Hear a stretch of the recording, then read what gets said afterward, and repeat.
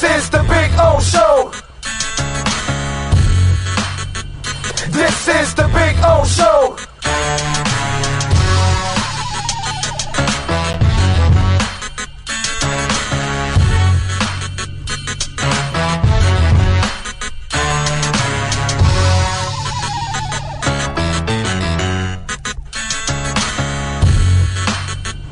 This is the Big O Show. This is the Big O Show.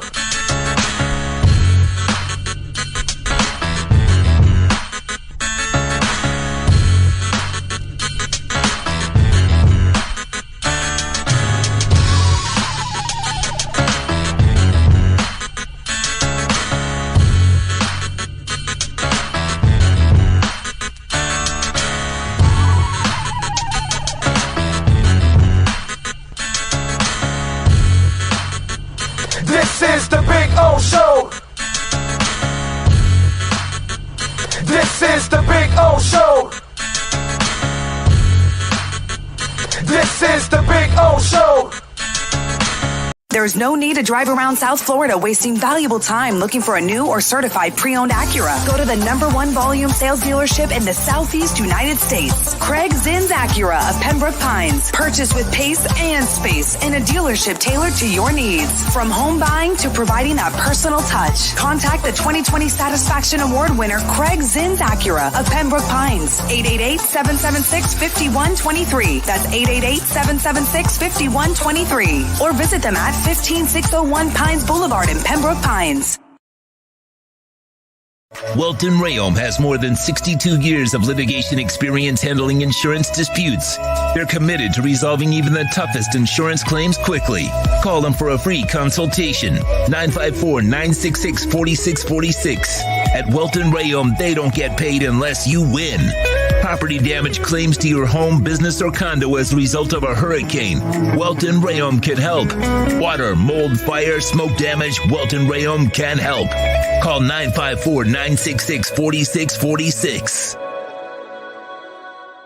If you're a Miami sports fan, then there's only one store to go to, and that's Caneswear at Miami Fanwear in Davie. They're your one-stop shop for all your Inter Miami CF, Canes, Dolphins, Panthers, and Marlins merchandise. They have hats, t-shirts, game day jerseys, and so much more. Located at 2511 South University Drive in Davie, and open 24/7 online at caneswear.com or intermiamiwear.com. Call them at 954-835-5597. Caneswear, the spot where Inter Miami and all Miami sports fans shop.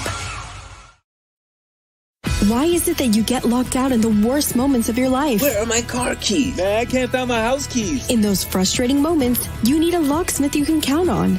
A. Lenny Locksmiths in South Florida, from Miami to Port St. Lucie. In Central Florida, A. Lenny locks it down in Orlando and Tampa Bay. Lockouts or lock changes for home or business, car key replacements, and programming all model cars. 24-hour service. Call them at 855-869-5625. Go to the website at alennylocksmith.com. Oh, great. You have a doorbell camera. Now you have a front row seat to your house getting robbed. They're breaking into my house! Ooh, there goes the TV. I'm sure it'll turn up at the pawn shop. No, not the TV! Just because you can see them, that doesn't mean you can stop them. With Slogans, you get 24-hour monitoring, a free home security system, and professional installation. Plus, free doorbell camera, one that'll actually work for you. Get out of my house! Get out of the house! Call 1-800-ALARM-ME. When you move, you need a reliable company led by passionate folks, eager to assist its customers during a transitional process that needs to be smooth. Call Essential Moving Experts at 844-368-5750 for all your local and long-distance moving needs. You can rely on Essential Moving Experts. Mention the Big O Show and get $150 off. Family owned and operated, they offer free 30-day storage, full-service moving, fully licensed, bonded, and insured. Moving was never so easy. EssentialMovingExperts.com. Welcome to Red Light Therapy, a revolutionary technology perfected by NASA to aid in muscle strengthening and recovery. Red, an infrared light, has the capacity to penetrate deep into the cell's mitochondria, potentially leading to increased energy, faster recovery, and the optimal performance your body demands. Train, fight, recover.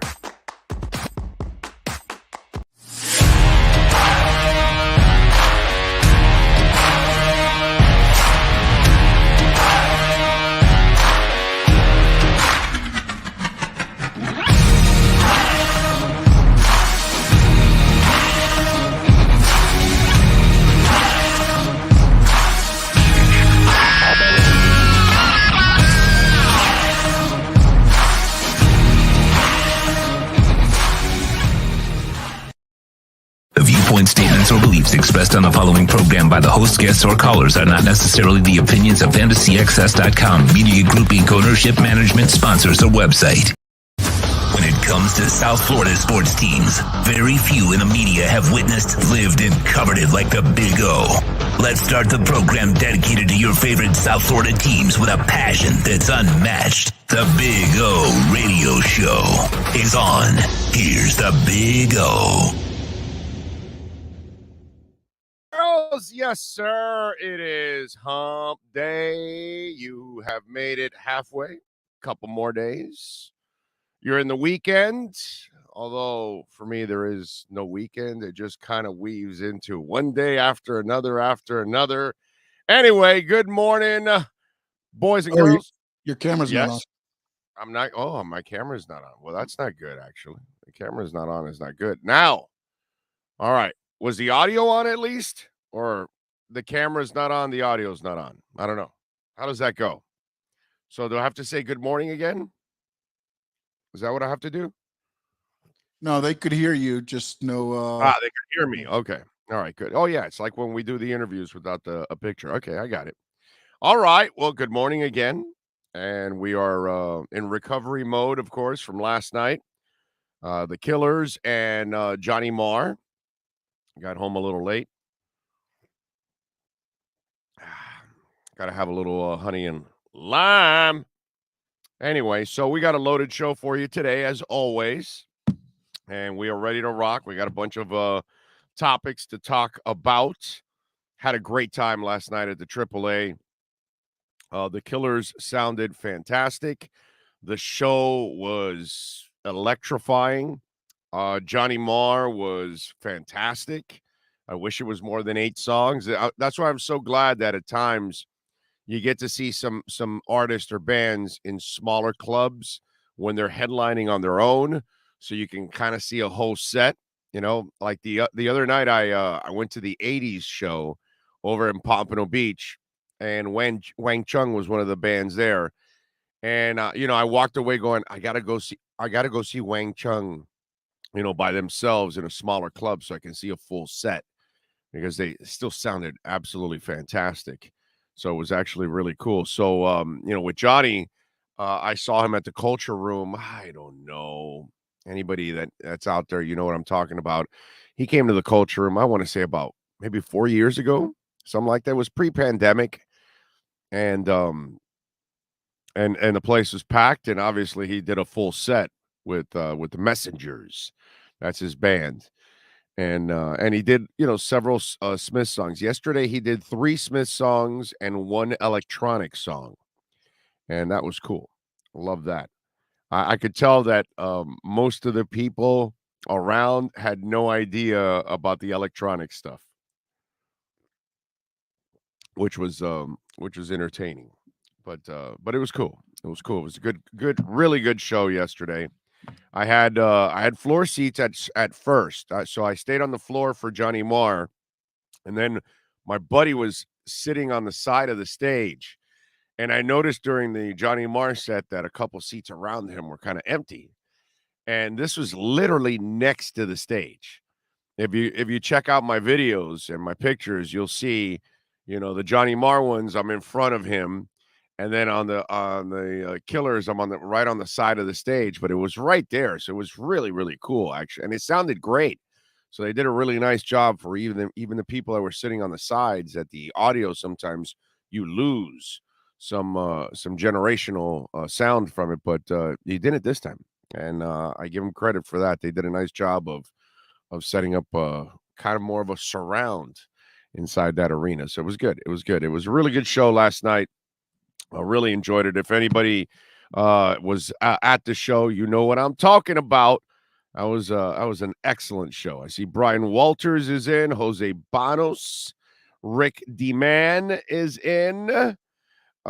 He says, crazy how Connor Williams was the highest graded center in the league in week 1. Maybe we do need to put our faith in our coaching staff. Of course. I mean, look, the offensive line issues have been going on for long time, right? Well, McDaniel knows offensive line, Frank knows offensive line, and Applebaum's an offensive line coach.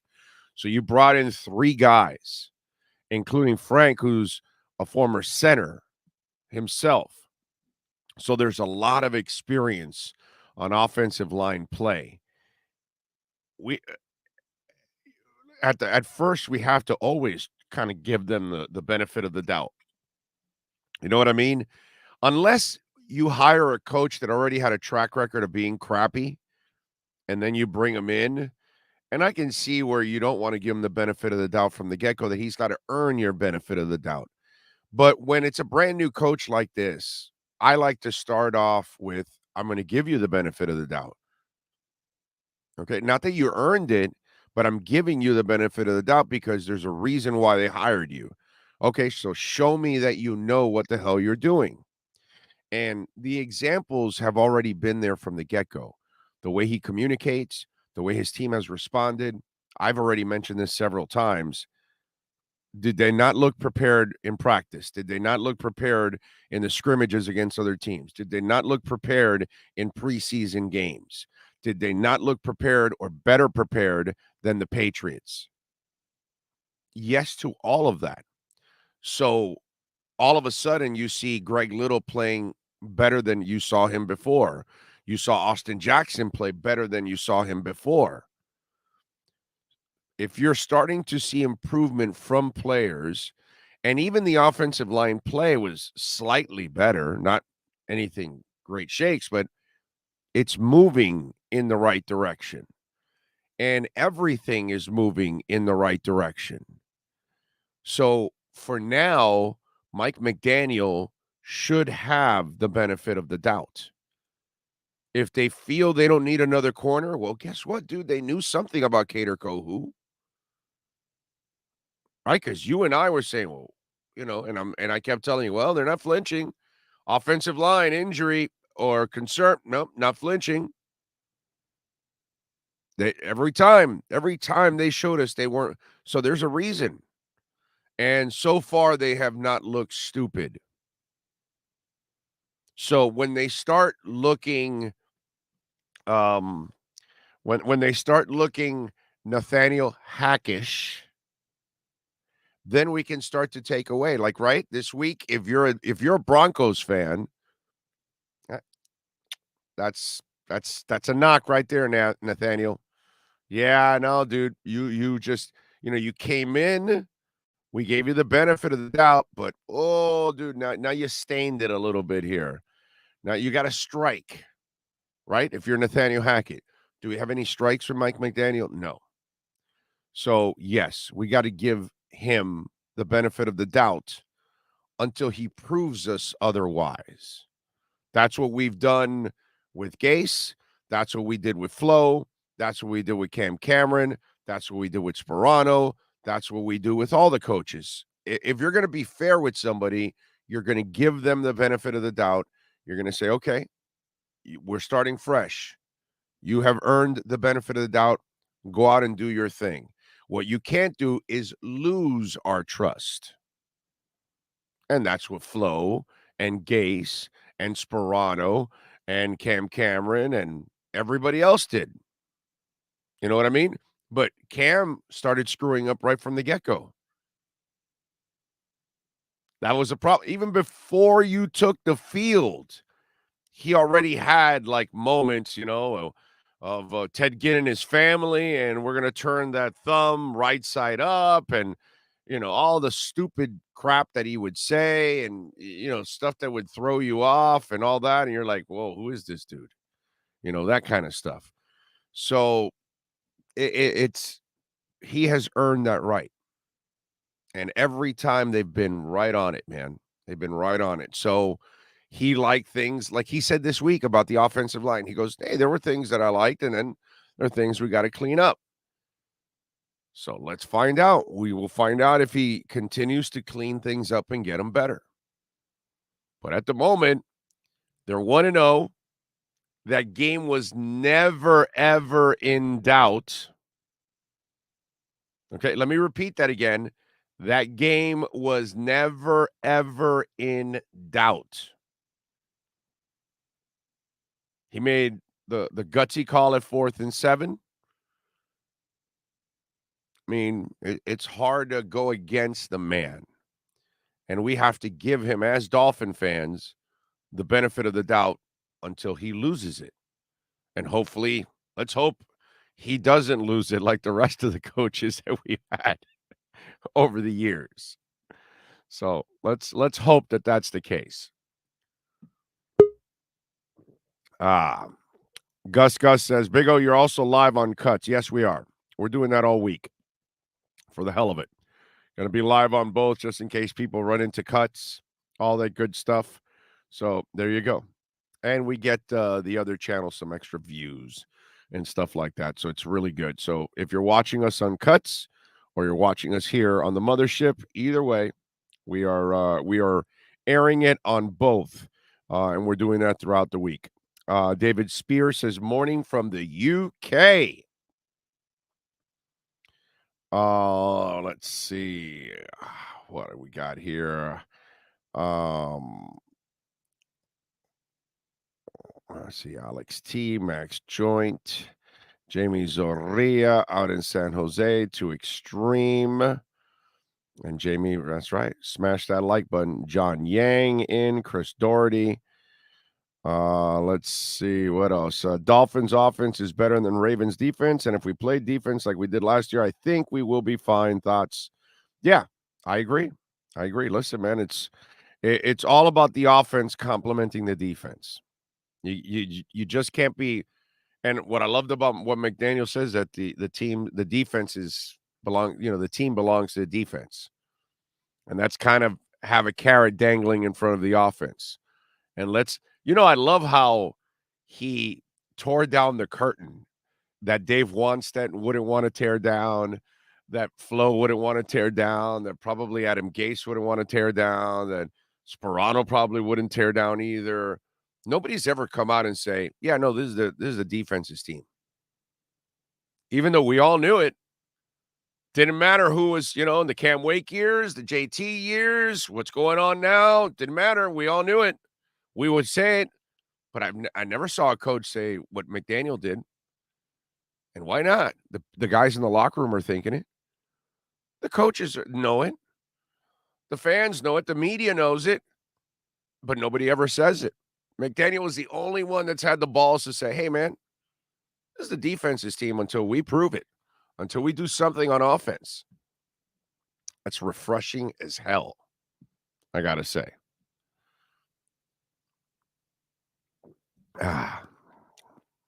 The Ted Ginn draft still depresses me to this day. Oh, man. Well, it wasn't Ted Ginn's fault. That's for sure. He turned out to have a hell of a career for himself. Solid career. Anybody would give to have his career, right? Solid career. That ain't going to Hall of Fame or isn't a perennial Pro Bowl or anything, but the dude played 10 plus years in the league. You play that long, it's pretty damn good, bro. You're pretty awesome overall. He wasn't worthy of the number 9 overall pick. That's not his fault. That was the people that picked him. But he did his job. He played. All right, we are awaiting Kurt Helin. Let me bring Ira Winderman aboard as we await Kurt Helin. So, Ira, I saw Wade not returning to TNT, and a couple things came to mind. Sure. And Marino was one of them. One, you're an owner. You really shouldn't be involved in any of this stuff because you really can't be completely objective and all that stuff. And then two, you're kind of like Marino on the air. You know, Dan Marino's my favorite player of all time in football. That's fine.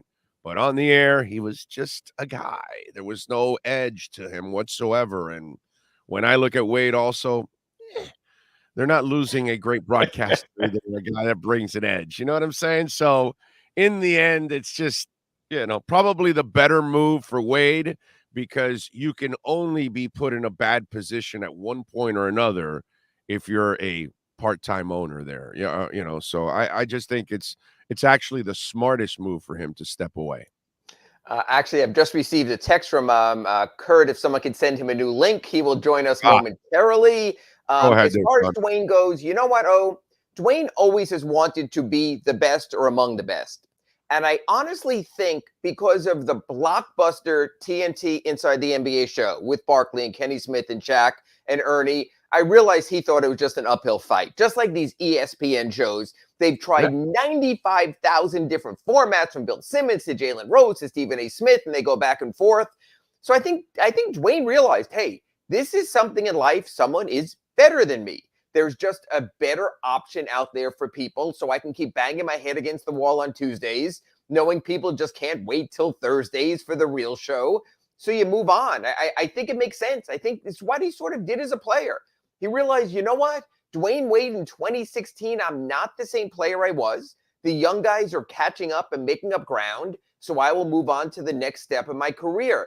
The NBA does allow owners to do broadcasting. Shaq had a stake in the Sacramento Kings for years. He's still, of course, like I mentioned, on Inside the NBA, so you still have that. But I do wish there was more of a separation, sort of a church and state in that, because you can wind up in moments. Because, I mean, look at right now, and I'm going to talk to Kurt about this, the whole Robert Sarver story. How untoward or uncomfortable would it be for one owner to criticize another fellow owner? Right. But on the other hand, it has to be done. If you're going to be a television or broadcast commentator, you have to address that as well. So I think this sort of maybe took something off of Dwayne's plate that'll be easier for him to handle anyway. Yeah, no, I'm with you there on the Sarver situation. Wow. It seems to me like the league is trying to do everything they possibly can because they can't kick him out.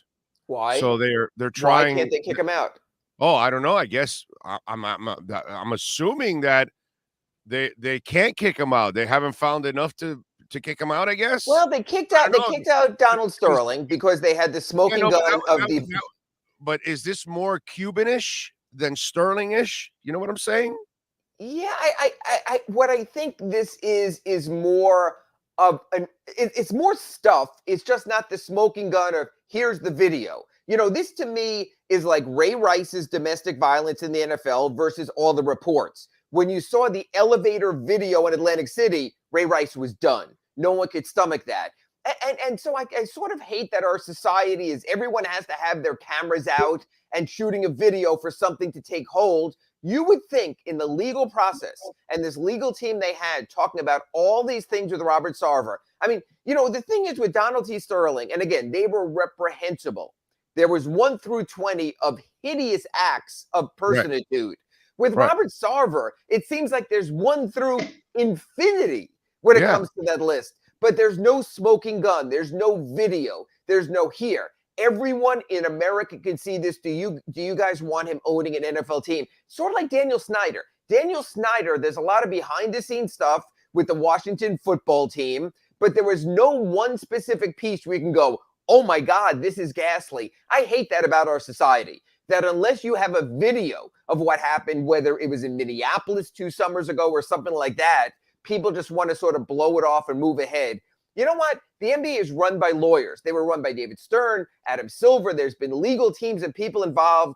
You would think they would trust the legal process enough to know this is real, it is damaging, it is reprehensible. And instead, it's almost like they're still waiting for someone.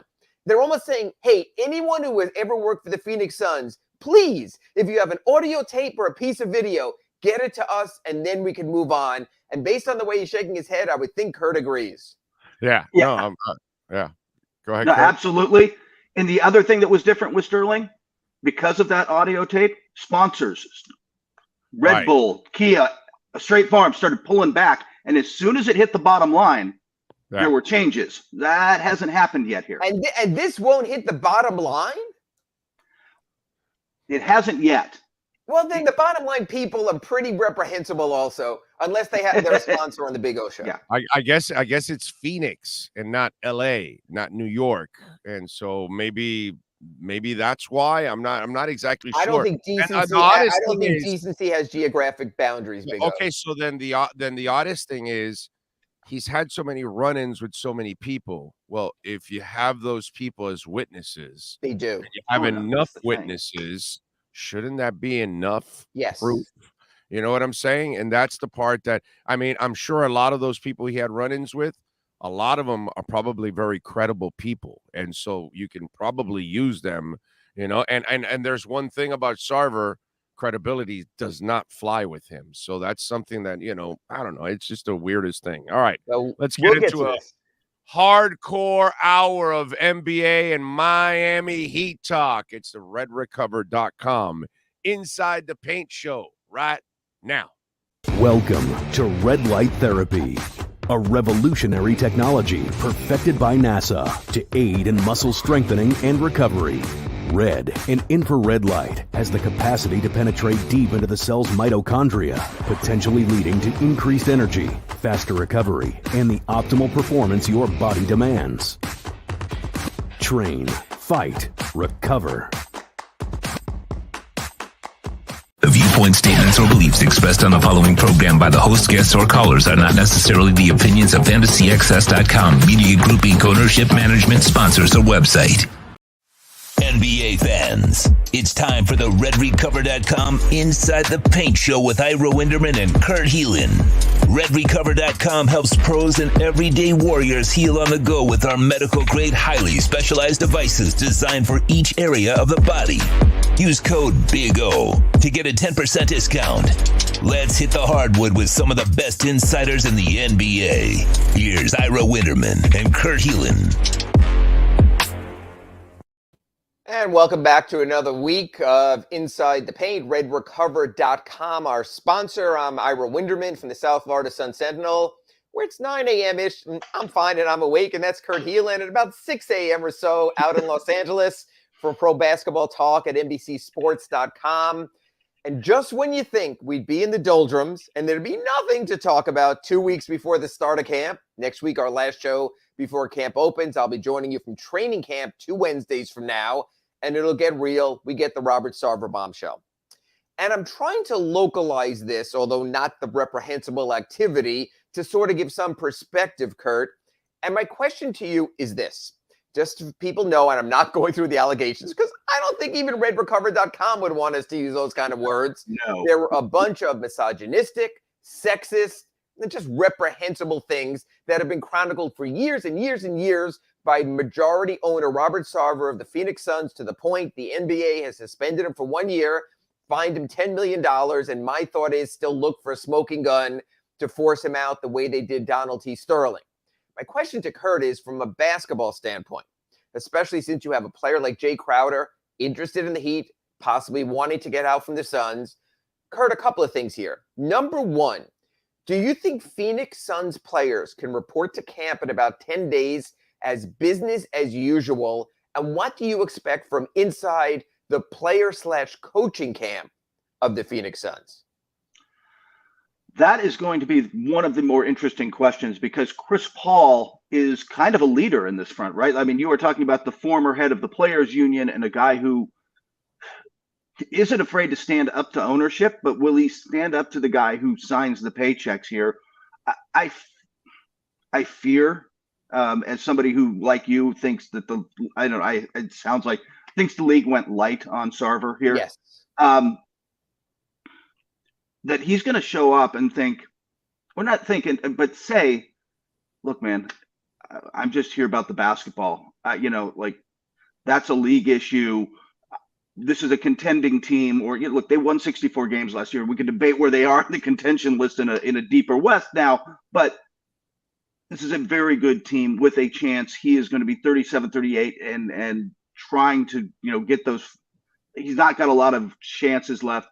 And that he's going to look at, they're just going to be, and I'm pretty sure Monty Williams will come in and say the same thing, which is that was reprehensible. The league has settled on a fine. That's fine, and punishment. That's fine. I want to move ahead. If they do that, if there's not a pushback from what got Donald Sterling in trouble, beyond, like you said, it starts with the actual, it's just the visceral reaction you got to listening to that audio, right? Like just sponsors started pulling out, player backlash. I mean, they almost boycotted that game, but you also had LeBron at the time and all these other players going, there's just no spot for Sterling in our league. That you had all these players stepping up. I don't think it's an accident, Ira, that the NBA dropped this week, in the deadest week of the NBA season, when nobody's around to, like, if they dropped this even during training camp in 3 weeks, you would have been asking Heat players about it. You would be on that. And probably still will. And Kurt, all I kept thinking about was how the Suns were basically the favorite last season for most of the season to win the title. And what would have been the visual of Adam Silver presenting the championship trophy to Robert Sarver, and that would have been the photo we all would have used yesterday when we were writing about this story. Part two to me is this. So let's say you have someone like a Jay Crowder, beloved one-year Heat player, helped get him to the 2020 NBA Finals, has been all over social media hinting not so subtly about how maybe if you guys want to go with Cam Johnson and go younger, I can go somewhere else. And hey, I live over there in Miami, wouldn't mind that. He's been pretty clear about that. Even retweeted Ira Winderman, thank you, helping grow the social media follower count. What if a player goes into camp and uses this as a little bit of a bargaining tool? So Jay Crowder shows up the first day of Suns camp and says, I cannot play for an organization that is still owned by this person, even though he is on a 1-year suspension. There's no real recourse for the NBA. Like, what does the NBA do with a player like that who chooses to make a stand, or even on a higher moral ground, another player who says any owner who uses the N-word is not someone who I can help finance his business? What does the NBA do then, Kurt? Yeah, I wouldn't, by the way, be shocked if Jay in particular is using this as, he's, like you said, he wanted out well before this dropped. I think in that case, I don't know that the NBA can. He's pushing his way out. I think they're going to accommodate the request, because I get a sense the league would like this to just go away. That's part of, again, why I think it dropped when it dropped, so that by the time we get to training camp, we've already discussed the second and third Dolphins games and, whatever else is going on in the world by that point, and in the sports world by that point. We're getting close to baseball playoffs and all that stuff. They are hoping the focus spotlight moves away really quickly, so that when training camp opens, people can dodge this question once and move on, including the Suns. I don't know that I'm comfortable letting that happen, but if somebody steps forward and says, hey, this isn't acceptable, I think you're going to see that player get moved pretty quickly. And if they want to make that broader statement that you did, I think that's what's really interesting here, is that I still think part of the reason Sarver got the punishment he got is that there's a lot of owners in glass houses who don't want to start throwing stones, Ira. There are a lot. You know what? I don't think that's Miami, but I think there are plenty of others. No, I'm going to interrupt you right here, because I'm going to the chat board, our YouTube chat board. Feel free to join us here at Inside the Paint, RedRecover.com, our sponsor. And Steve Rose here asked a question. He says, so the owner of the Miami Heat is so perfect, having invested millions and millions in China.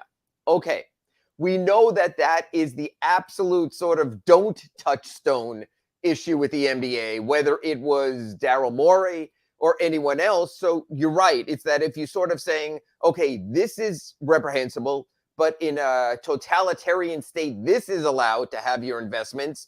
So this whole juggling act, and we know that Adam Silver is going to talk at the Board of Governors this week. I can only imagine the legal, two-step he does there as he tries to tap dance around the whole thing.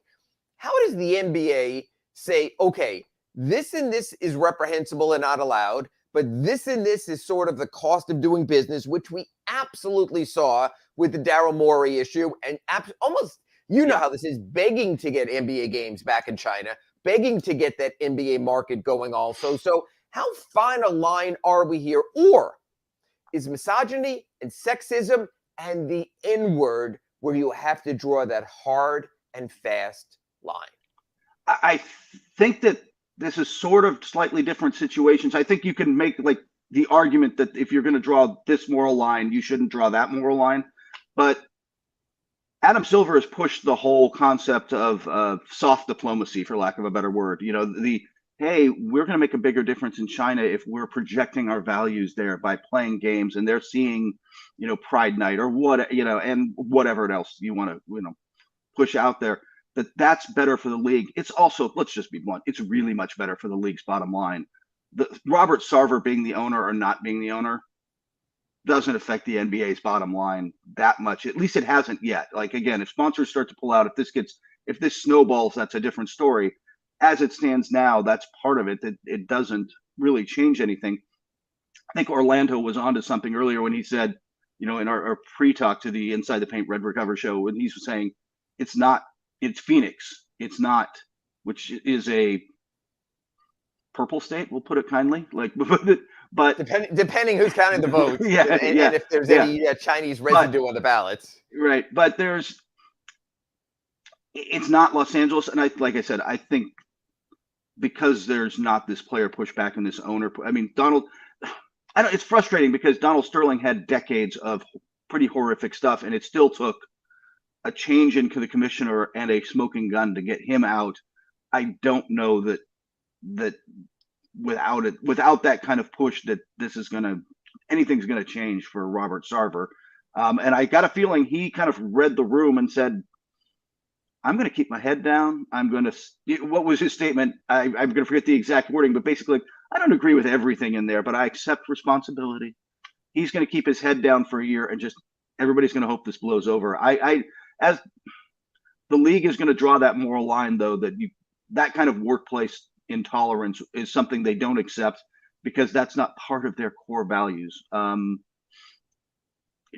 We could debate how well they're living up to that, but I think that's where the league is going to try to draw that line, even though I think for a lot of fans, that distinction is much more murky. And I don't want to belabor this too much because I want to get back to talk about basketball and on the court. But one last question about this, because I was talking to my wife about this, and she was saying, don't kid yourself, NBA players in the end chase money. NBA recruiting is not necessarily like college recruiting. Well, they will badmouth anyone, as we saw between Jimbo Fisher and Nick Saban, earlier this summer. It's kind of fun, but that's another story for another sport. But so you go into free agency, Phoenix eventually gets themselves some money. Player X comes into Miami or another city, and the player goes, well, it's down to you between sort of here and Phoenix. And the owner goes, well, do you want to play for an owner who is acknowledged, is on the record legally as having used the N-word 5 times, even after he was admonished? Do you want to play for someone like that? So let me ask you this. We all have higher moral grounds. We all have certain feelings of what's right and what's not. We all have families to feed. We all have income to earn. An NBA player is only going to play for 5, maybe the best 10 years or so anyway. Will NBA players not go to Phoenix as long as Robert Sarver is the owner? Or is the fact that we knew for years Donald Sterling, even in his business practice, was a terrible, terrible, terrible person, and people still went to the Los Angeles Clippers? So let me ask you this. Next summer, we know Robert Sarver is going to be weeks away from coming back. We're going to be in Vegas Summer League during free agency, and some players going to sign with the Phoenix Suns. Do you think this will hurt free agent traffic? Or do you think for the Suns, money will talk because it seemingly talks everywhere in the NBA? Ira, as you well know, your wife is right. Like, I don't really think this is not going to change anything. I don't think money-wise. Like you said, I mean, it wasn't just players. It wasn't just that they drafted, to use the Clippers as the example. It wasn't just that they drafted and kept, Blake Griffin around. Chris Paul came there as a free agent. I think if the money's there, and that is still, by the way, a team, that's going to have to figure out who's going to evolve after Chris Paul, right? Like they're still going to have Devin Booker, they're going to have DeAndre Ayton, they're going to have this nice team on the court. They're going to be recruiting other big names to come there. I don't want to say it doesn't play a role, because going back to the Clippers, Jerry West pulled that card with Kobe Bryant. Like you're going to go play with that guy? I mean, yes. Whatever you think of Dr. Buss and his family, it ain't that, right? Like, I think there will be a little of that, but I think at the end of the day, and this is, I think, true of Miami recruiting against Milwaukee, or that's a bad example because they're good right now, Memphis, Portland, whatever. You have certain advantages, but at the end of the day, if that other team is offering more, more playing time and more money, that's going to matter most. And Phoenix will still be able to recruit players. I don't think it changes that much unless it gets uglier. And before we end the segment, just going back to our YouTube chat board and on our Inside the Paint, redrecover.com show, I was asked if we saw the picture of LeBron James on his crown-shaped float. Of course we did. We have social media. He's LeBron. He does it. We look at it. Quick question here from Terry, who asked, do you think Jay Crowder will be moved before camp? I don't think Phoenix has to move Jay Crowder. I don't think Jay Crowder has a lot of options right now. I think this is more of an eventual thing if Cam Johnson fits in, if they wind up. So, Kurt, training camp early in the season, Jay Crowder, where do you think he is? I don't think it's Miami. I'm sorry, let me rephrase that. I don't think it's Phoenix. I do think he wants out. I have heard, and I'm not the only person saying this, that they are really starting to lean into Cam Johnson for the offensive reasons. He shoots a better three ball. He's certainly, with all due respect to Jay Crowder, Cam's a little more athletic at this point in their careers. That they're leaning into that, and they're going to give Cam Johnson. Man, they didn't make any moves. They are running it back with a team that I remember the last time we saw them. Remember that game, that final game against Dallas when they got the doors blown off them in the first 6 minutes. Man, that's what's next. They have got to make some changes, and Cam Johnson might be one of them. And Jay Crowder is not at the point in his career where he's not Jared Dudley, man. He wants to be out there playing. And so real quick, because I want to get to our next segment because I know this segment's going long. Number one, if you're the Miami Heat, would you touch your cachet of future first-round picks for Jay Crowder? Ooh. Yes or no questions? Yes, if it's heavily protected. Okay, number two, would you give up your Duncan Robinson salary cap card that might be your only way to balance a bigger trade? Yes or no? I don't know that I'd have to, but it would be one or the other. I wouldn't do the picks. I hate to do the picks, and I don't know what Jay makes off the top of my head. And around Duncan Robinson money. And number three, would you give up one of those two and a young piece like a Strus, a Yurtseven, or a Gabe Vincent in addition? No. Now we're getting too much. Jay's a rental, man. And after the break, we come back on our redrecover.com Inside the Paint show.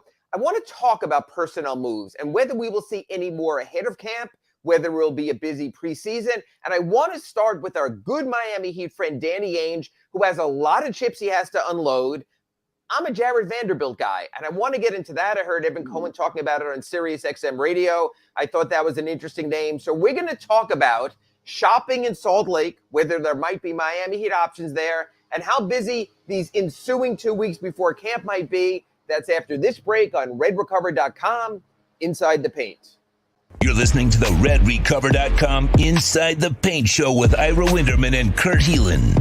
RedRecover.com's wraps and pads are designed to deliver maximum benefits with each treatment, anywhere you go.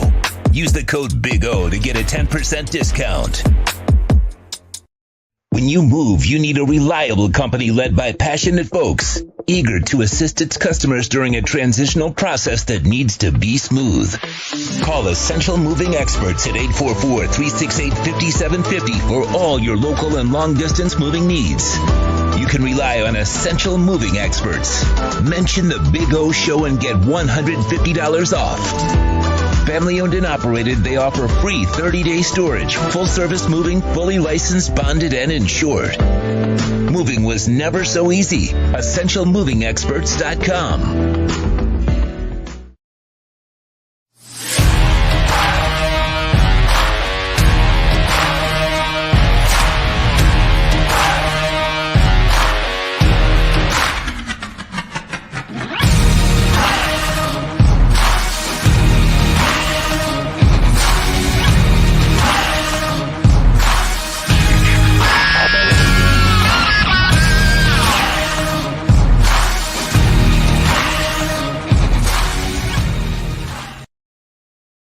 If you're a Miami sports fan, then there's only one store to go to, and that's Caneswear at Miami Fanwear in Davie. They're your one-stop shop for all your Inter Miami CS, Canes, Dolphins, Panthers, and Marlins merchandise. They have hats, t-shirts, game day jerseys, and so much more. Located at 2511 South University Drive in Davie, and open 24/7 online at caneswear.com or intermiamiwear.com. Call them at 954-835-5597. Caneswear, the spot where Inter Miami and all Miami sports fans shop. Red Recover now offers a simple-to-use, professional-grade light therapy device designed to help your dog heal and live a healthier life. Red Recover emits red and infrared light therapy based on the same science that NASA developed, all in a soft, flexible housing pad powered by a convenient, rechargeable lithium-ion battery. Say yes to science and give your dog the care it deserves with Red Recover. Welcome back to the RedRecover.com Inside the Paint program with Ira Winterman and Kurt Heelan. Go to RedRecover.com to learn more about red light with videos, blog posts, and 40 years of medical research to treat pain, inflammation, and overall well-being. Use code Big O to receive 10% off your order. Here's Ira Winterman and Kurt Heelan. I'm Ira Winderman from the South Florida Sun Sentinel. He's Kurt Heelan, out in Los Angeles from NBCSports.com and Pro Basketball Talk. We both write a lot of stuff, so click on our stuff when you get a chance. And we're back with RedRecover.com Inside the Pain Show. Segment 2, if you missed segment 1, go to our podcast for the Big O Show, where you can hear our thoughts on Robert Sarver, where we thought the Phoenix Suns might and will go moving forward. Want to advance this now to another team and related to the Heat, and that's the Utah Jazz. The Utah Jazz held a press conference unlike any I'm sure I've ever heard before from this perspective, Kurt. Usually when guys move out the door, you thank them for their service, you tell them how good as soldiers they were and how much they helped. Hell, we heard it with Dion Waiters here. We heard it with James Johnson. No matter who they move out, Michael Beasley, Hassan Whiteside, they thank them no matter what it was like before. Danny Ainge got on stage on the podium there in Utah and spoke about how it wasn't working, how there was no chemistry, how this didn't work with Rudy Gobert, it didn't work with Donovan Mitchell, and we're better off without him. And I was like, whoa. But then as I was listening, I said to myself, this does not sound like a guy who's done. This is a guy who, you know what, Kurt, people are saying he's going to tear it down to the studs. I'm not so sure he's not going to tear it down to the nails, to the baseboards, till there's nothing left. So there's a bunch of names. I'm going to throw out all these names just in order. Let me know if you disagree, Kurt, with any of these, that they might be keepers. So my thought is Bogdan Bogdanovic, Mike Conley Jr., Malik Beasley, Jared Vanderbilt. I will say that I have heard they might keep Beasley for a while. Young enough, right? Right. Young enough. Look, the right offer, everybody's available, but I heard Beasley is one where they might hang on. So I just think there's a bunch of names there for Utah. So my question is this. We see this before NFL camps. We see this during the preseason of the NFL. We see it in the NBA. Everyone loves their teams right now. Teams are filling out. You're allowed to have a maximum of 20. The Heat have 19. Even they have another spot. But it's almost like the Heat are saying, as weird as it sounds, well, we're already have worked with Jamal Cain and Jeremy Bouye and Orlando Robinson for the last 6 weeks. They've been in the gym. These are our summer league guys. We want to give them a shot. We want to give them a shot in camp. We want to give them a shot in the preseason. And we want to see, honestly, in the G League, if we can get that sort of diamond in the rough. The Heat have 14 players under standard contract, which is all they can afford for all those people throwing me names of other players they could bring in.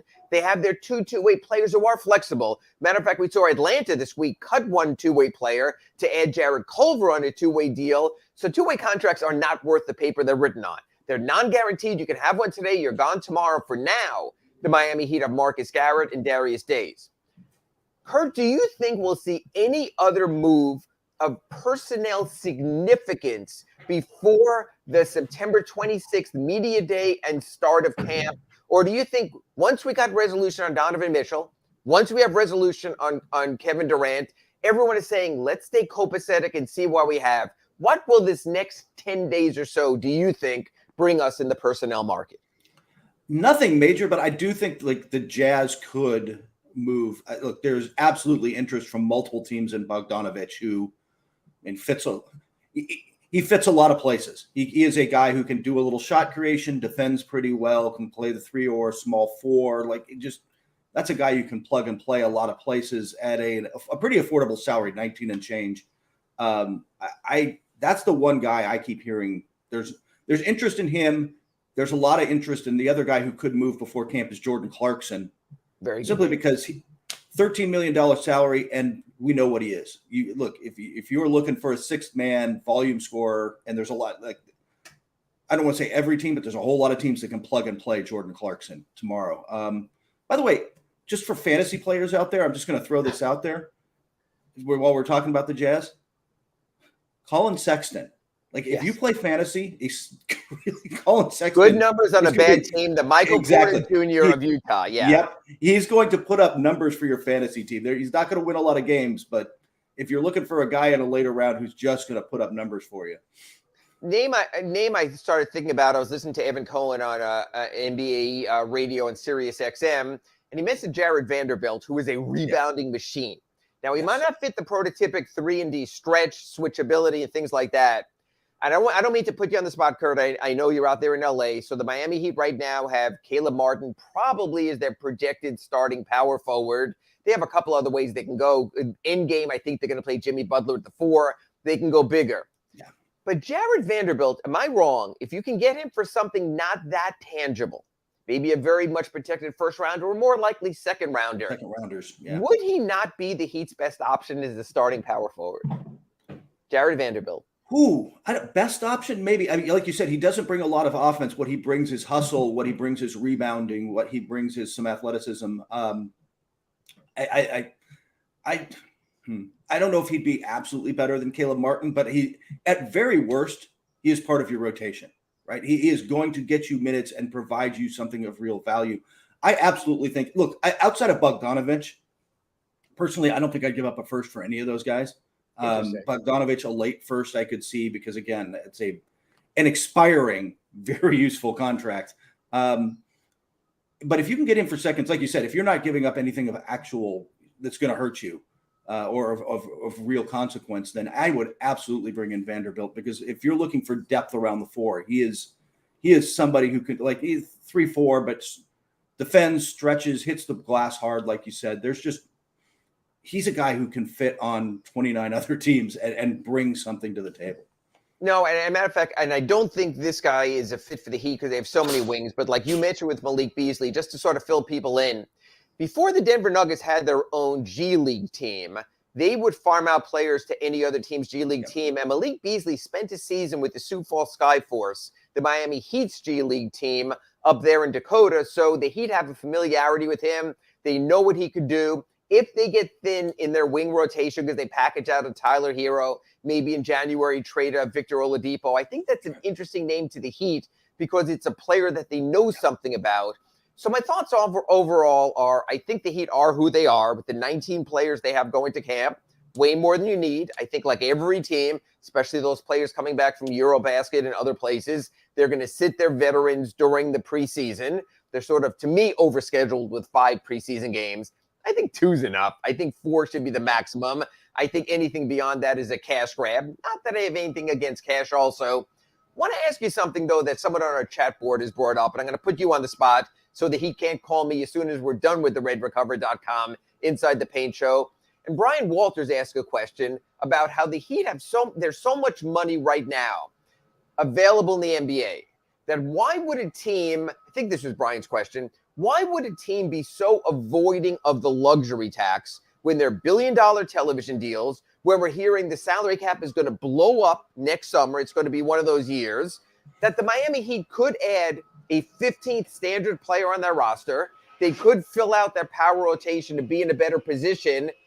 So, Kurt, take us through, and I want not only take us through how the mechanics work, but just also your thoughts. We're seeing several teams drawing the line at 14 players in their standard roster, one below the maximum.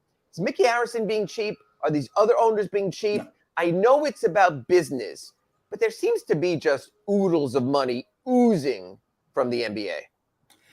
First off, that 14th spot, not filling it, leaves you some flexibility for a down the line move. You do not have to create that roster spot. You don't have to eat any salary. It gives teams like the flexibility of having that spot. So they can bring somebody in if there's an injury or something, or some player's not filling the role you thought. You're like, hey, when we're going to go get player X, you can make a 2-for-1 kind of trade and fill some gaps. So teams like that flexibility. As for the tax part, look, there is a lot of money out there, and the owners are getting a little more of a flow of it right now. Because remember, during the pandemic, they were paying and not getting cash coming in, right? Like there were empty buildings for a while. The way the salary cap is structured over the next couple of years, the 10 million in the salary cap is expected to go up next year is pretty much the max it can go up. I think it's 10.4 is the max it can go up. Right. Because they're limiting it, trying to get some money back from what they lost. And this has been negotiated with the players and the players union. But there is a lot of money flowing in. But the other thing is for owners, outside of just their general, they're trying to make money. They're the general avoid. They're capitalists who generally would like to avoid the word tax. Beyond that, it's the tax itself is cumulatively punitive. Like the longer you're in the tax, the steeper that gets. If you're in the tax for multiple years, you start paying a penalty for being in there. So teams don't want to start that clock. Okay. Until now, in Miami's case, you might want to say, hey, we are contenders. We should be in the mix. We should be a team that's up there and paying that. And I think you can make that valid argument, but teams are hesitant to go into that number because they feel like once they start to clock, there's a limit and it starts to get really punitive. And unless you want to be Steve Ballmer or Joe Lacob and just shrug and deal with it, it starts to hit your bottom line. And just to go to the chat board again, because it's something I've heard. This again is a question from Brian. He's bringing up Russell Westbrook as it relates to the Lakers. And Kurt, you're probably the same way I am. I get up early in the morning, go through whether it's Hoops Hype, my Twitter account, see what's out there. And we're at the time of year where anyone throws anything out there, see if it gains traction. There was a rumor a couple of weeks ago that if there's any place, I think this came out of Chicago, it might have been heavy.com, that could rehabilitate Russell Westbrook, it's the Miami Heat, and it would make sense. And all of a sudden, my Twitter feed and my DMs are being loaded up with how Russell Westbrook would work for the Miami Heat. Getting beyond the salary and how to make that work, because it can't. Let me ask you a simple question. You've seen him out there. You're out in LA. You've watched the Lakers through thick and thin. At some point, we have to make a decision on a player, whether he can be redeemed or whether he's a shot player that for all his athleticism and what he had when he was younger, hey, at some point it happens to all of us, whether we're losing our hair or losing our jumps or whatever, it's who we are. Can Russell Westbrook still be a viable NBA player, Kurt, number one? Two, can he be a viable rotation component on a contender from what you've seen out there in LA where you're based? Physically, yes, he can. Like, you still put up like 18 points a game last year. Like, he can still get buckets. He is still an NBA level scorer.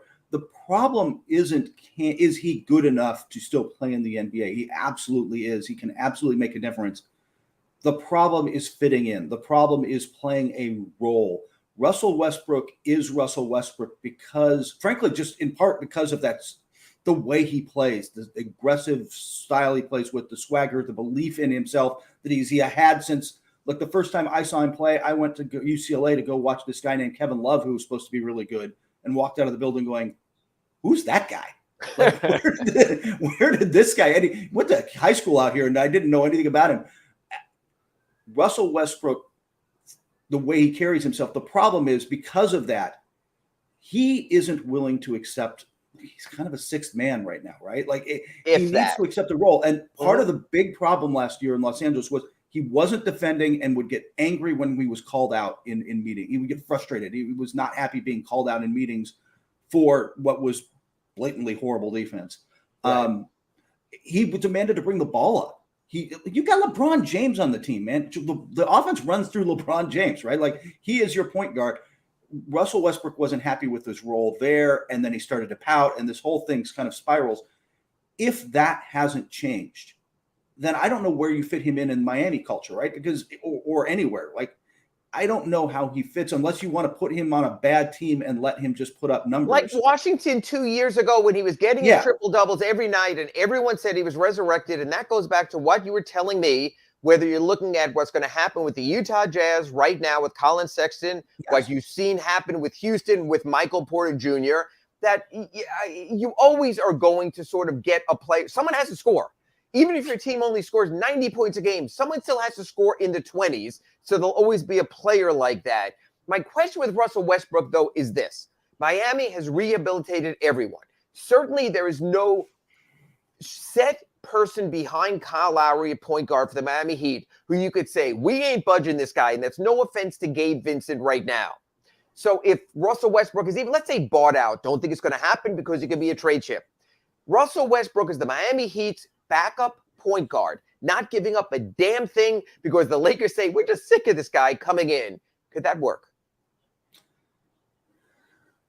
Again, if he accepts the role, and I just don't know that he's there yet. He also, by the way, he has not given up a penny on a buyout. Like Russell Westbrook doesn't want to be bought out and play for the minimum. Like he does not want to be that guy. So I think the challenge with Westbrook is just getting him. Not everybody is Vince Carter, right? Like not everybody kind of gracefully accepts that their role has changed and they have to be something different over time. Westbrook has not gracefully accepted that. I want to interrupt you there for a second for this reason. If Russell Westbrook is traded, it will be ostensibly for teams to get the Lakers 2 unprotected first-round picks. Yes. Almost wherever he is traded, whether you're hearing about the Knicks, whether we're hearing about the Jazz, wouldn't that team almost assuredly either buy him out or tell him to stay home? Yeah. Oh, that is a $47 million expiring contract who happens to have a player attached at this point. Like and that's, again, like I said, I think he can still play in the NBA. I think there could be a role for him, but that's not how the market views him. The teams that you were talking about trading him to, San Antonio kind of comes up a lot because they'll have cap space. Utah, those teams are cut. Those teams are just buying him out. They're just waving him. And if he's not going to help them out, then they're going to send him home. Nobody is talking about bringing him in as a key player for a role right now, which is why, look, remember his split with the agent, Tad Fletcher? Right. Remember Tad? When was the last time we saw an agent on the way out be like, publicly? Russell's got to publicly, like Russell has to accept. To me, and I sort of just wonder, and I want to bring this full circle just to talk at the end about. Imagine if the Heat did get Russell Westbrook, and we lived that moment in last season's Eastern Conference Finals, Game 7, when Jimmy Butler comes down and because he's so confident, pulls up and shoots and bricks a 3, and the Heat are eliminated. Can you imagine having Jimmy on one end pulling up for bad threes, Russ on the other end pulling up for bad threes? Whatever's left up here would assuredly be gone, having to watch those two side by side. But we'll leave it right there. When we come back on RedRecover.com Inside the Paint, I almost feel like we should get Sean Stanley to put up a ticking clock in one of the corners here. The Tyler Hero extension. We're now 1 month out just about from that deadline. Will it happen? Should it happen? Believe it or not, folks, even out in LA, Kurt has all the answers for you after this break. You're listening to the RedRecover.com Inside the Paint Show with Ira Winderman and Kurt Heelan. RedRecover.com's wraps and pads are designed to deliver maximum benefits with each treatment, anywhere you go. Use the code Big O to get a 10% discount.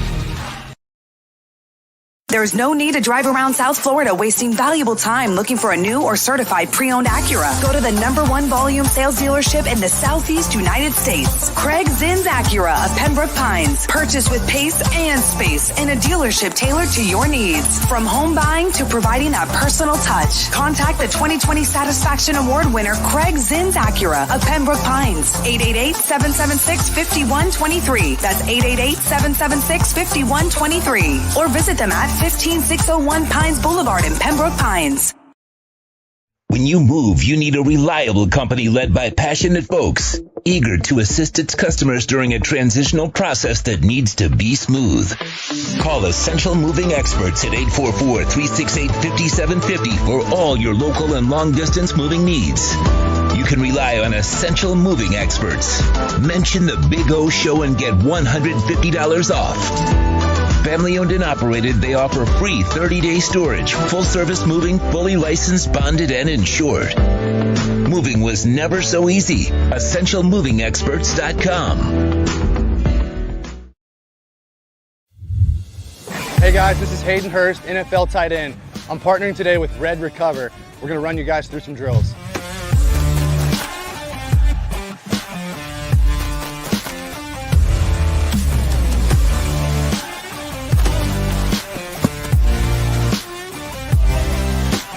I started using Red Recover last year, my 4th year in the NFL.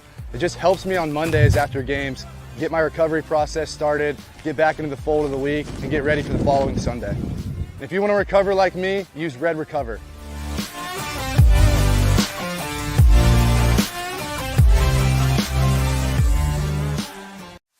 Welcome back to the RedRecover.com Inside the Paint program with Ira Winderman and Kurt Heelan.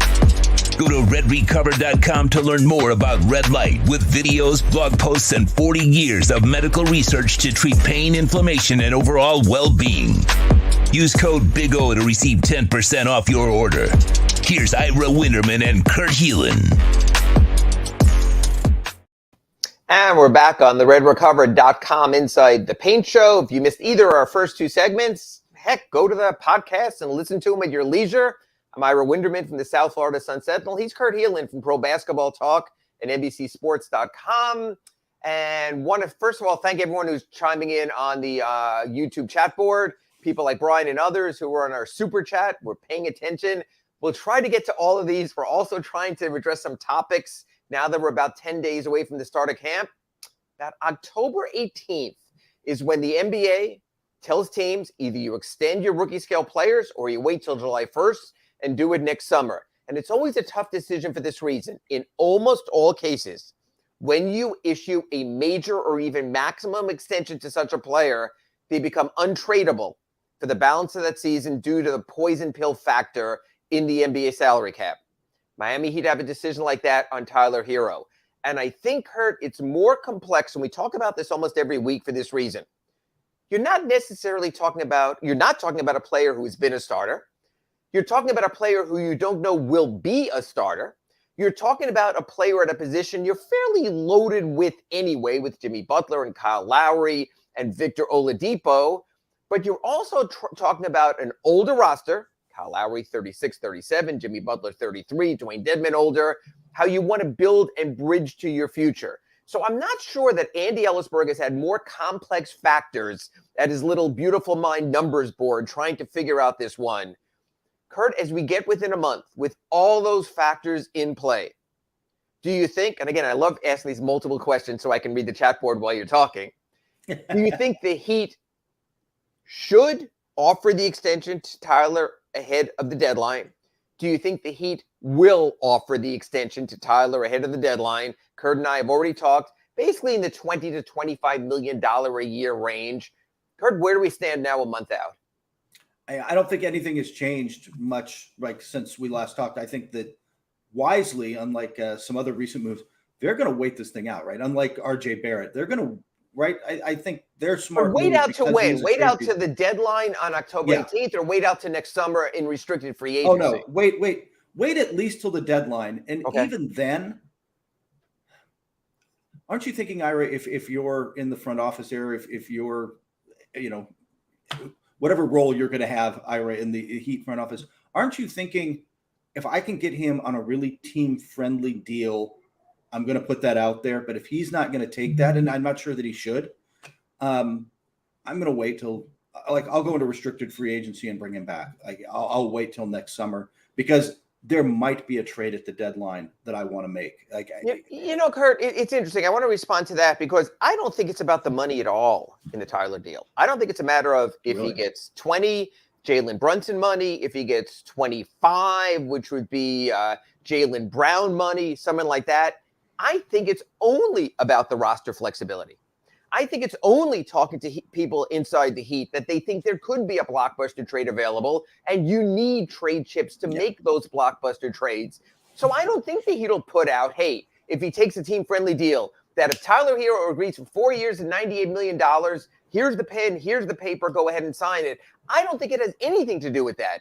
I think it has to do with having the flexibility. When you look at this Miami Heat roster, matter of fact, Kurt, I'll throw it back to you here. And I know people don't like when I throw quick questions and you got to think on your toes. But Miami Heat, attractive and gettable players. In other words, you could tell me all you want how you'd love to have Bam Adebayo, but I think we both agree. Once Durant came and went, the Heat weren't trading Adebayo. Because I don't think they were trading Adebayo even for Durant. So can you even give me another attractive, alluring Miami Heat gettable player other than Tyler Hero? I'll let you go through the roster in your mind a little. I don't think there's anybody on his level. I mean, there's players you might, and we've talked about Caleb Martin or whoever, who you might like, who can fit in, and Max Strus can help teams, right? But he's not moving the needle for teams. He is a guy you throw in and you're like, hey, that was a nice get. I'm glad we got Max Strus in there because he can help us a little bit. But he's not moving the needle on a trade. The reigning sixth man of the year, who brings swagger and brings shooting and brings some shot creation to the table, is a different animal. Like Tyler Hero moves the needle. He's a little bit divisive, but there are teams that really would see a role and a long-term role for them, for Tyler Hero, in a way. I don't think there's another, again, outside of Bam, who you're not moving. There's not another young guy on that roster who makes that impact. And the other part of it, and Big O's spoken about this in his childhood down here, there used to be an ice cream place called Zips, which was incredibly sticky, and you would make your own sundae. So you basically get a small bowl of ice cream, eat all the ice cream, and then just keep pouring crap in that bowl because they'd let you get an unlimited amount. It's almost to me like if you trade for Tyler Hero, you can make your own sundae because then you get to write his contract. So in other words, you're not taking a contract for Tyler the Heat have written. You can put it in your own terms of how you want to get that contract done. So to me, that's another reason why you don't extend him. So I want to go back. This is to our first segment today on the RedRecover.com Inside the Paint Show. We spoke about the Phoenix Suns. We spoke about Robert Sarver. We spoke about Jay Crowder and what they might do. But to me, the litmus test of what you might do with Tyler and asking him to wait is what happened to DeAndre Ayton and how you made him wait. And he had to go out and get an offer sheet for the money he wanted, although 1 year less, from the Indiana Pacers, how we went back to Phoenix, and we've heard pretty much in the last month or so, everything is hunky-dory. It's all, hugs and kisses, and we're all back to normal for now. How much do you think that takes out of a relationship, putting a human being, putting a player on hold for a year? Or do you think, like Tyler told me when I spoke to him this summer, how he knows it's a business. He has an agent for that reason. He just plays. Yeah, they all say that. I think it really does depend on the person. I think that there are guys who would take offense. They don't want me. If they wanted me, if I was part of their future, they are going to pay me and pay me a lot. And I think that that's part of them in Phoenix with Ayton. I think that that's part of them winning him back. I watch him have a larger role this year. Watch them give him a chance to play a bigger role in their offense, which he wants and has been very public about wanting, but also they kind of need, because they needed to do something. They didn't do anything this offseason. So it's, more Cam Johnson, more DeAndre Ayton. I don't know if that's the case with Tyler. I think if Tyler understands the situation, goes to camp, and if he comes back next year and he ends up with he goes to restricted free agency and the Heat finally offer him a deal or match whatever's out there and keep him, I think he likes playing in Miami. And you're closer to this than I am. He seems Who to the hell wouldn't want to play for a winning franchise who's about the playoffs, who has no state income tax and has this kind of weather out there? Here's my compromise. If you're single and 20 and making good money, Miami's a really good place to live. Well, man. He does have the girlfriend, the Instagram model. He does have one kid on the way and one kid, so maybe a little different, but there's still opportunities for fun here. Here would be my compromise, but I want to throw sort of a last loop at the end here and throw it back to you. I think what I would do is, if I was the Heat, is I would sit down with Andy Ellisberg and Pat Riley, maybe Adam Simon, Nick Harrison, and say, you know what, Tyler? We don't know who you are as a starter, but we do know this. If you thrive as a starter, your contract will be larger down the road because people pay starters more. Why don't we do this? we're going to start you this season. We're going to give you that platform. We're going to give you that runway. Let's both see how it works out.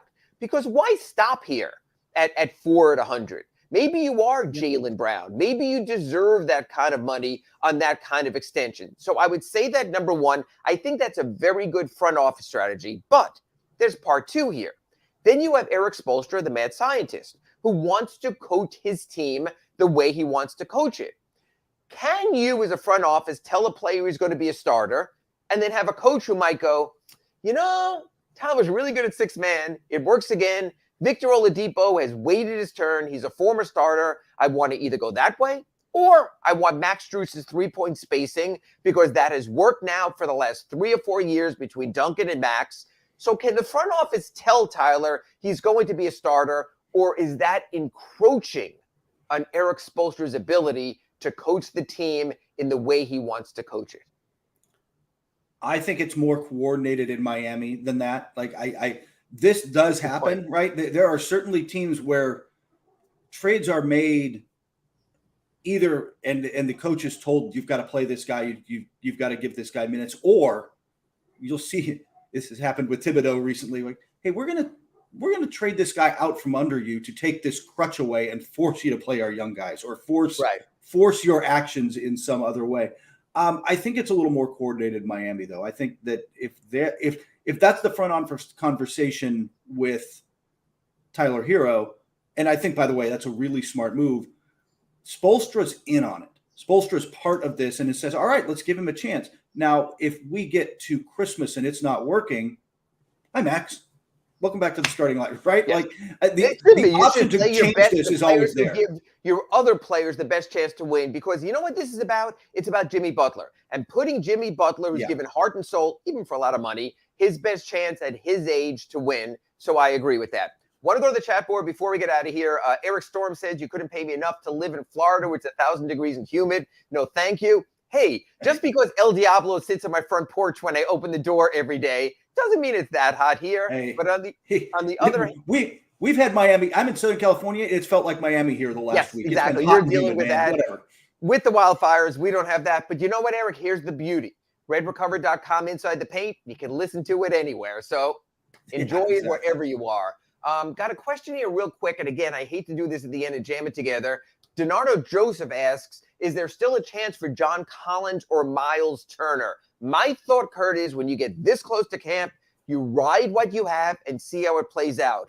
But let me ask you this. Is there any chance, do you think, in this time frame, before the start of the regular season, we see either John Collins or Miles Turner traded? Turner, the slim chance. Collins, I'd be shocked if it happens before camp. Now, I will add this. I think there's like a 5% chance Miles Turner and Buddy Hield are members of the Pacers past the trade deadline. I don't think either of them are going to be there. Okay. But in the short timeline, like in the run-up to camp or even maybe the run-up to the start of the season, I'm not sure it's going to happen. Yeah, I think the big moves, once we saw Durant and Mitchell, the league wants to exhale and saying, okay, we know where things stand, and then we'll go, and sort of, run it back what we have. Then we can decide what we need to have. On the way out, and again, we spoke about this at the top of the show. Please go listen to our podcast, RedRecover.com, Inside the Paint. Adam Silver will come out at some point this week and address the Robert Sarver issue. He basically was the one who issued the 1-year suspension for the owner of the Suns for his reprehensible, misogynistic, and racist comments, and a $10 million fine, the most you can fine, no matter how rich the owner is. So really quickly here, Kurt, in a minute or so on the way out, what do you think Adam Silver says when all the questions at his Board of Governors press conference are about Robert Sarver? What's going to be the league's public face? That's a really good question because I'm curious to see it, but I think that they're going to say the line that got me out of the report maybe most, and I put this in my kind of commentary story on it that is at the top of NBC Sports NBA page right now. They talked about, the report said there wasn't animus, there wasn't racial and misogynistic animus on the part of Sarver. I'm like, I don't know how you do that for 17 years and not, right? Right. If you're saying this stuff for 17 years, you're kind of a racist, you're kind of a misogynist. I think the league's position is going to be kind of like, oh, he's just an old school boy. They're not going to phrase it that way, but that's kind of, I think, what they're going to go with, and they're going to slap him on the wrist. Yeah, I'm sure Adam Silver will talk in legal circles about this was Yes. the most we can do. I am sure he will cast it at this is maximum penalty, just like the NFL has done in the Washington case also, is you cast it as this is a harsh penalty. This is a year. This is a contender of which he'll get to celebrate none of it, in which he has to be on the side, and $10 million is going to charity. The NBA always does that with its fines when you think something is totally wrong and goes there. But I would keep an eye on the Suns. I will keep an eye on the players. I think it's going to be interesting. Again, next week will be our final RedRecover.com show before the start of training camp. I will be at a fancy location the first week of training camp. The Heat will release that soon enough, so I'll be talking to you possibly from offshore in 2 weeks from now. So tune in again next Wednesday, 9 a.m., or as Kurt likes to say, 6 a.m. in the goddamn morning out in Los Angeles for our next RedRecover.com Inside the Paint show. Thanks, everyone on the chat board. Thanks for joining us. And we'll catch you here next week. And you'll catch me Friday here on the Big O Show on our next Acura Pembroke Pines report as the Big O Show rolls on. You've been listening to the RedRecover.com Inside the Paint Show with Ira Winderman and Kurt Heelan.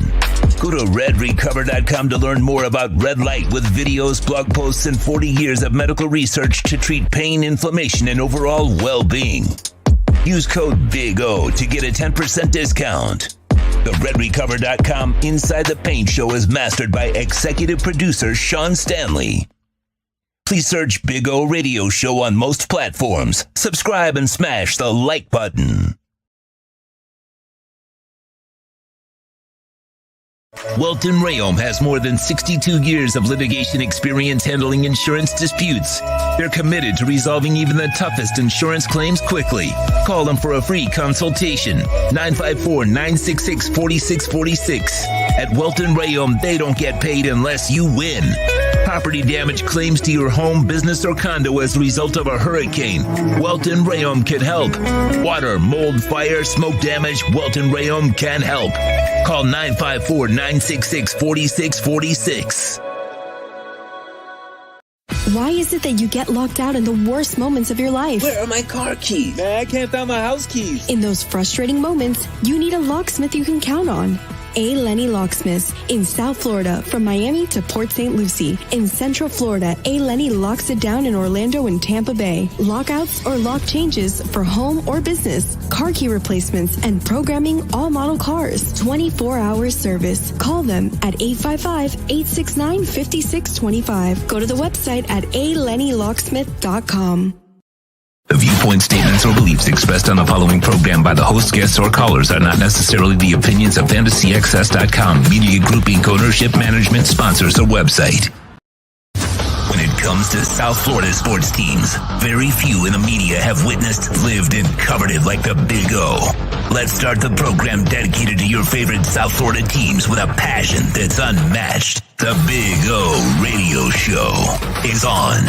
Here's the Big O. We're back, hour number 3 of the program. Hope you all are doing well out there. Yes, sir. Thank you to Ira and Kurt Heelan. Excellent work by them. Thank you all for tuning in as always. Appreciate those of you tuning in. And yes, we are on both channels. And football is back. And so are we. I like it. I like it. That's a nice little sports grill billboard right there. Nice, nice, nice. I like it. I like it. Maybe I should get some special wings today for some lunch when I'm done. We will be going out to camp later on this afternoon. Camp's it's like 2:45 or something like that. They open up the locker rooms, so we'll have a little fun over at camp, and we'll talk to the boys. Eric Storm says, you couldn't pay me enough to live in Florida where it's 1,000 degrees and humid. No, thank you. Your name is Eric Storm. It's Storm. You're supposed to be like a tough guy. Says, I'm half Swedish, half Scot-Irish. My people get heat stroke when it's over 80 degrees. Well, guess what? It's going to be over 80 degrees everywhere. Okay? Even in the North Pole, it's going to be 80 degrees very soon. It's called global warming. Have you watched it? It's hot everywhere pretty much. I mean, Okay, so in Antarctica and some of those places, they still have a little bit of ice left over. But that little cube that's left over of ice, pretty soon it'll fall in the ocean and, everything. It'll be nice and warm all over Earth. Pretty soon we won't even have winters anymore. Think about that. That'll be good. You get to throw away all your winter clothes and things like that. It'll take a couple hundred years. I don't know how many of you will last, but a couple hundred years from now, maybe a couple thousand. And you can throw away all your winter clothes. So there's a time down the line where you're going to be able to really unclutter your closet. So just got to hang in there for a couple thousand years, and then eventually there'll be no more winters. So we'll all be sweating. So Eric, you might as well start getting used to it. Come on down and join us here in South Florida, okay? And have some fun. Tim Supley says, good morning, Big O and Brother Sean, listening from Boring, Pennsylvania. Well, it's only boring because you haven't won something. Once you guys win something in Philadelphia, then they start, tearing up the city. Then it becomes fun, and you can tear down, poles and burn cars and flip them over and things like that. So don't worry, Tim. Once Philadelphia wins something in anything, then it'll get interesting again, and they can start to tear up their city. Even in our Rochester winters are warmer in the 70s, friends, and I would build now forts with a parking lot of snow. You can't do that here anymore. Look at that. See? Even in Rochester, New York, they're sweating buckets. They're sweating like a whore in church. How about that? Even in Rochester. Telling you, Eric, it's coming your way. So either that or you better change your name from Storm to something else.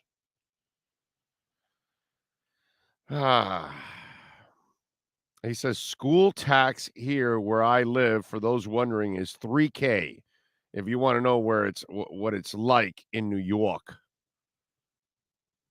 I don't know why the school tax thing was brought up, but hey, man, more power to you. Did you guys get my super sticker? Yes, we did. Brian, thank you, sir. Appreciate you. And I did write you back. I said you didn't have to apologize for the super chat because you didn't send it on, I think, Cash App or Venmo or something, because your girlfriend apparently does a lot of crypto trading or something, which I got to tell you something. I like your girlfriend. Way to go. You got a smart girlfriend there, Brian. She's a crypto trader. She gets it. She knows what's coming. She understands. I hope you're on board with her, Brian. Okay? Because she's going to be rich down the line. And if you're not in there, then you're going to miss out on her richness. I just want you to know that, Brian. Because I heard, Brian, your girlfriend's got like this stack of Bitcoin and Ethereum on the side. You may not know about it, but once Bitcoin and Ethereum explode, I'm telling you, make sure you're in good with your girlfriend. Okay? Do not leave that woman. I mean, I want you two like this.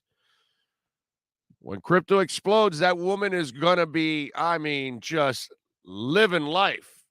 So you got to stick with her, Brian. Okay? That way you can come visit us.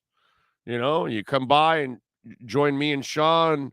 Come by, say hi. Hey, man, I'm here. Why? Because my girlfriend's rich. She invested in crypto.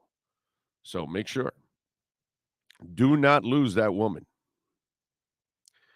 Heatfin says, how you feeling about this Ravens game? Have you been watching this channel? Nothing's changed. Nothing's changed. I still love you, though I still love you. Only slightly less than I used to. My love.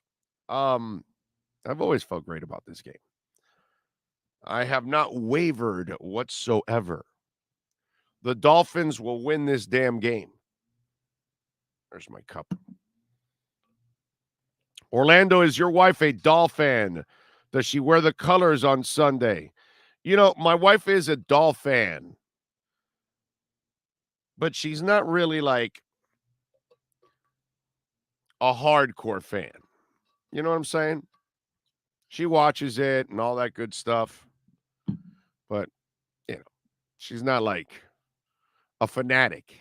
Like the ladies we have that are on this chat board, they're fanatics. My wife's not a fanatic. She roots for the Dolphins. She's happy if they win. She's happy if the Heat loses.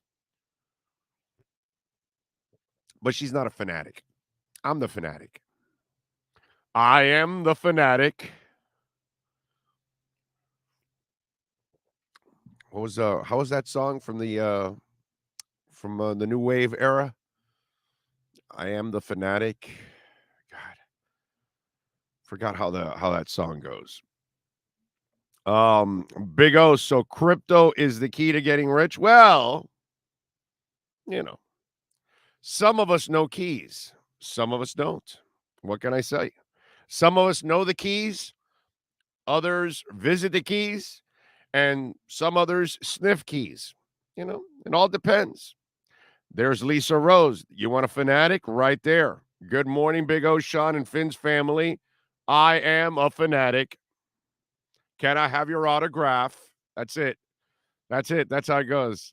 I am the fanatic. Can I have your autograph? Yeah, I remember that song. Wasn't that song in Valley Girl, I want to say?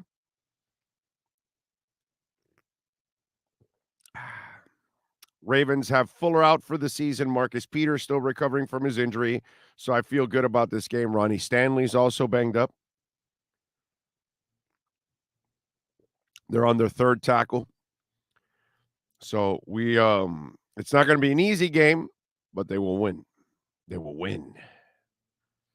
Ragin says, but the women in Miami are hotter than the Western New York. That's the kind of heat I like, says Ragin. Ragin, I would imagine that there are hot women everywhere. You just got to find them. Samuel Rosa says, good morning.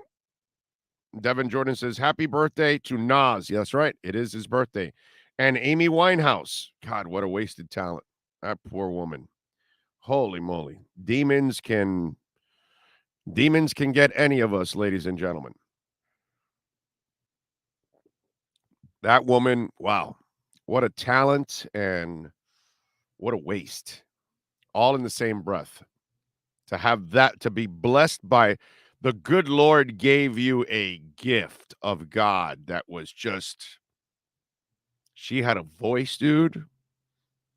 She could have been like one of the greats. And she's just one of the great wasted talents ever. She never got to the point that she did enough to be great, unfortunately. So, yeah, Amy Winehouse, rest in peace. But wow, poor woman. What a disaster. Jawan James is also, although Jawan James playing or not playing or whatever, to me, Jawan James he's so injury prone and so it just gets nowhere, I was past Jawan James here. So, Big O, can you try an interview with Kader Kohou at camp today? Why, Nelson? I did it last week.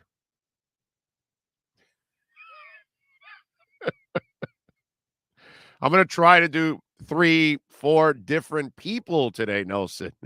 My brother, I'm not going to interview Kader Kohou every week. I interviewed him last week. Okay? And it's there on the platform. You can go check it out. So you gotta keep up with the platform, my man. Maybe you didn't know that we had exclusive interviews with Teron Armstead, Kader Kohou, and Eric Rowe last week. The quest this week is to get a fourth interview. Okay? So I'm going to get 4 different players. I have no control over who I can get. Okay? I search for somebody dressed. That's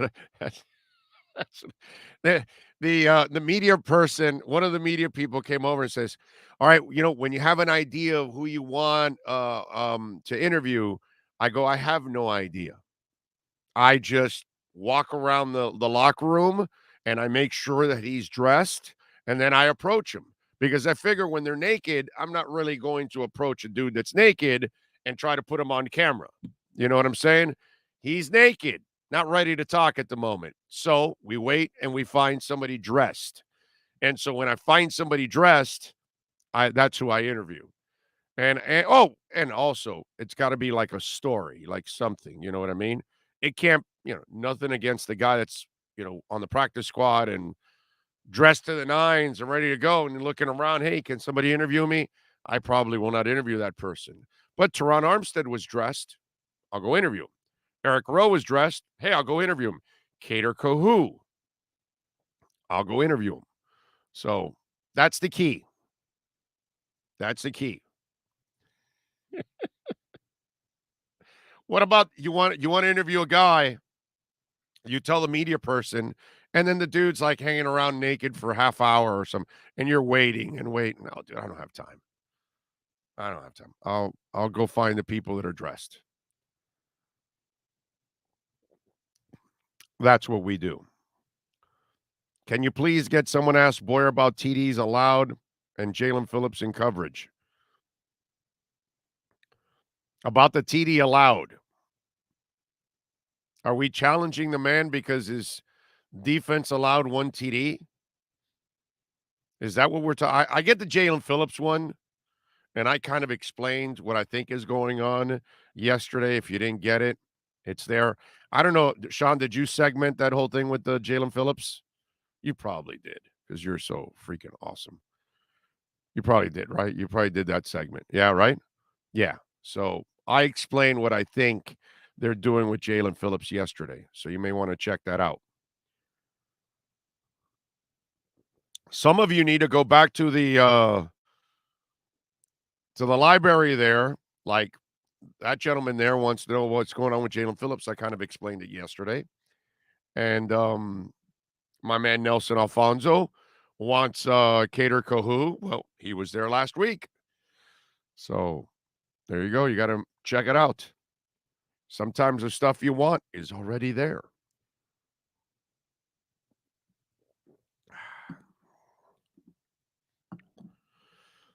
We are, oh, God.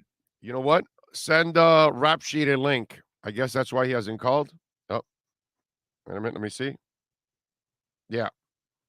You have Rap Sheets. Send it there. My bad. You may want to send Matt, too, because I don't think I've sent any of them today.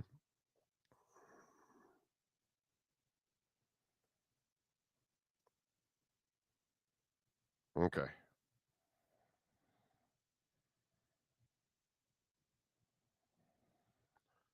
All right, we'll get Ian Rappaport on with our redrecover.com look around the NFL.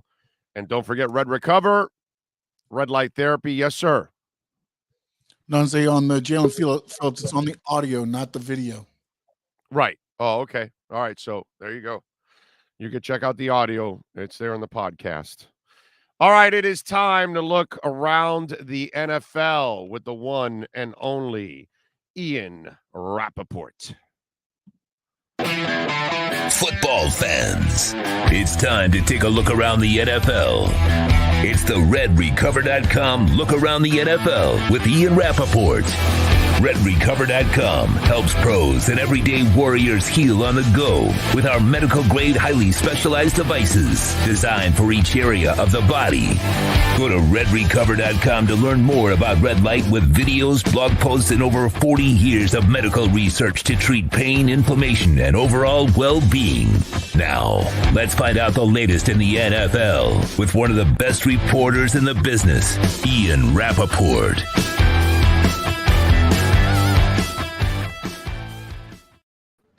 There he is, and there that is. Yeah. That is a handsome looking logo. Look at that beautiful thing. Holy moly. What the hell happened? I know this is a new / old logo because this was a logo from the 50s that Art Modell thought was too cartoonish, apparently. And put it on the shelf back in the day. But the Oh, fans, the elf on the shelf. yeah, the elf on the shelf. And so now the fans voted to have, what is this, Brownie the elf back in the mix. Don't be a hater. Don't be a hater. That is a handsome elf. Look at his ears. That's pretty cute. Rather have an elf on the field than an elf on the shelf. An evil elf. You know what this reminds me of? That creepy ass Burger King that comes, snooping out in neighborhoods and all that. That king was creepy as hell. I want BK to know I love you, BK. I've had plenty of Whoppers in my life, but the king, a couple of years ago, that was creepy ass stuff. You mean when the king would just like pop up out of nowhere and just kind of like, remember that he would like be in the stands at some sporting event?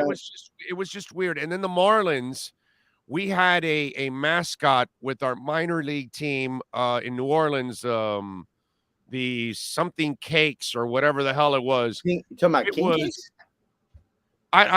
Sean, can you try to pull up that logo for me of the Marlins minor league team in New Orleans? I forgot what the hell. That was a creepy ass logo too. This is kind of a creepy elf. This is an elf that you could arrest for child molestation or something. Whoa. I don't know. This is just ugly. Oh, you got to give the people what they want. Fans want the elf. You got to give them the elf. I have some problems though.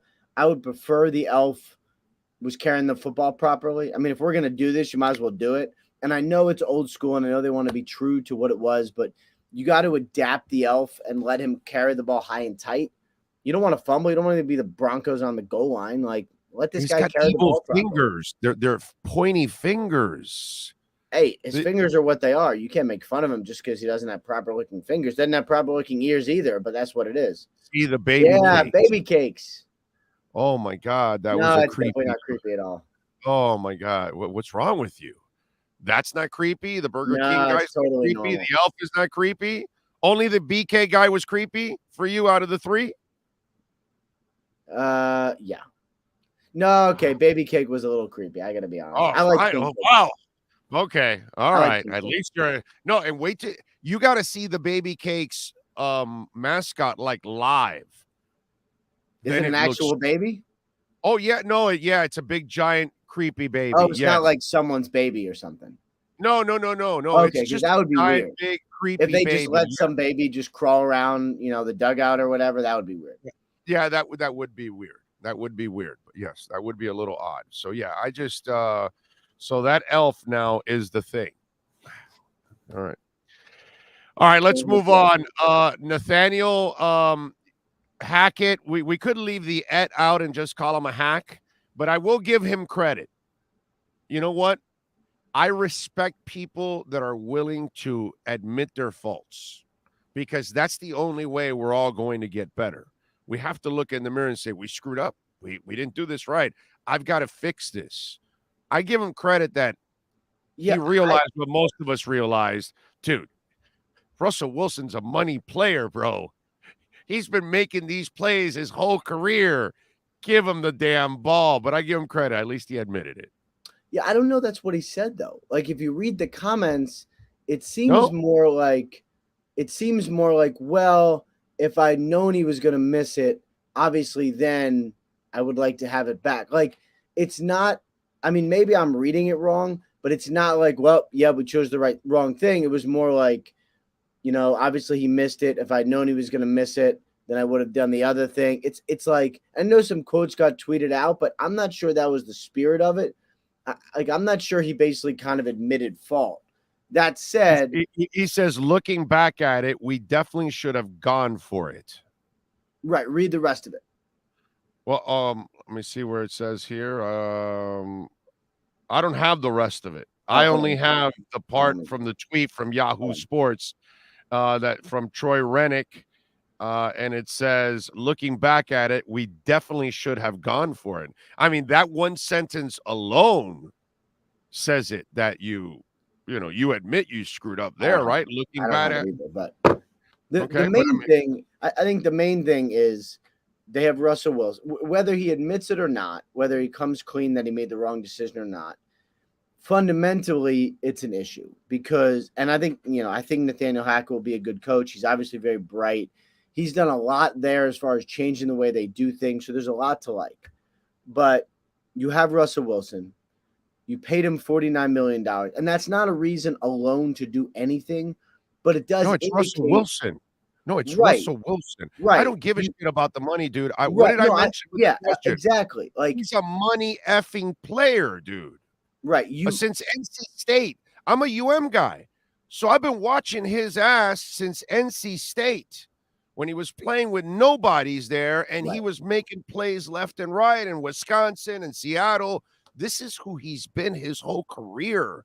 How Right. do you not put the ball in his hands over a 64-yard field goal?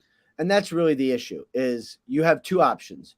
You have, I'm going to let my best player, Russell Wilson, win the game or lose the game, or I'm going to let my kicker, who also is good, but he's a kicker. I'm going to let my kicker kick what, one of the longest field goals in NFL history for a very low percentage. And I'm going to do, and now those were the options, and they chose the kicker. And I think, it's like Nick Saban, your friend, always tells a story about when he was the quarterback of his high school football team and his dad was the coach. And basically with the game on the line, the question was like, well, what play do you want to call? And his dad would say, don't think about it, which play you're going to call. Think about it, which player you're going to throw to. Which playmaker is it most important to get the ball to? Get the ball in your hands of your best players. And that is how you win the game. Players win games. Best players win the best games. That's kind of what this is. You have Russell Wilson. Why is Russell Wilson not the one winning the game? That's my issue. Yeah, no, I'm with you 100% on that. All right, now back on to the Russell Wilson thing, because I'm also experiencing it here in Miami, and we also experienced it with somebody else. Can you explain to me what it is with our society that we go hard after decent human beings? Russell Wilson was booed. I mean, just hard there in Seattle. Okay, wait. Okay, well, hold on. It's not just that. Whatever he does, he gets slammed for all the time. True. And maybe it's and I have this theory that we're all jealous of people that do things the right way all the time and handle everything the right way and all that. I'm seeing it here with Tua. Decent freaking kid, works his ass off, trying to be a good player, doing all the right things, handled the Watson thing like I've never seen very few people ever handle controversies. Tim Tebow, all he does is build hospitals, circumcise kids, resurrect people from seizures. This is just a flat out good human being. What is it about our society that we are so quick to slam these kind of human beings mercifully? I mean, just like it's sometimes unfairly, you know what I mean? With the Tebow stuff, I it was kind of fanatical and all that, but I sense the same thing with Tua also, you know what I'm saying? And then I look at Russ, and Russ gets criticized for a promo that he does. He gets criticized for whatever he wears. He gets criticized for whatever he does. And Russ is just a good person, dude, that has been a great player.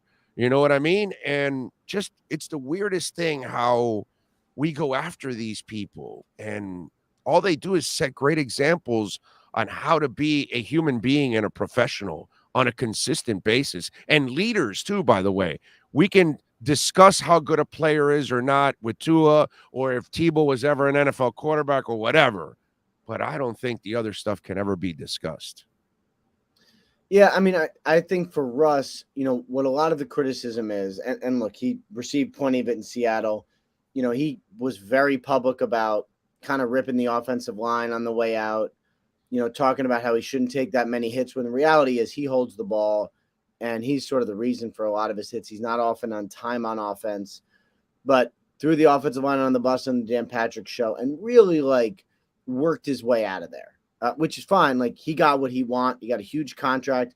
He got to a team like Denver that's good. But let's also be honest. Let's defend him also. Pete Carroll in the front office did a shit job in the last 7-8 years of his career with the offensive line, no running game. After Lynch, it was just a mess. One year he started where he had a high ankle injury, a knee injury, and like 3 different lower leg injuries. The dude never missed one down. Okay. He took a beating back there because he had a slot receiver for many years as his number one guy. I mean, Baldwin was his best receiver. You know, they did a lot of shit to him like they did to Tom Brady in New England. They're like, okay, dude, you're great. You got to elevate the rest of the crap that we're going to put around you no matter what. And he had to carry a lot of that. And I think that frustration built up. I give him a break on that one. You get to a point where you're like, I'm at the last leg here. I'm done with you. Tom Brady, I'm at the last leg. I'm done with you. I got to defend those guys. They did everything they can for those organizations. They didn't do enough for them. That's what I'm going to say. Yeah, and I would say that's Russ's job. When you're making, you know, at that point, his second contract, he's making $30 million. That money goes to him instead of somewhere else. So part of his job as the quarterback, and Brady did it for years. You're watching some of these great quarterbacks do this now. It is your job to elevate, in part because we're paying you the money that we can't pay a second guard, or we can't pay another linebacker, or we can't pay a backup running back $4 million because you're making 40. Like, that's part of your job. I would also say for Russ, you know, there was a lot of hate when he came back to Seattle, and I just didn't get the sense that it was personal. Like, he asked to, you know, basically shot his way out of town, got what he wanted, got traded. And I think it's going to be better for both sides because Seattle gets all the picks and they don't have to spend the money on him. And all of that is good. But it's okay to boo the opponent as long as it's not like real personal or bad. And I thought it was okay because if he comes in as the opponent, like, it's okay to boo the opponent. Your thoughts on the Dolphin win this week? I have some Dolphin fans that are like kind of unsatisfied, and I'm sitting there going, how can you be unsatisfied in a game that was never in doubt? Just think about that, those words right there. The game was never in doubt. I don't care what the score was. That means it was a good performance overall. Nothing is perfect, but your thoughts on it?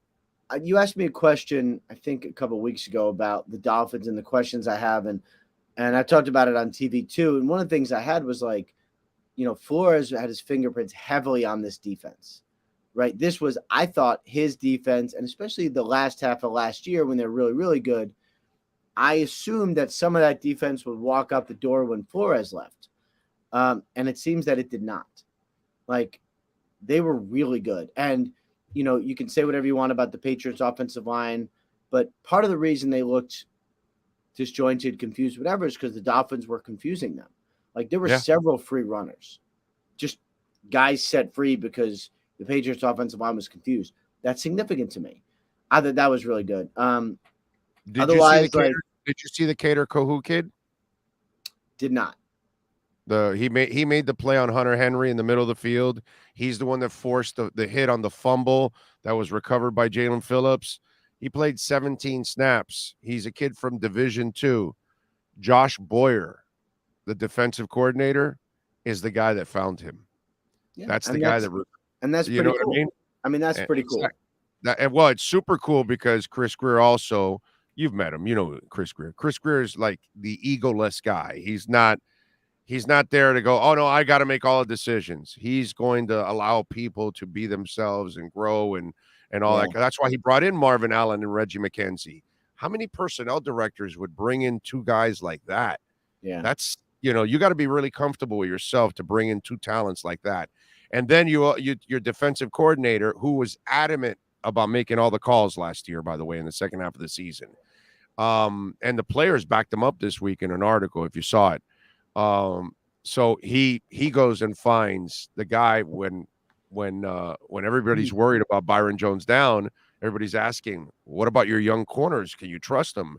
And make as well, you look at him as young, we look at him as already veterans. And there's Cater Kohu making 3 of the biggest plays in the damn game, you know, with the tackle behind the line of scrimmage, the forced fumble, and the fourth down deflection with Hunter Henry, and he's half the size of that tight end. Yeah. So it's just Josh Boyer deserves a little bit more love. By the way, Marcel Louis-Jacques, who's on our platform exclusive like you, he broke the story last year that that Flo wasn't really talking to his defensive assistants from Thanksgiving on nearly as much.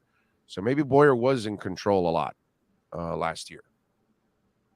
Yeah, I mean, we'll probably never know. And I think there's a lot of things with the Flores era that we will probably never know because we'll get one side and then the other side. But I thought as a team, I thought they looked great. Like, I don't know what else you want out of this first weekend than beat the Patriots soundly in a game that, like you said, was never really in doubt. And to kind of make their offense look bad in the process, the two was good. I thought it was good. I mean, it's, you know, I'm happy for Mike too. That must have been a very cool moment. Yeah. The whole thing was, I think, pretty great. Yeah, no doubt. All right, this week against the Ravens, I'm expecting I didn't see a lot of zero blitz against Mac Jones. So he didn't show a lot of that. I'm wondering if he's saving it this week for Lamar, since Lamar struggled big time against that last year. Yeah, I am always a little nervous about really blitzing Lamar because he can break you down and run, and he's faster than all of your guys. So I'm curious how they attack him. Do they confuse him or do they attack him? Like, do they go after him or do they sit back and just force him to read? I think it's going to be an awesome game. I think you attack him and force him to read quickly. That's what you do. And you got to be so disciplined on covering every gap so you make sure he doesn't get away with any of those gaps. That's tough. what he did last year. Did he? I don't know. Like, I don't think he ran. I'm trying to think if he ran last week. I'm not so sure. No, he didn't. Right? He barely ran last week. Yeah, he had something where he wanted to stay in the pocket. You know what I mean? Because that's probably what he wants to do here.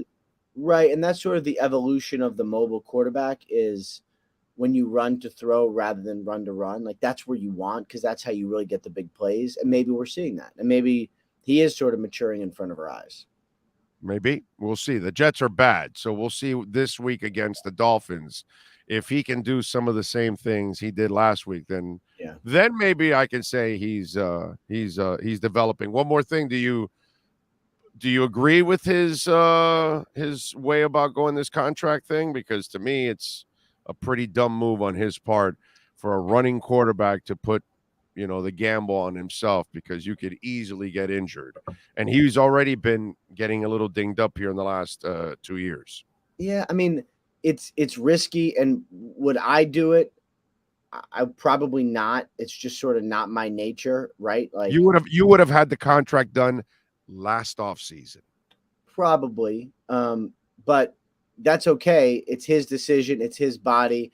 It does make me feel sort of good, I guess, because we saw Dak Prescott last year suffer a horrific ankle injury, miss most of this, or 2 years ago, suffer a horrific ankle injury, miss most of the season, and come away with a big contract because medicine is so good and the Cowboys should look at him and go, we trust that you are going to heal. That was a pretty serious injury and they still paid him. So maybe if, God forbid, something happens, he'll be in the same situation. That gives you some confidence. But, hey, Lamar's always been his own dude. Yeah. He's done things his way, and he will continue to do that. All right, what's the plan this week on the NFL Network? Where can folks catch you, my friend? I'll be home all week, doing a lot for the Thursday night game, which will be awesome. Big Thursday night game, Chargers-Chiefs, and then full slate of football all weekend. Cannot wait. It's going to be great.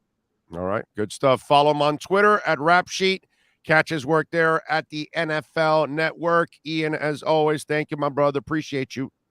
All right, good stuff, man. Talk next week. Thank you, sir. RedRecover.com. We tell you about it all the time. Red light therapy. Listen, no medicine, no side effects. It's beautiful. It's all portable, right? You're not tied to some kind of electrical cord or anything like that. It's all battery. So you want to wear the hat to regrow your hair. You need to get a treatment for your shoulder, your elbow, your knee, your back, your neck, ankles, kids, dogs, adults. Everybody's using it. Go to redrecover.com. Check out the website. Learn a little bit more about red light therapy. I've been telling you about it for a while. The doc was on with us yesterday, showing you how it can optimize your workouts. So it doesn't matter whether you're trying to make a scar disappear, your hair grow, your muscles and your bones and everything feel better in certain joints. RedRecover.com can help you out. Check out the video blogs and use our code Big O. You will get 10% off. RedRecover.com. You've been listening to the RedRecover.com Look Around the NFL with Ian Rappaport from the NFL Network. RedRecover.com's wraps and pads are designed to deliver maximum benefits with each treatment anywhere you go. Go to RedRecover.com to learn more about Red Light with videos, blog posts, and over 40 years of medical research to treat pain, inflammation, and overall well-being. Use code Big O for 10% off. The RedRecover.com Look Around the NFL with Ian Rappaport is mastered by executive producer Sean Stanley. All right. Yeah, getting a little rough here as we move on. All right, Raging, it's week 1. They won. They will fix. I guess responding to something else. O-line was much better than last year. A little better, but not where they need to be. But they faced a really good defense this week. Don't lose sight of that. Okay?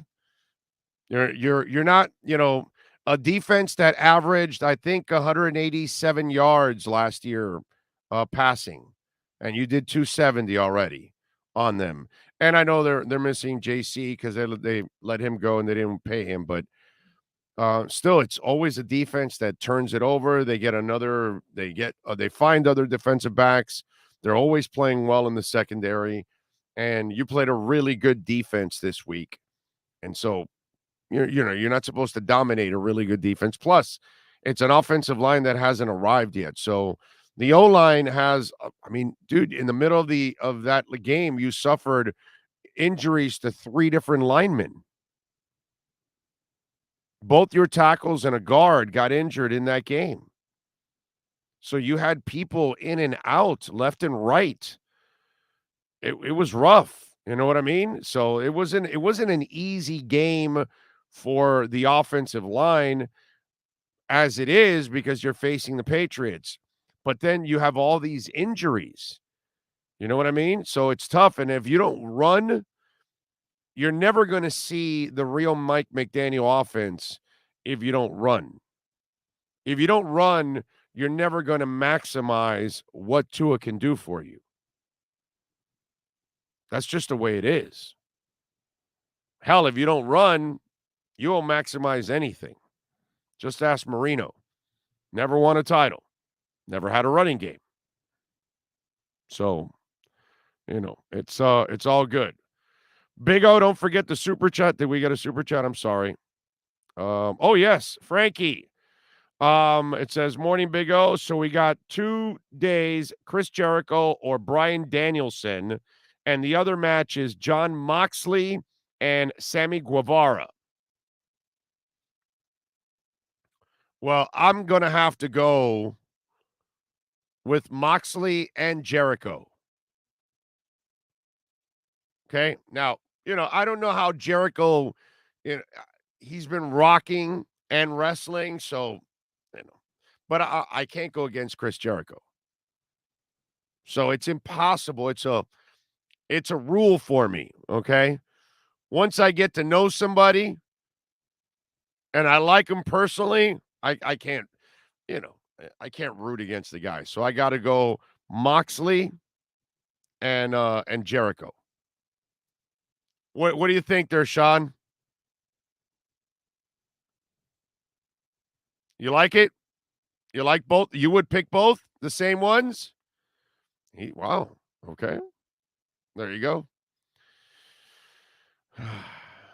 I say yes because they stepped up to be the locker room leaders after the shit show they had last weekend. So okay. But I think the more interesting story would be Moxley against Danielson, but I think it's Moxley Jericho. Okay. Essential Moving Experts, by the way, let me tell you about Sean Williams. You could get $150 off. You mentioned our name When we talk about moving, whether you're moving your company, whether you're moving your business, whether it's long moving services, home moving services, long distance, office relocation, Essential Moving Experts, folks. Call them 305-330-9390. That's one of the numbers. You can also use their 844 number, 844-368-5750. That's 844-368-5750. Flat rates, no surprise charges, safe and efficient loading and unloading practices all the time. Sean Williams is a good dude. You've seen him on our show. Big-time Dolphins fan. That's why the business is in Dolphins colors. So they can help you wherever you're at, man. Doesn't matter here in the United States. So they can help you. Please call EssentialMovingExperts.com. Tell them that Big O sent you. $150 off. And one more thing.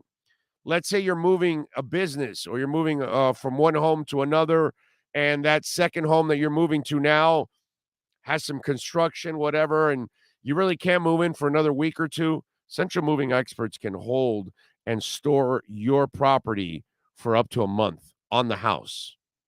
Okay? It's great company, great people. Sean Williams is absolutely awesome. Got to see if I can bring him on next week before some of the big games coming up. We'll have some fun with Sean. No, but really reach out to the folks at EssentialMovingExperts.com, 844-368-5750. Big O, it's time to get us a tackle from free agency. We can't keep doing it. Yeah, who, Richard? Who?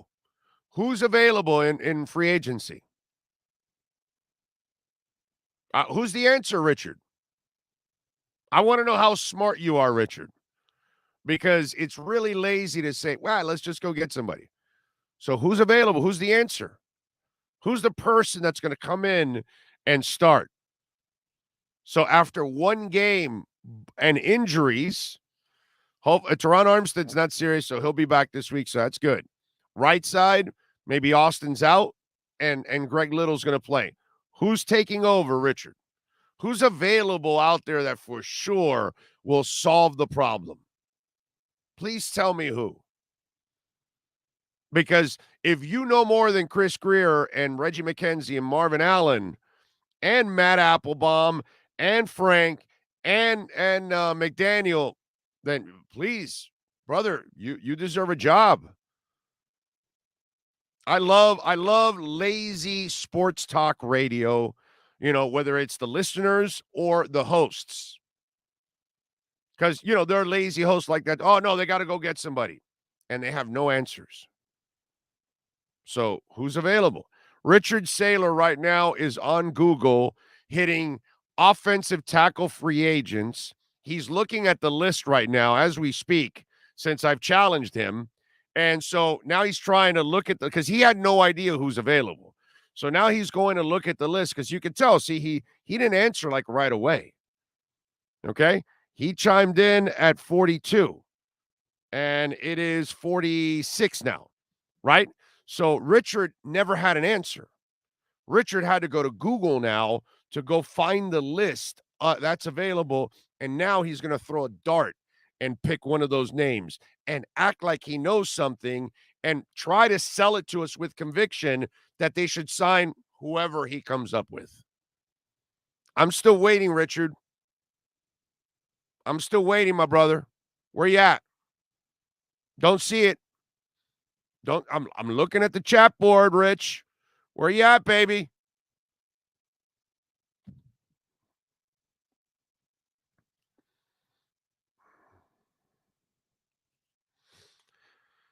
Big O McDaniel not running the ball with 5 minutes left when they were Pat's 30-yard line and kicking the field goal and being up 3 scores was not good coaching. They dominated the game and it was never in doubt. What are you talking about, dude? How's it not good coaching? He won 1-0. He kicked Belichick's ass. He had him confused and flustered the whole game. They did nothing. They got one successful drive. They barely crossed the Dolphins' 40-yard line. What more do you want, dude? I'm not sure what some of you want. some of you out there, it's amazing. You act like, I don't know, you've been following like a championship caliber team every year or something.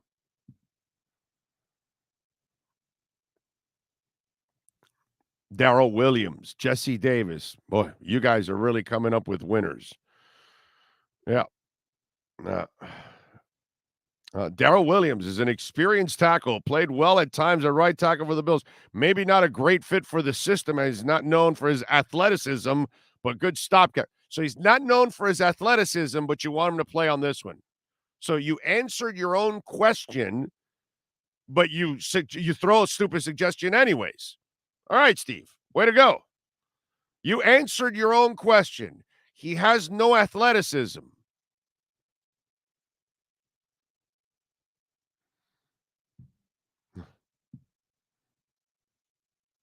I remember when you had Jericho in studio, I was your intern, and he was my favorite wrestler growing up. Such an awesome dude. Exactly.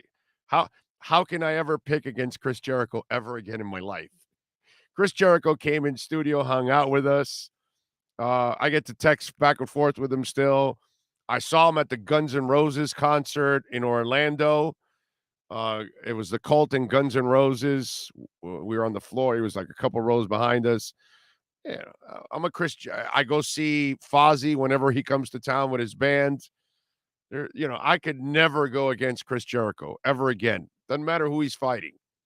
It could be somebody that Sean tells me he's going to lose so badly because, whatever, the guy is considered the best or whatever. And I'll say, I'm still going with Jericho, man. I got no choice. Jericho's my guy. Bills benched Darrell Williams, then moved him to guard and eventually let him go. Yeah, but no, Miami, should, grab him because he's better. Eric Fisher was just let go because he was not able to come to terms with the Colts, and he's also a sack of injuries. Let's not just leave out the fact that he breaks down more than a Yugo. Big O, how about Saturday morning's NWA wrestling? That was such a great watch. Was it Sean? I don't know. Sean was probably watching, not me. I have no idea.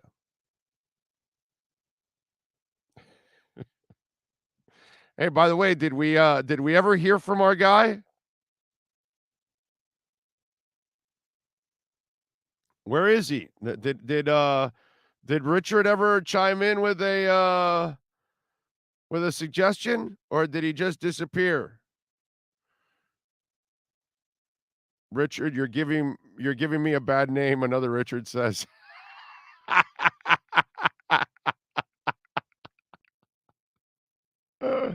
Yep, no, Richard never had an answer. Never had an answer. The 305 Sports Babe is in the house. Good morning, Sports Babe. Thank you for joining us. Canelo or Triple G? I'm going Canelo. Big O, it's amazing how miserable some fans are. It was a good game. Instead of enjoying the win, I don't get how you don't enjoy this Dolphin win. I have no idea. The Patriots are, the Patriots. Like, we're not supposed to like them. We can't stand their asses. Belichick is a sourpuss. Mike McDaniel had him befuddled. Okay? Hell, he had him so befuddled that he came here 5 days before Sunday. I mean, don't you take pleasure as a Dolphin fan that in 2019 you ended the dynasty by telling Brady and them, no, you're not going to have a bye week. You're going to play in the divisional round and you're going to get the hell out of here. And then Brady left to Tampa. And now you've got Tua in there and he's won 4 in a row against Belichick. So you've already overcome the New England crap. The next goal is the Bills. Think about it. You own Belichick. How can you not be happy about that? After all the shit that was talked about Mac Jones over Tua, Tua outplays Mac Jones again and wins again. I'm not following sourpusses. Okay? I'm not into that. I'm going to enjoy that Waddle did his thing, that Tyreek did his thing, that Agba did his thing, that Kohu was awesome, that Brandon Jones kicked some serious ass. I'm gonna enjoy the Dolphins thoroughly outplaying New England without even playing their best football. Let me repeat that again. I am going to enjoy the Dolphins thoroughly outplaying New England, and they haven't played their best football. That's what you got to think of. Instead of sitting there trying to find a negative in something with the offensive line or something with Tua or something on defense or Jalen Phillips in coverage, instead of hanging on to one negative thing, just overall positives. You went to Hard Rock Stadium or you watched it from anywhere in the world. You sat there with your friends and family. You had an entire offseason build-up, and you had a great day on Sunday. What's there to complain about, dude? Unless you were one of the 12 cars that got on fire. Those 12 people, those 12 car owners, they can complain. Not about the game, but they can complain about their day. So that's they got to call an Uber because their car's charred. That's those people, I can give them a break. The rest of you out there, you guys are just miserable. You don't get laid. You don't have any fun in life. I don't know what it is. You probably kick your dog when you get home or something. I don't know what the hell is wrong with some of you people, to be quite honest. You're supposed to look at it the way I'm telling you. The Dolphins won without playing their best football. It's game one. Remember, the way football is played nowadays, the offseason is very limited. You don't get to prepare. So the first 2 to 4 or 5 weeks of the season, you're kind of fine-tuning what you are as a team. Everyone is. And I saw a lot of other teams look way worse than Miami. And as I've repeated over and over again, Mike McDaniel has shown you that your team has been prepared for training camp, prepared for scrimmages against teams, prepared in the preseason, and was better prepared than Belichick in week one. What more do you want? Yeah, I want a Super Bowl too, but you don't get there from being 20 years of mediocre and then all of a sudden you're going to turn around and become a Super Bowl champion. It's rare for something like that to happen. Bengals look like a disaster after going to the Super Bowl. They look like a disaster. Look at the Denver coach and the stupid ass decision he made. And if when you say you're not happy with the Dolphins, would you rather be Mac Jones and the Patriots losing? Would you rather be the Jets? I'm sorry, I must have missed this. Because I can pick a lot of other situations that I don't want to be. I'm pretty happy, watching the Dolphins and what they did in week one. Let's just hope now they're able to build on it in week two. But to sit here just to complaining after wins, after dominating wins, after a game that was never in doubt, get a life. Get a freaking life, dude.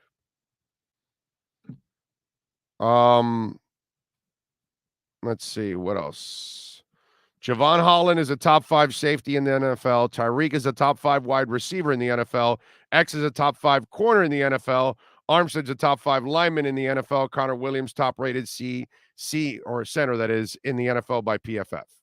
Yep. A lot of things to love, brother. I'm with you. I am 1,000% with you. The win was a tad underwhelming on the offensive side of the ball, to be honest, Big O. Yes, we won, and that's all that matters. But as fans, it's not outlandish to want better from our team. Yeah, but, they did play a really good defense, right? You make it sound like they played dog shit. That's the amazing part.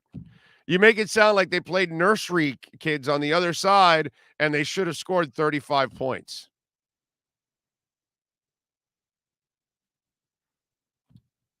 So why didn't New England score more points? I mean, if it's so bad to put together 20, then what is it? What is it about 7? 20 sounds pretty good. Again, I don't remember that Tua was throwing for 270 yards every week last year. So that was his first game with no running game. No running game, and he threw for 270.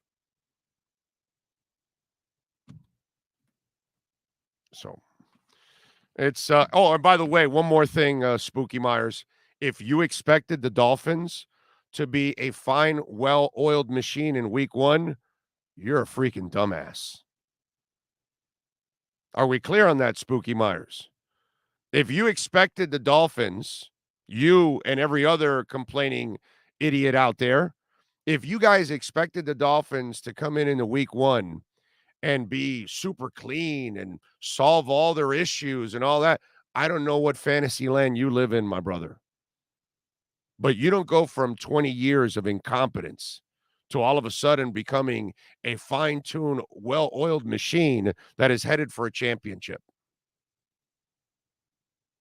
You got to take some steps forward, and they start with a win. They start with you doing better than the other team. It's kind of what happened. So if you didn't expect this, I can't help you, my man. If you expected perfection and you wanted 140 yards on the ground and 330 yards passing and 4 touchdowns and, a perfect defense, I can't help you, dude. I can't help you. Some of you are ridiculous. Okay? Spooky Myers. Not only is the name ridiculous, but your suggestions to think that you were going to get some kind of perfection or close to perfection. When you dominate a team and the game was never in doubt, there's not a goddamn thing to complain about. That's the way I look at it. I'm a Dolphin fan. I know what I got to complain about. Oh, yeah. When I see my coach, celebrating field goals, when I see a coach that, wants to play jabroni brisket over Tua, there are things that I can complain about over the years that I've watched with the Miami Dolphins. A 1-15 season. There's a lot of things that I can look back and complain on. But right now, it's not the time to complain, dude. They played a pretty damn good game overall, considering they just put this thing together on offense. And they played a really good defense. And again, the game was never in doubt. So if you're expecting 450 yards passing and 150 yards on the ground, well, I'm sorry, dude, they didn't meet your standards. But any NFL game you win that was never in doubt, that's a good game. Because I don't know how many NFL games go down to the end of the game. They go down to the final wire.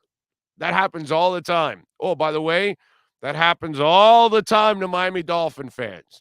Miami Dolphin fans didn't drop one bead of sweat on Sunday. That's a good Sunday. That's a really good Sunday. Okay? The only people sweating were the people that had their cars on fire. Those are the only people sweating it out. I hope they all had insurance. All right, let's start hour number 4, and we step into the huddle with Matt Verderame. Oh, I think I know what this is. Houston, we have a package. Hello? No matter where you are, the Sloman Shield home security system guards your home. With next-gen perimeter protection, 24/7 monitoring, and interior motion sensing. And right now, get a free Sloman Shield security system and doorbell camera, all professionally installed, for free. Shield your world, the Sloman Shield. Welcome to Red Light Therapy, a revolutionary technology perfected by NASA to aid in muscle strengthening and recovery. Red and infrared light has the capacity to penetrate deep into the cell's mitochondria, potentially leading to increased energy, faster recovery, and the optimal performance your body demands. Train, fight, recover.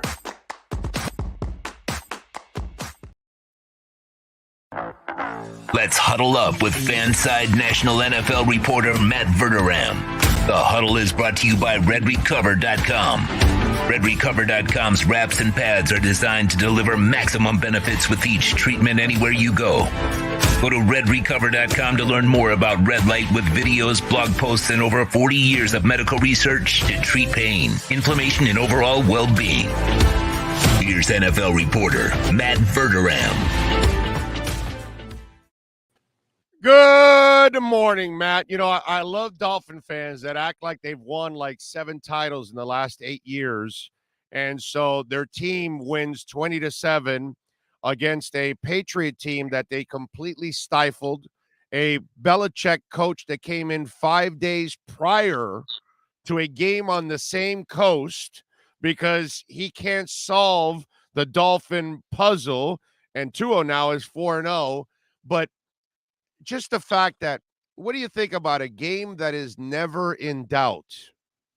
Is that a good game, Matt? If you're on the winning side of it, it's a really good game. If you're on the losing side of it, it's a tough day, especially if you spent an entire week at a place getting ready for the game. Right. No, look, you got a lot of balls as a Dolphins fan to complain about anything. You know what, though? Every fan, I mean, you're right, by the way. You're right. But every fan base, it's incredible. Do you know how many people have emailed me already about their team or DM me about how they didn't play well? I've had Chiefs fans say to me, well, it's just Arizona. You scored 44 points. What do you want? You need 60? I mean, so look, with the Dolphins defense scored as many points as the Patriots offense. Right. They were great. The Dolphins defense was fantastic. I don't know what else you could possibly want from them. The offense moved the ball throughout the game. Look, there's some things you want to clean up. Sure. The offensive line gave up some sacks. Okay. Would you like to score more than 13 points offensively? Sure. Absolutely. Yes. Would you like to be the Patriots? Would you like to be the Jets? Right. You exactly. can be that too also, right? You know what I'm saying? You can certainly look, if you're the Dolphins, I think it's very easy to say, played really well, won the game. Second half, you'd like the offense to be a little bit better. Okay, fine. But like that's a good problem to have rather than just, well, we looked like crap for 60 minutes. And so now you've got to go back to the drawing board. The Dolphins played really well in the first half. They played great in the first half. Second half, they played well enough. They held on. And as you said, and it's true, they were never in any trouble losing that game. It never was a one-score game with the Patriots having the ball. They were excellent on defense. Once you had the kill shot, the kill shot was that touchdown, that 47-yarder, that fourth and 7. Yep. Which was a great call by the coach, a heck of a throw by Tua, and obviously a great play by Waddle. And that was the game right there, dude. The game was over after that. It was never in doubt after that. So you didn't really have to do too much. No, it really wasn't. I mean, look, I give McDaniel credit. On 4th and 7 at that point, I actually was wondering, will they just punt the ball because then New England's not going to score? And if you give them the ball here, then maybe they get a field goal out of it. I give them credit. I give him credit for going for it. I thought it was the best throw of the day for Tua, not only because of its result, but I just thought he fit the ball in there. Like, I went back and watched every snap last night because obviously I knew I was going to be doing this show. By the way, he looked that safety to the left and moved him just a second, a millisecond, and that's how he got that strike right into Waddle. If he doesn't look off the safety has the angle to get to that hole where he was hitting Waddle. So I don't know if a lot of people saw that, but Tua did manipulate that coverage also at the same time. So it's not just the throw, but if you look at it before the throw, that was really key, him moving and keeping the safety to the left side. He did a very nice job. Look, I thought throughout the game, 2 things really stood out to me with the Dolphins. One, well, offensively. One was Tua, which is his calling card, was very, very accurate in the game. Very accurate. Like at all points, I can count on one hand how many throws you'd say, well, you'd like that throw to be better. I know the first throw of the game, everybody got on him on Twitter. That was because of a high snap, and they were totally out of rhythm the second that play started. He was very accurate. The second thing I really liked actually had nothing to do with him. I liked it at the snap. They had a ton of motion all game long, which is something you see in San Francisco. So I'm not shocked that Mike McDaniel does that. But there are still coaches in the league who barely use motion. And I always think if you can make a defender think for a half second, if you've got to move an alignment, you're already ahead of the ball game. And I thought the Dolphins, with all their speed especially, you should always have guys in motion. Give Tyreek Hill a head start. Give Jalen Waddle a head start. They did a lot of that. I thought it was really advantageous for them. I'd like to see them continue to do it, and I'm sure they will with McDaniel's offense. Yeah. Tua with Tua, I thought he played a solid game. It wasn't anything great. Yeah. He does have to get some of the brain farts out where he still has this tendency of not letting the play go. When it's dead, he's still trying to make a play, and he's got to watch out with that because it's going to turn into a turnover or two, which that happened to him last year. And he got injured in Alabama the same way. Saban would talk about that too, that he'd hang on to plays a little too long. And dude, when you're not a big quarterback, you also shouldn't be doing that kind of stuff. You need to throw it away or just take the damn sack and live for the next play, man. That's the one thing I will say. But by the way, going back to motion, one of the things Hank Stram, back in the day, Sid Gilman with the Chargers, and Landry with the Cowboys. Yes. And back in the day, you remember how the Cowboy line used to stand up and go back down again? You remember that? Yep. And the reason why they used to do that and go back down is because when they did that and they stood up, they covered the backfield. Right. And at that moment, they would move the backfield around. And then when they came back down, the defense would then have to readjust quickly and the ball would be snapped. So you might get them off balance and out of position in one of those ways. That's why Gilman, that's why your guy, Hank Stram, and that's why Landry, they're the ones that started all that shit from back in the day of understanding that the more movement we have, the more chances we have of creating mismatches and getting the defense off balance. So this started so many decades ago with certain coaches back in the day. And it's crazy that, like you just said, to this day, still some of them haven't picked up on that kind of stuff. No, and I was shocked on Thursday night, the first game of the year, that McVay, they barely used any motion. They barely did it at all, which especially out of him was really surprising. But, you do see that occasionally. The other thing people don't realize, or at least a lot of people don't realize, when you go in motion, you are helping your quarterback immensely figure out what the defense is pre-snap. Because if a guy goes across the formation and a guy goes with him, a corner goes with him, it's man coverage. If he doesn't go with him, and they just start shifting and guys are moving in and out, then it's zone. I'm always amazed, like, especially with a guy like Tua, who, listen, how many games has he started in his career? Basically a season's worth. Like, if I'm them, I want to make it as easy for him as possible. I mean, I want to do that no matter who my quarterback is, but I really want to do it for a young guy. Let him see the defense. Is it man? Is it zone? How do they adjust? What do they do? And then maybe if you run the same play later in the game, do they give you the same look? Look, I agree with your assessment too. I thought he was fine. He was accurate. There were times where the Dolphins' offensive line was an issue, where guys got home. Well, their tackles, yeah, bro. They had their guards moving out to tackles.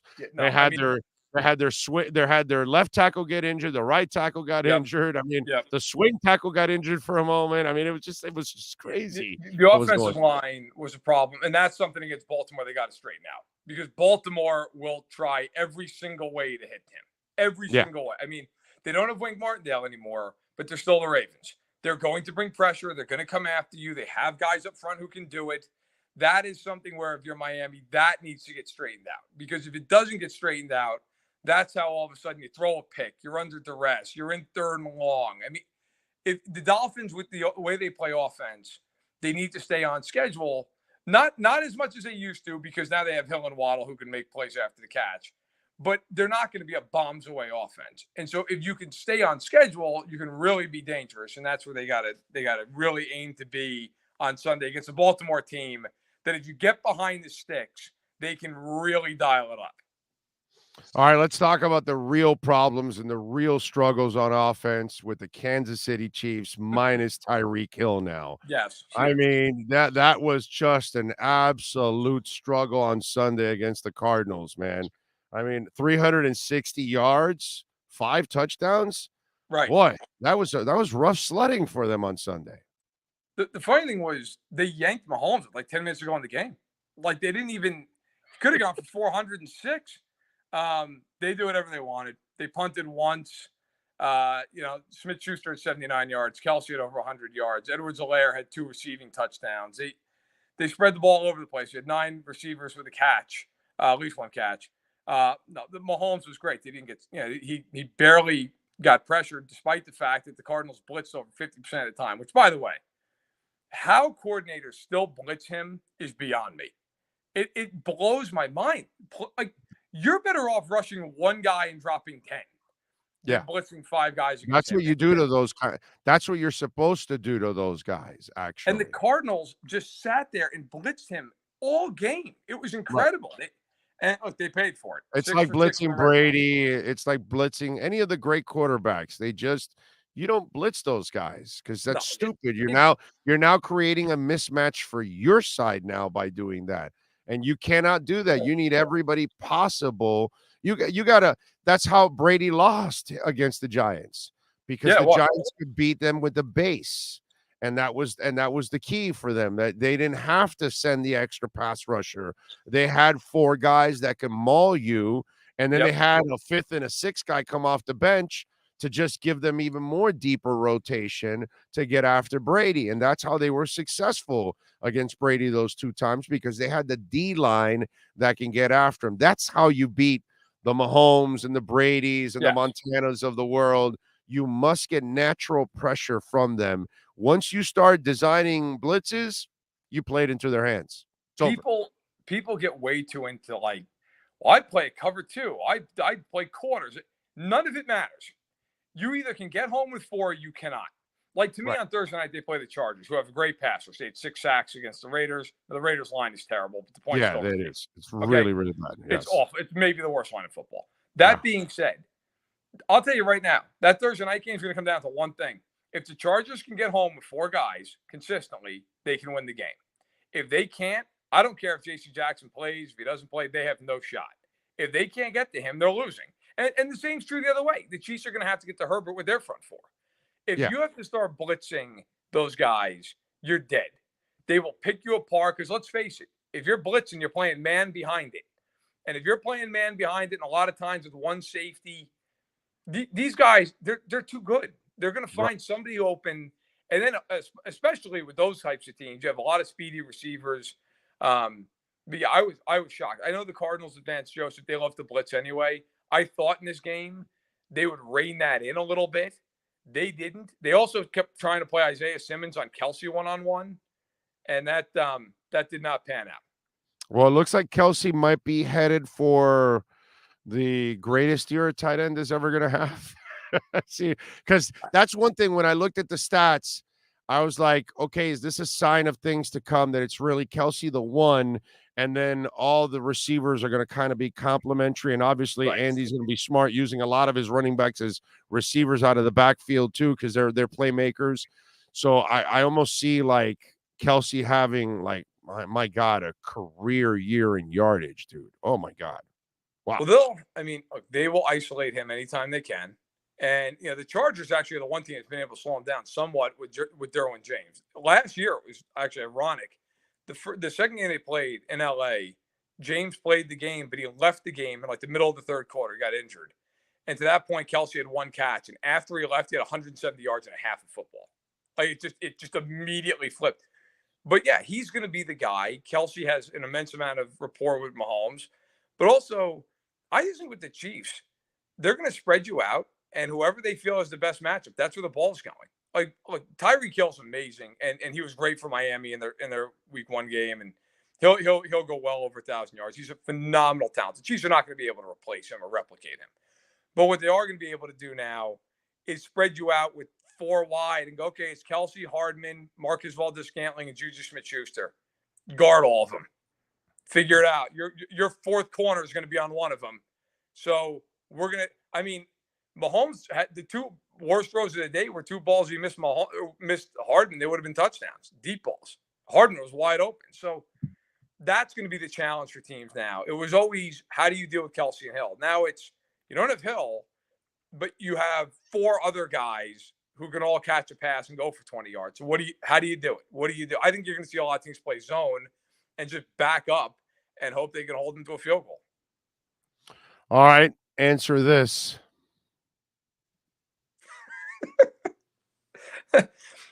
I have no answer for that. I can tell you, Paul Brown, when he was the coach, hated that thing. Hated it. So he would not be thrilled if you were alive today. That Modell retired it. It should have stayed retired. I mean, seriously, dude.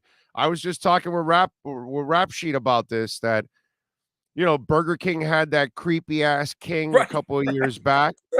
The Marlins, we had this minor league team in New Orleans called the Baby Cakes. And the logo for that was a creepy ass baby, bro. I mean, and the real logo that they have walking around like a baby cake. Oh my God, that thing is super creepy. This, look at it. It's got pointy fingers. It looks evil. As I told Rap Sheet, this looks like an elf that would be charged with child molestation or something. I don't like this. This is weird. This is not. No. My thing is, like, I get the Browns don't have a logo really other than their helmet because, like, for obvious reasons, they don't have a logo. So the Steelers have 3 stars that we have and they don't even have enough money to put it on the other side of the helmet. So what? Who cares? It is what it is. It's cool. I don't understand. Like, I understand that the logo was their logo in like the 50s. I get it.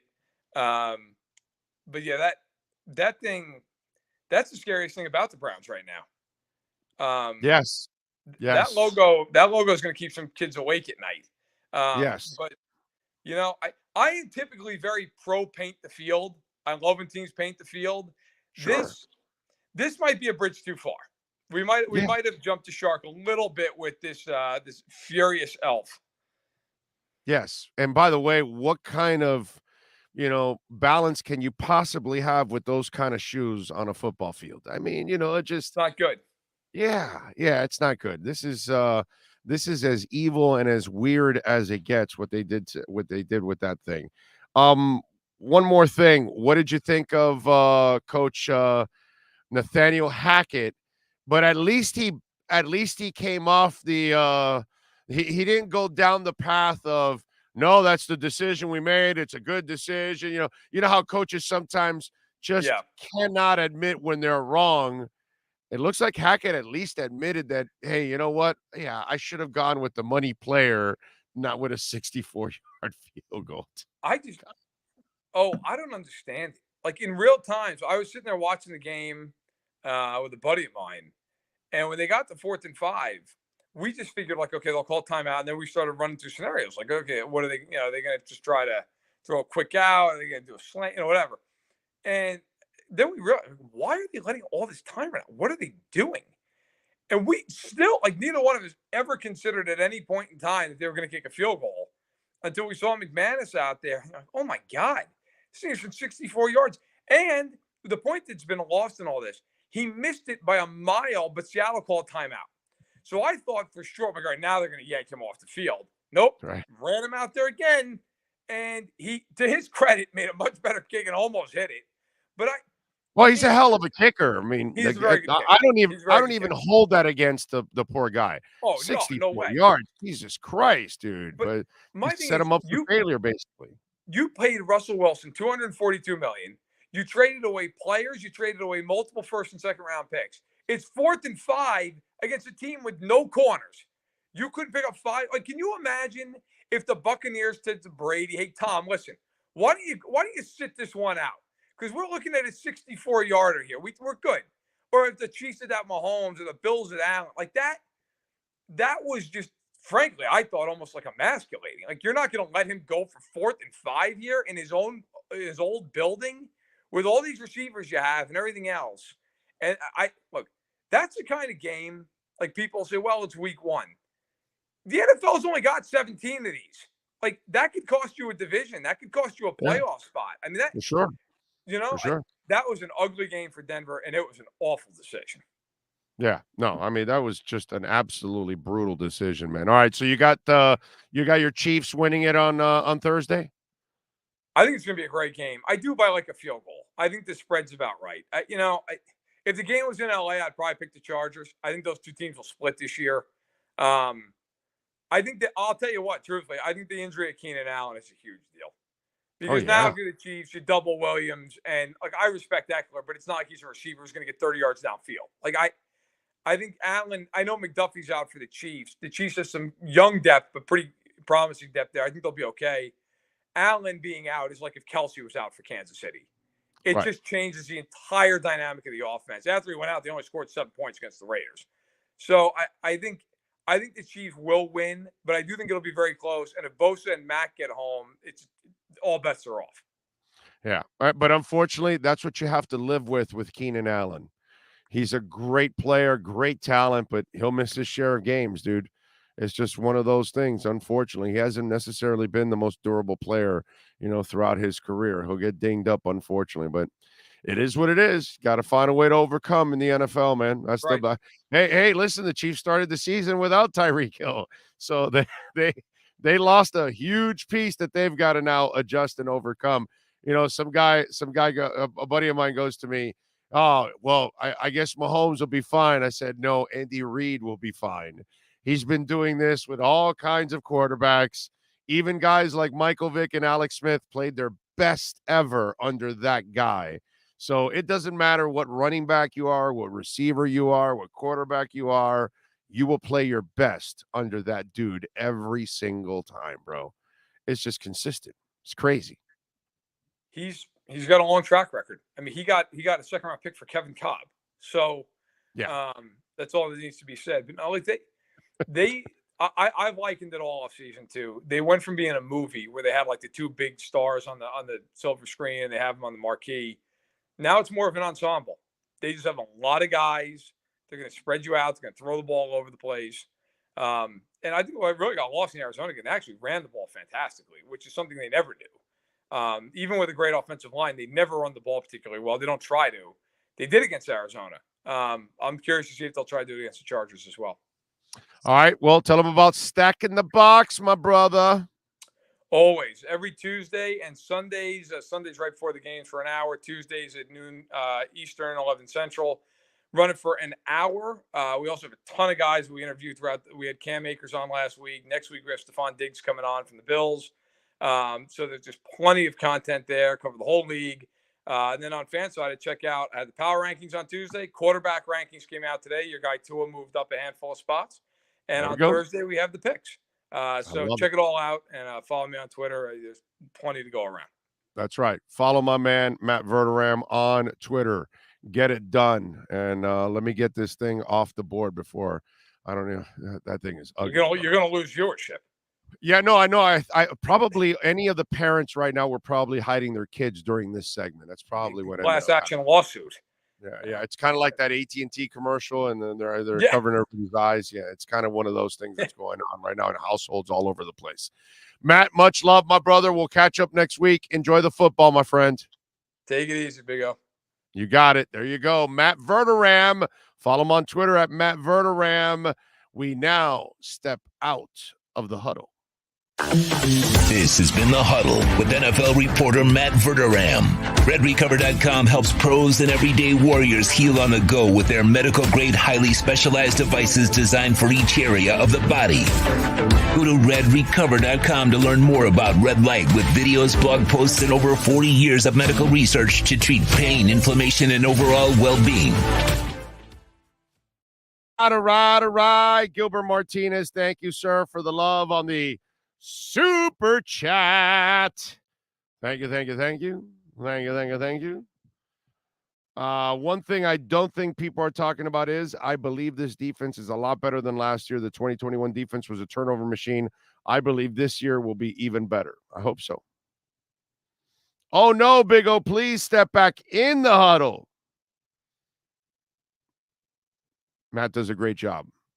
He's an excellent, excellent, excellent guest every week.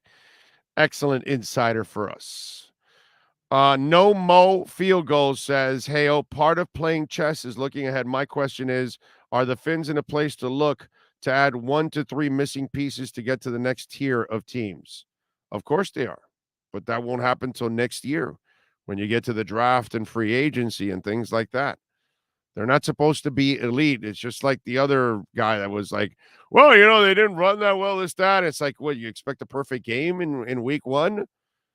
It's going to take several weeks, maybe not even this year you'll get a perfect game from this team. It's not like they have holes, and they still have a couple holes. Look, we still don't know if the offensive line is even close to being fixed. We just don't know that yet. But we need to see a lot more of Jackson and Eichenberg and Hunt and all these guys. Connor and Armstead, I'm not worried about those guys. Maybe Armstead a little bit with durability, but that's about it. But overall, I know those guys can play. It's all figuring out if the other three can play and how good they are and if this is their natural positions and, what's best and all that kind of stuff. So you've got to figure all of that out. And hopefully you'll get some answers this year from those guys. But it's one game. And that's the thing about this sport. Everything's fine. If they lose this week to the Ravens, dude, all hell will break loose. Doesn't matter what happened this week. It's fire McDaniel. He's really not that good. It's another bad new coach and what is it, unproven type coach that they hired, that kind of stuff. Tua obviously will suck, and that's just the way it is. We'll go from week to week. We'll go from one extreme to another because that's the NFL. Sucks, but it's the truth. Tua looks pretty good so far. I think we just need to understand his limits, and we're going to be just fine. No, he needs to understand his limits, not us. He needs to understand them. Every football player, baseball player, basketball player, hockey player, soccer player, they all have some kind of limit, and they got to know what they can do and what they can't do. And that's the beauty of being, understanding who you are as a player, so you can play to your max, so you can play to the max, so you can live it on the edge right there, like Edge Energy Drink. Go to myedgedrink.com. That's myedgedrink.com and use our code Big O so you can get the finest energy drink on the planet, baby. Delicious, smooth, and zero aftertaste. Go check it out. Edge Energy Drink. Delicious, smooth, and zero aftertaste. Only 78 calories. And an awesome elixir. I mean, when you mix it up with some vodka, woo, doggy, that's beautiful. Oh, love it. Eddie Lepp says, spot on, oh. If they lose, massive overreaction. Yep. And again, Big O, use our code Big O, get 10% off. Can't get it in a store. Got to go to myedgedrink.com, get it delivered right to your home or office. Someone wants to remind us that they farted.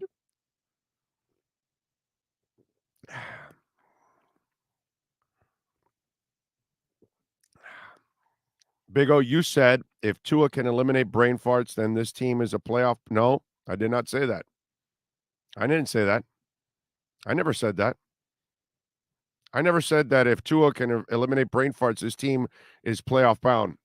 This team is playoff bound already. Tua needs to eliminate the brain farts for his own play so he can be a really good player. Okay? Because those brain farts could become real problems. So he's got to let go of plays. I never said that. That's the difference. This team's going to go to the playoffs. I count on Tua to fix those things. He's a smart kid. He'll get it done. He's got to let go of that thing. I got to try to make a play. No. Sometimes the play is dead. Let it go. But I never said that he would, that if he clears up the brain farts, they're going to be a playoff team. Oh, you say that? Well, you said Big O. You said if Tua can eliminate. Anyway, can you ask Sean if the Fiend will come back? I have no idea what the Fiend is. What are we talking about here, Sean? Is there something going on that I missed on your last wrestling show or something? No, it's Bray Wyatt. He's going to be back. It just he was offered a lot of money, and it's putting a hiccup in where he's going to return at. It's either going to be WWE, which I believe it's going to be soon, or Freddie Prinze Jr.'s new startup wrestling company because he threw a lot of money at him. Freddie Prinze Jr. has a wrestling company? Yeah, he used to write for WWE. He was one of the creative writers for WWE for a long time, for a while. No idea Freddie Prinze Jr. did that kind of stuff. Yeah, big wrestling fan, and he's got enough money for 3 years of a business proposal for a wrestling company. Okay. All right. Well, good for him. He is an actor, so he might know how to stage it the right way. Let's see. So there you go. The guy's name is The Fiend. All right. Frankie wants to ask, was the fart deadly? Well, he won't answer if it was. You know what I'm saying? If it was deadly, that is. Oh, I've got the Chiefs, Brian. Chiefs and Chargers. I'm going Chiefs. Frankie says, everybody loves wrestling. That's why you need to come on. Oh, Lordy. By the way, we struggled a little bit there with our A. Lenny Locksmith lockdown segment yesterday. Why don't we get to our lockdown segment once again? Time to lock it down. The Lockdown is brought to you by ALennyLocksmith.com. Services in South Florida from Miami to Port St. Lucie. In Central Florida, ALennyLocksmith.com locks it down in Orlando and Tampa Bay. Here's the Big O to tell you what needs to be locked down. All right. We lost yesterday, but we're struggling lately. I got to say, we're down to 32, 24, and 2. So we're only 8 games above 500 in this streak, which is still decent, but, we got to do better than that. We gave you Phillies minus 1.5, and, of course, we lost by that half run. We either win or lose by that half run. Sandy ended up losing, went 7 innings, 8 hits, 2 earned runs, 4 Ks. Like I figured he wouldn't get enough run support. But I thought the Phillies would score an extra run at least. But they won 2-1, and we did not, unfortunately. So tonight, they will continue the set. Kyle Gibson versus Edward Cabrera. And Edward, by the way, has been pitching very well lately. He's 5-2 with a 2.63 ERA, and Kyle Gibson 9-6 with a 4.57 ERA. Philly is favored by 1.5 runs. The over and under 7.5. Philly is minus 130 on the money line, and Miami is plus 110. I'm going to ride here that Edward has been pitching well lately. So I'm going to go under 7.5 runs in this game. I'm going to count on another good outing, keeping the score down, keeping the runs down. So I'm going to ride the under here, under 7.5 runs. Philadelphia and the Marlins tonight. And don't forget, if you're locked out of your home, locked out of your car, you call ALennyLocksmith.com. All right? Go to the website, ALennyLocksmith.com. Check it out, whether you're in Miami, North Miami, Fort Lauderdale, West Palm, Boca, you name it, all the way up to Port St. Lucie, and our friends in Tampa and Orlando and Phoenix, Arizona. We've got locations there at ALennyLocksmith.com. Go check it out for yourself.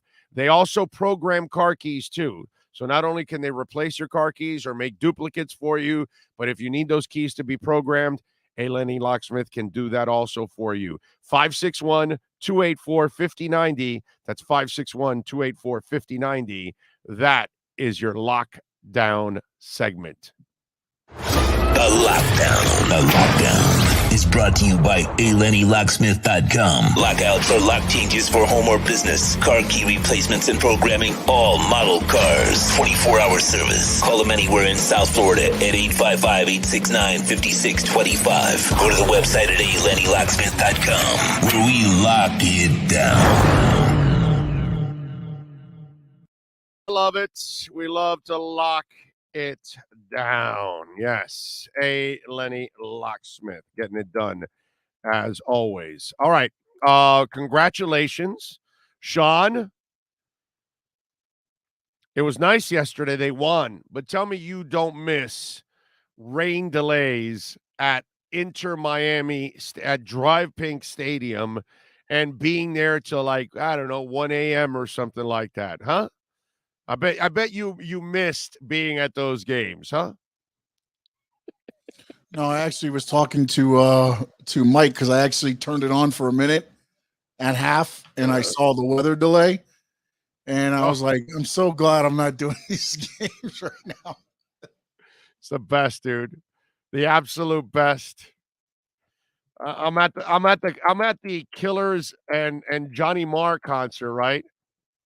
And during the concert, Franco Panizo tweets out that there's another delay or something, and that this is going to go late into the night or whatever. And at first they were going to actually postpone it till tomorrow.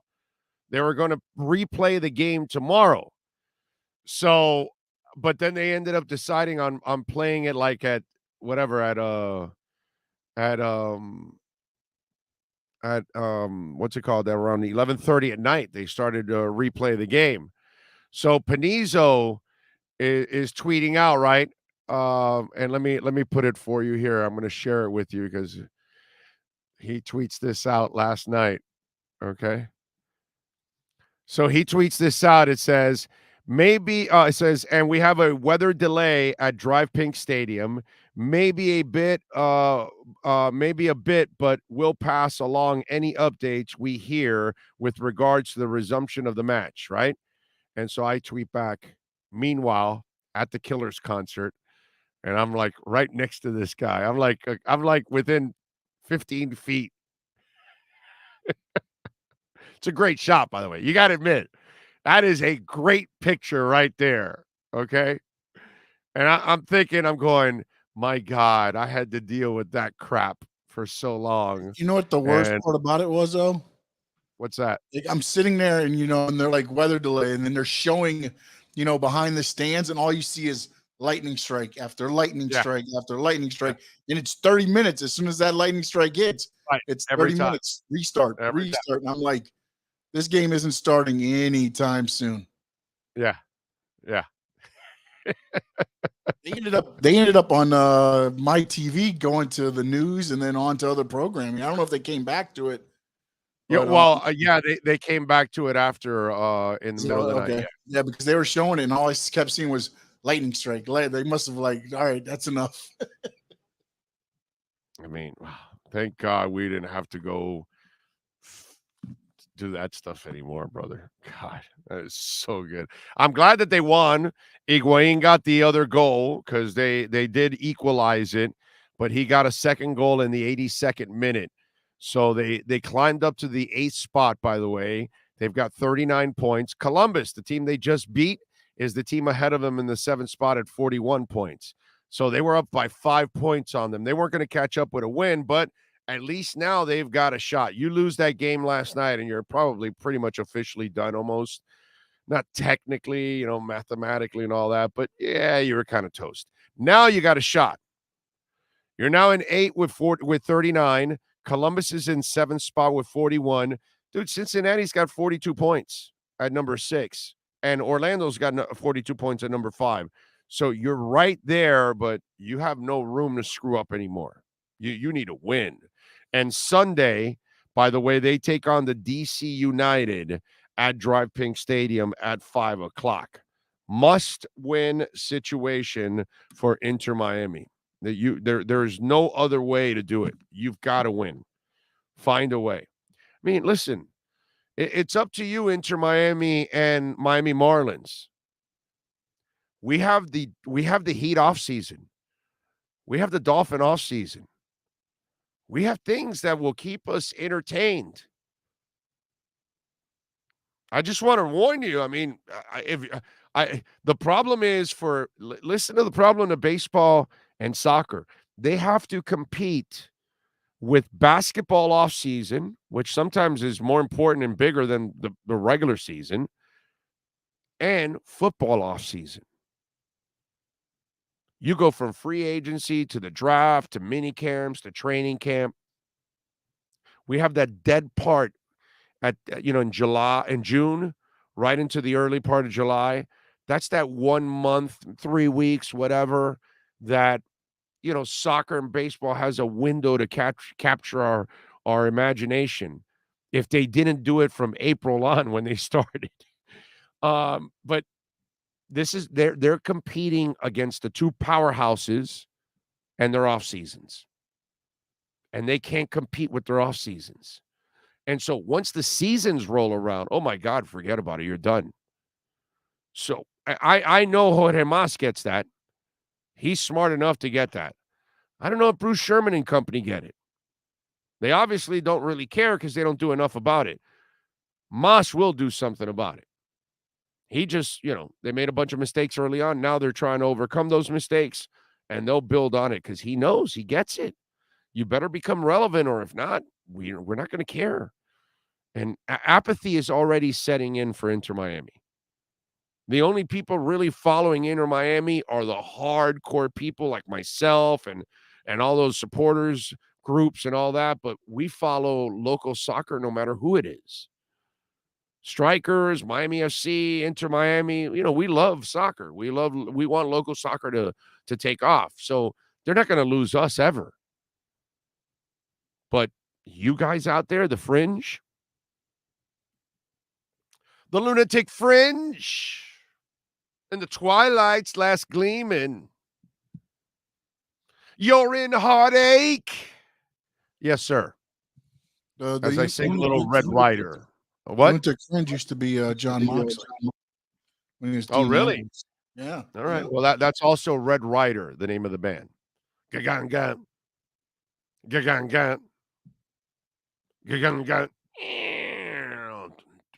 I love that song. It's a good song. It's a good song. Keep you best players on the Marlins. Stop giving away the house. Yes, that would help out. Eddie Lepp says it's so awesome that it's football season and we're 1-0 after beating the Pats. Amen to that. Yes, Barca lost. Thank you. Appreciate it. Rub it in, Frankie. Go ahead. Rub it in. Go ahead. Deshaun Watson it.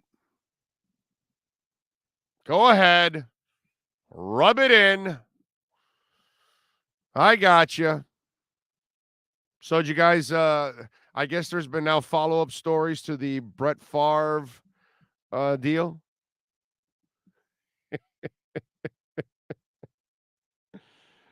Oh, man. Did you see those texts? That is nasty. What they've got going on there. And that's the thing about in today's world, man, there's like a digital imprint of what you do. And so you send a text, it just doesn't die.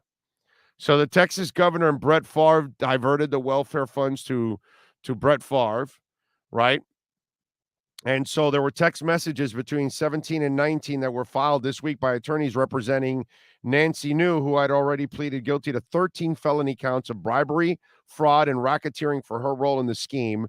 New was the founder of the Mississippi Community Education Center, which was tasked at spending millions in federal welfare funds to help the state. This is a very poor state, okay? This might be one of our most poor states we have, or the poorest state we have in the country. The text show Favre and New and Bryant discussing how to divert welfare funds to build a $5 million volleyball stadium at Southern Miss. Favre played football at Southern Miss, and his daughter was a volleyball player there at the time of some of the texts were sent. If you were to pay me, is there any way the media can find out where it came from and how much? Favre asked in 2017. After telling Favre that we never have that information publicized, she got back to him the next day. Wow, just got off the phone with Phil Bryant. He's on board with us. We will get this done, she told Favre. And then another text sent July of 2019, Bryant told New he had just finished meeting with Favre and asked her if they could help him with the project. Bryant, who left office in 2020, had previously denied helping with the scheme. Last year, Favre paid back the $600,000 to the state of Mississippi, an amount he had been paid for speeches he never gave. Favre was commissioned in 17 and 18 to promote a state poverty fighting initiative, receiving $1.1 million. The state auditor's office reported that he initially gave back $500,000 of the amount, but earlier this month, Favre was asked in a letter to repay the remainder plus interest. Then in May, the Mississippi Department of Human Services filed a lawsuit against Favre because he had not paid back the interest of $1.1 million and the amount of $228,000. And as I've said for a while, this guy is nothing more than a scumbag.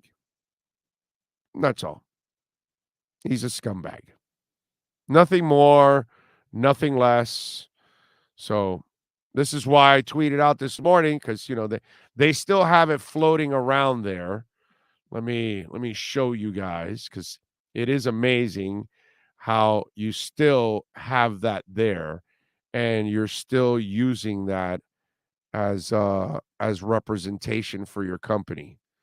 I'm sure they don't have somebody running their social media that's any good, because you would have taken down my tweet or done something. So Hollow app, which is a Christian athletes, it says pray with Brett Favre and so many other Christian athletes on Hollow, the number one Christian prayer athlete in the U.S. So I tweet back, pray you don't get caught stealing.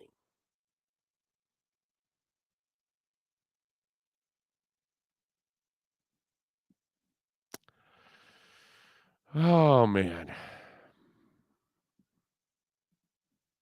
Pray you don't get caught stealing. The fact that you still have that tweet up just shows the phoniness of your entire company. First of all, that you would hire Brett Favre from the get-go, Mr. Penis Picks. I mean, that's just, that's the Christian way. Yeah. Does Brett Favre go into the confession booth and say, forgive me, Father, but I have sinned? No problem, my son. What happened? Well, I sent penis pics out. Huh? Yeah. Father, I sent some penis pics out. Would you like to see them? No.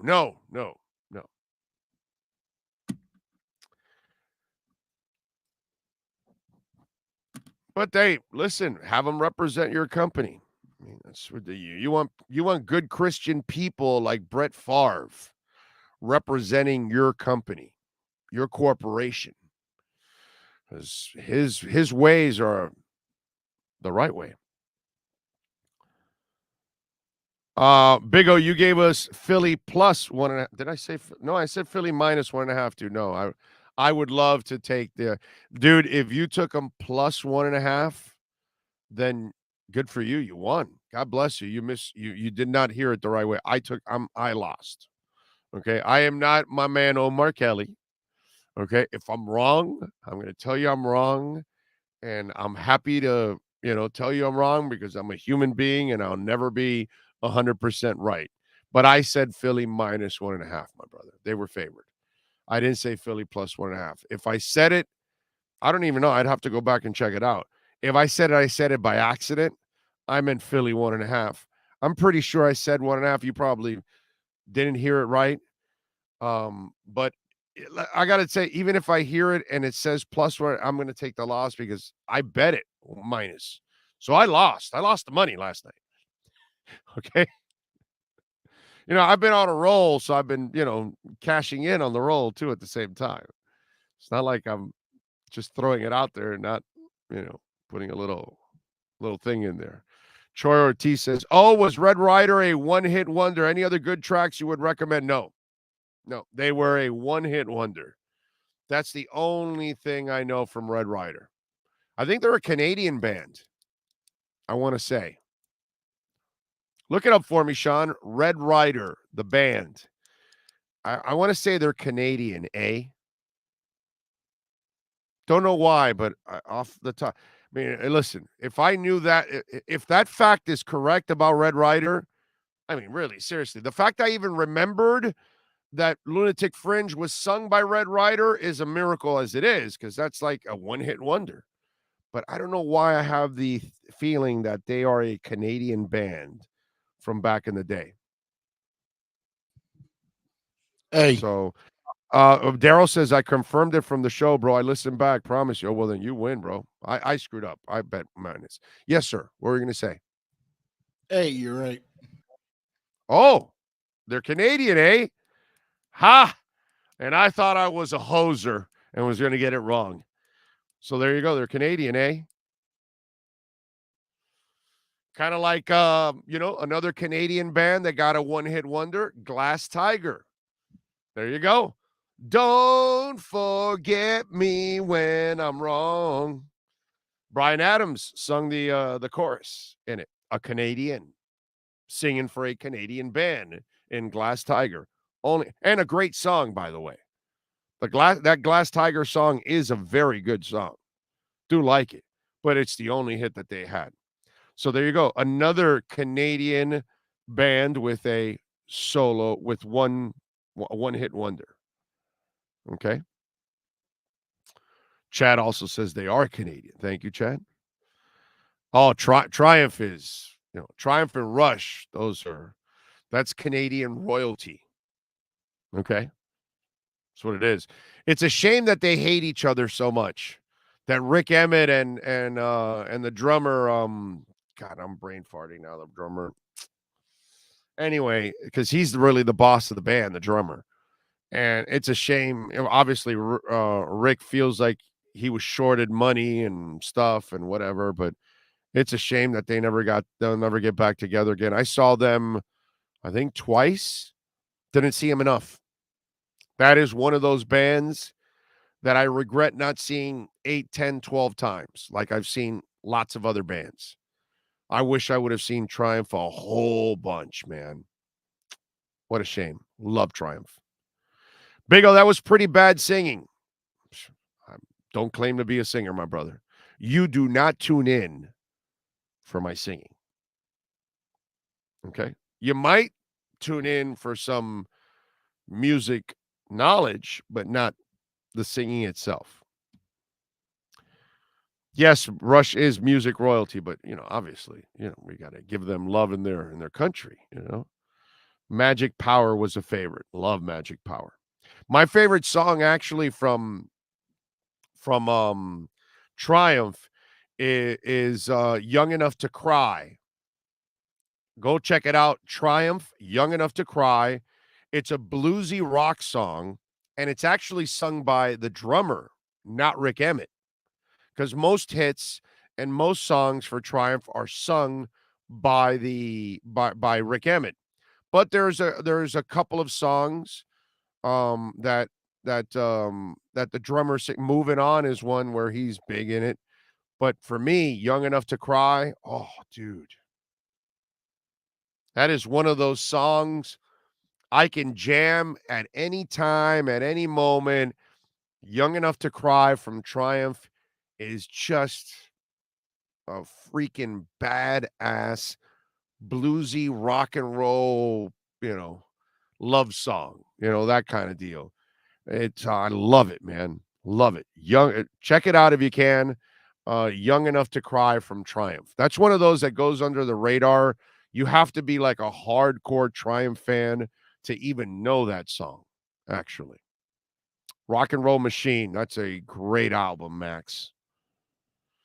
Big O, what's your favorite fast food and why? Is it here? Do I have it here? Let me see.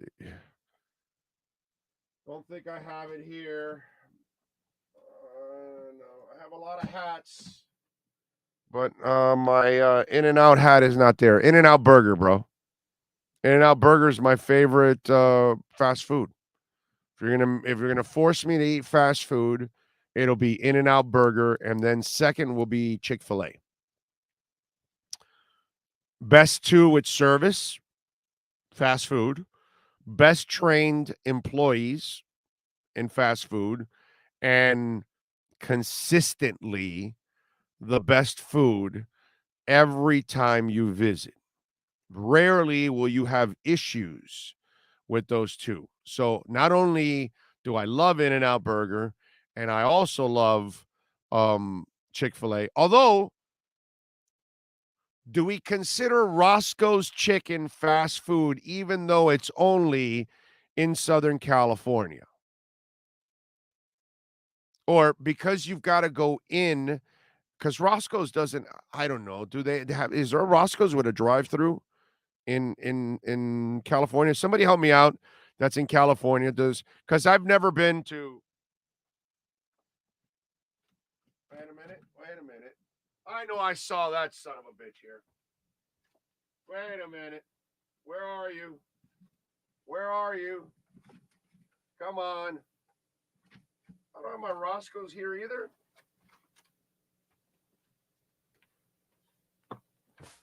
Damn it, I don't have my Roscoe's hat here. I do have a Roscoe's hat. Yep. Habit Burger Grill. Is that like a fast food, or is that just like a one thing, like one place? You got to have multiple locations, dude. Dean Brown says no. Big D says no. John Valoria says no. Geez, I had to go to Me TV TEM. What the hell does that mean? I don't know what that means, Mike. Imagine a band with Van Halen on lead guitar, Neil Peart on drums. I'd pick Cliff Burton on bass and Mercury on vocals. Sad we lost all four of them before their time. Yep, that would be fun. I don't know if they would make great music, because you got to have also that chemistry. You know what I'm saying? And so that would be a thing, you know. Big O, ESPN stole your Browns logos. I don't think so. I think everybody's been talking about that Browns logo since yesterday, bro. I am not breaking any kind of ground or anything with that thing, okay? Oh, Lordy. Lordy. All right, folks. Can we tell you a little bit about Babbel? Because some of you out there may want to learn a new language.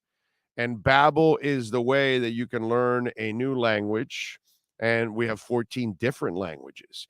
And when it comes to Babbel, it is the language learning app that has sold more than 10 million subscriptions. And there's a reason why so many people have bought it, because it works.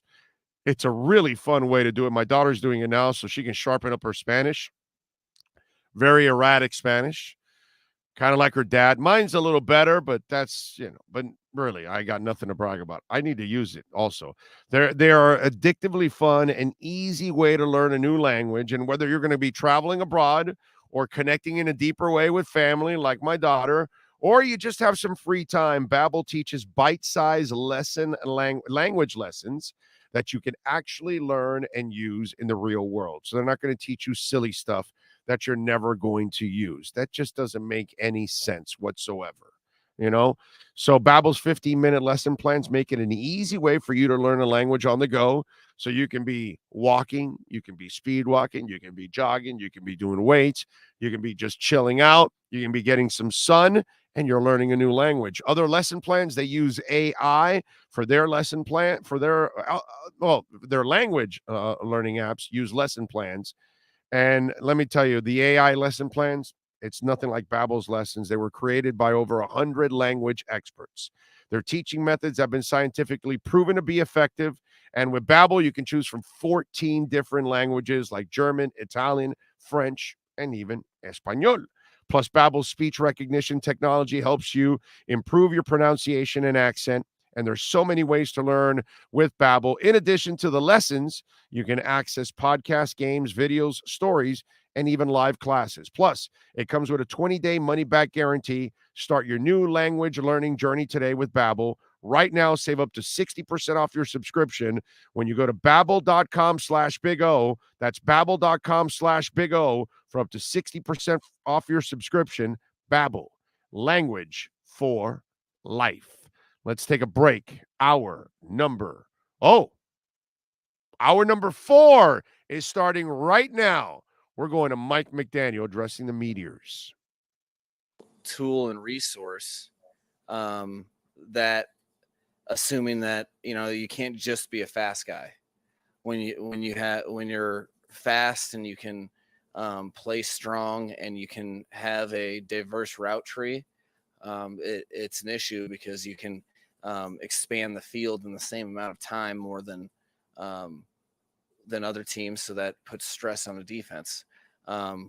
None of that stress even matters unless you have a group of guys working together, so that you have time to throw the ball, you make the correct progression, coaches call the right plays to put players in successful situations, and all of that. So it's not by itself, but it was cool to see those guys running around and playing within the timing of our offense, which helped us on the success we did have.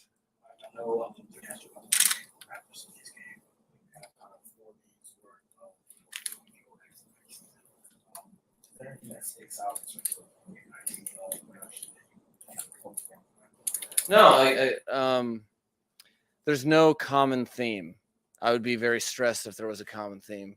You are always coaching on every run play to max out yardage. We want everybody that we can account for blocked. There's one ball carrier, so there's always one guy you can't block. And so we detail that every week. There are, the whole idea of the offense in general is not to have a ton of yards rushing every week. It's to win. It's to have productive offense and to take advantage of what the defense is giving you. So I think there will be games with that type of effort. There will be games that against a different nucleus of run defenders, we may have more yards rushing. If people overcommit to stopping it, we have to make them pay. That's just offense in general to me. So I'm not as result oriented. I saw guys finishing, guys knew who they're going to. And as always, as there is every game, there's some technique stuff to improve on. But I did think that we started running the ball later in the game better. And that's kind of when they knew we were going to run it. So I was encouraged by that. Question about the tackles, if I could. Teron was obviously a little banged up, and Greg too. What was that like trying to keep all that together on Sunday? And do you expect both those guys to be available? No, that's it's not the first rep that I've had at that. Again, I've tried to take advantage of all the opportunities I have had to be involved in a game day operating process. So it was obviously not ideal, but you go back to, when it's not the first time that it's happened to you, you just have to adjust and communicate. I spent probably 3 seconds thinking about it and then made the proper adjustments in my mind for what you do in those type of situations and then moved on. So that's, injuries will always happen, sometimes multiple to a position. And as long as your coaching staff and players are prepared for contingency plans, we were even prepared for the next contingency should another player had gone down. So that's the nature of the business. Although not ideal, no one cares after the game how hard it was for you. Then as far as this upcoming game, all of our guys are really working diligently to try to make it. I know Teron has in his career has been able to fight through injuries with the best of them. So they're going to do their best, and we'll obviously make the best decision later in the week on who gives us the best chance to win, counting in all those issues with injuries and what it kind of looks like. So when you look at the game from last year, maybe the defense is one of their better performances last season. Josh was here, you weren't, but when you look at it and having so much of the same personnel on defense, are you encouraged that you're going to be able to make Lamar's day as difficult as it was last year? No, I've been trying this whole formula for a while now, but I wish we could take the points that we scored or the points that we didn't allow score and apply it to this game. Unfortunately, that is not the case. So, teams are a collection of human beings that are in their present moment. So, although it was cool to watch them, I can put myself in the shoes of the players, of the fans, of the organization. I know what losing streaks are like. So on a nationally televised game, it had to be pretty cool.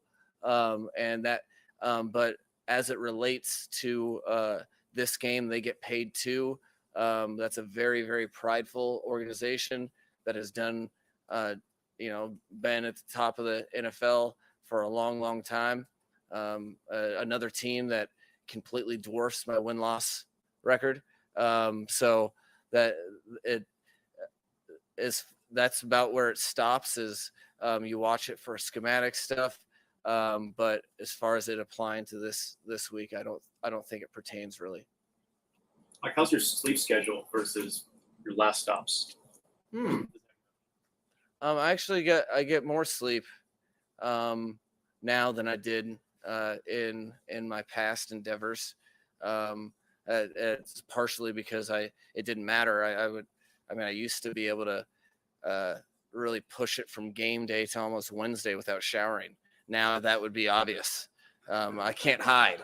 So and then so that you prioritize that, and then that's something that I knew had to be adjusted, from the moment that I was assembling the coaching staff.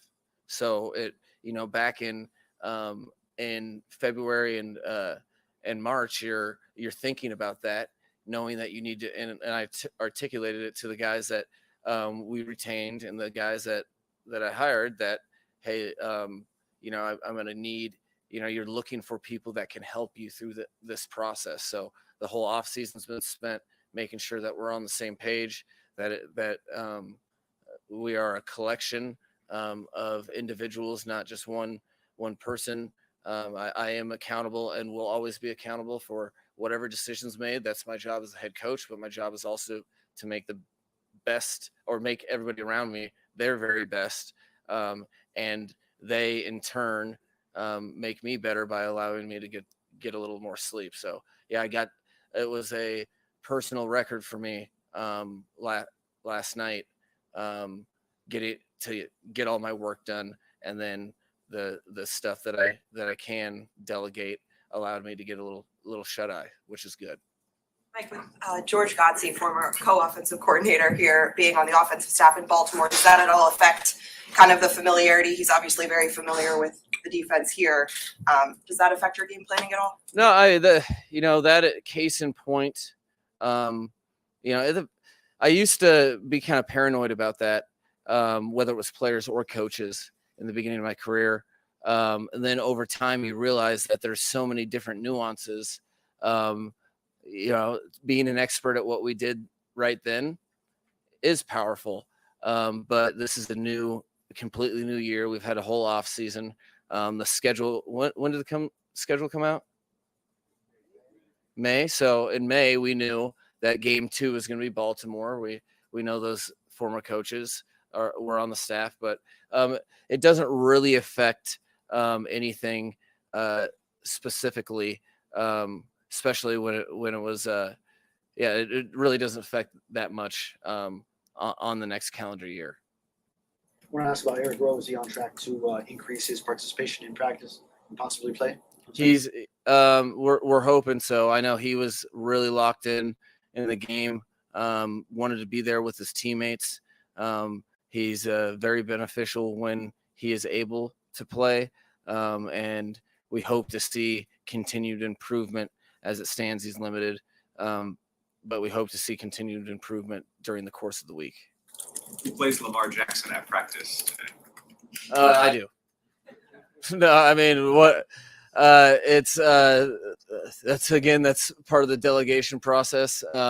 You try to use a couple different people, but the bottom line is you're not going to replicate it. That's part of the shock and awe on game day.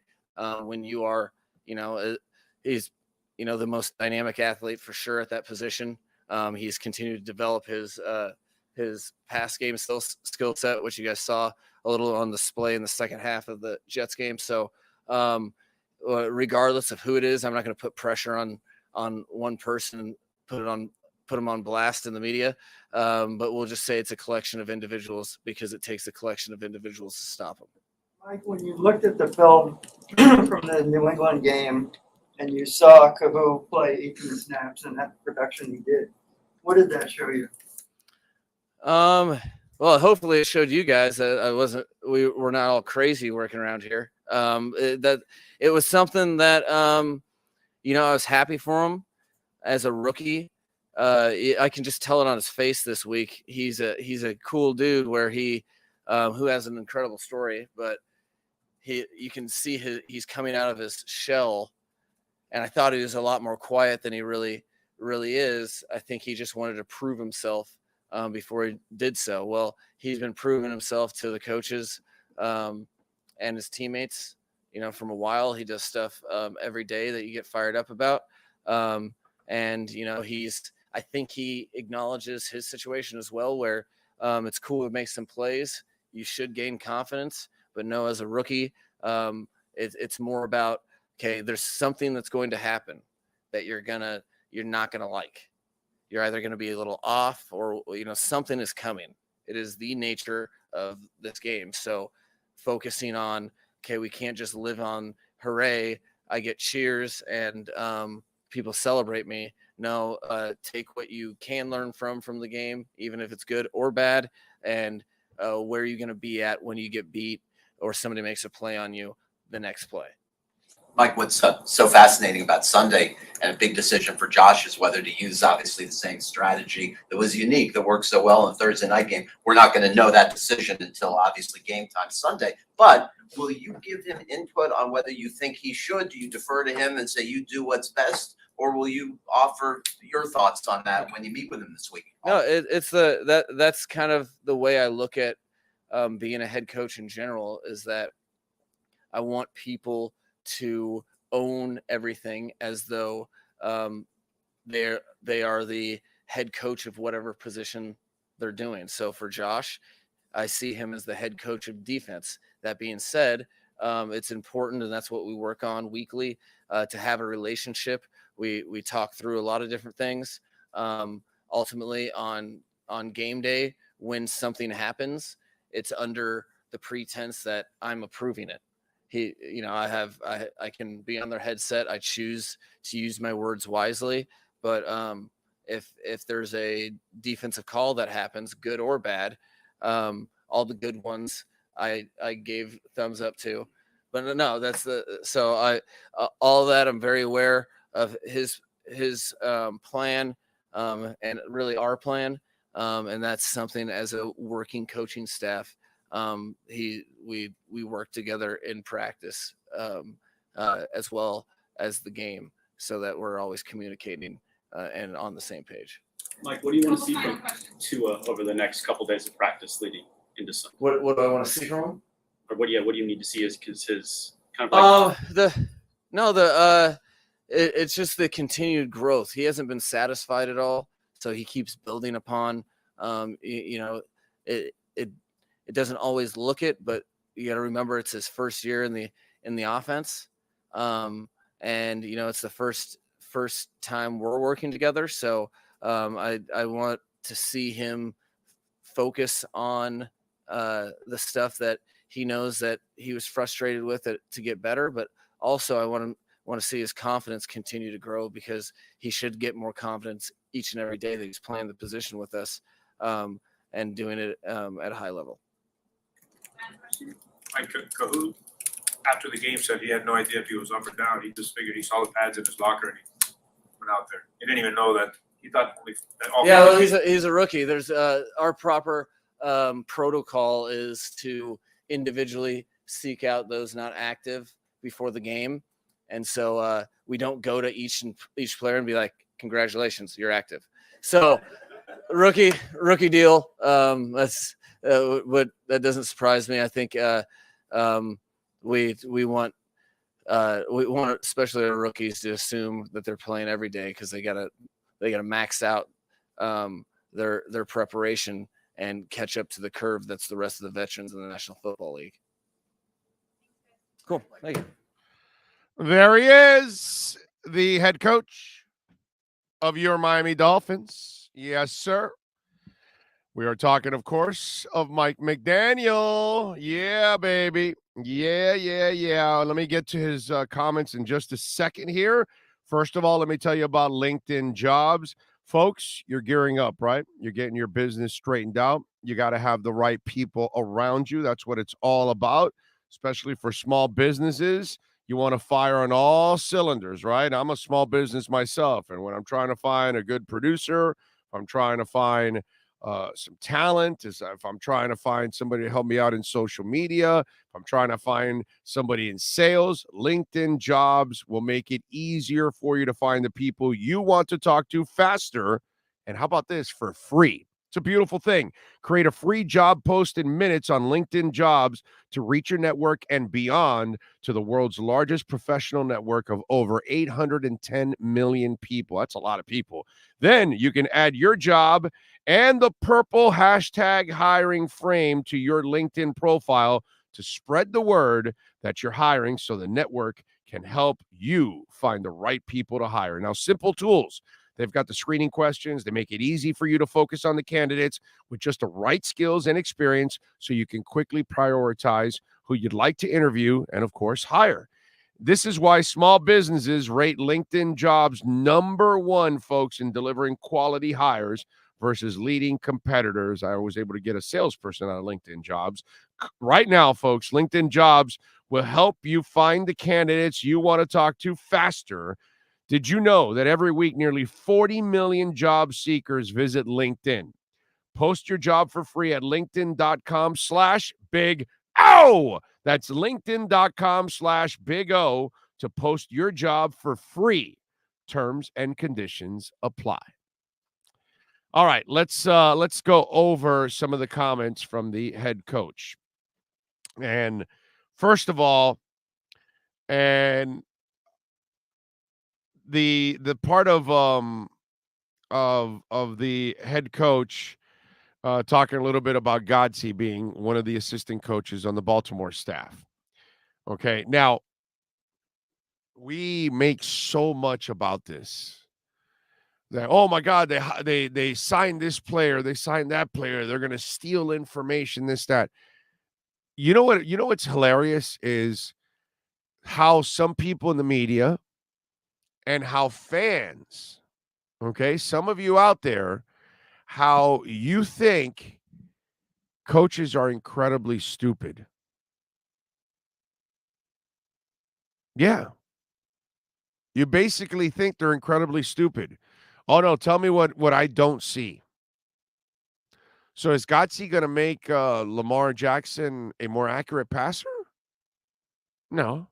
Is he going to assist them in reading the defense faster? No. No, he's not. So let me ask you something. You think about it. What kind of advantage can Godsey probably? He's the offensive guy, not the defensive guy. So what can he really? You think Lamar Jackson? He's smart enough.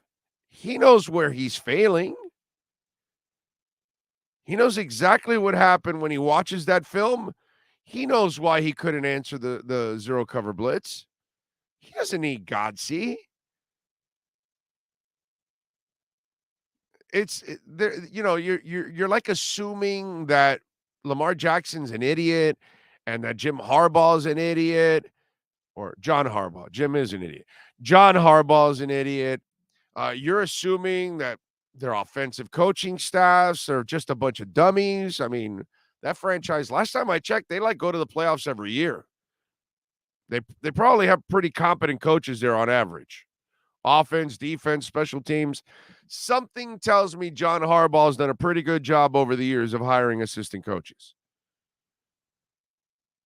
So you think that the guy that Belichick picks up, that, oh, he's got to steal information from that guy because Belichick doesn't see what's wrong on film? Come on, dude. But what do you think? Devontae Parker, hey, coach, we should go down there 5 days early and adjust to the heat. You think it was Devontae Parker's call? Come on, man. That we have taken this whole thing about hiring somebody else's player or ex-player or whatever, like that player is going to answer everything. You know, Lynn Bowden Jr. is a guy that liked Preston Williams' tweet. How is that guy going to give an opponent an advantage against any team, including the Dolphins? Come on, man. We get to this point where, and it's media and it's fans, and you just got to stop, man. You just got to stop. These coaches know exactly what's going on. Whether they know how to solve the problem, well, then, then you're asking Godsey, then he should become the offensive coordinator since he has all the answers. But that's not what he was hired to do, right? It's just funny, man.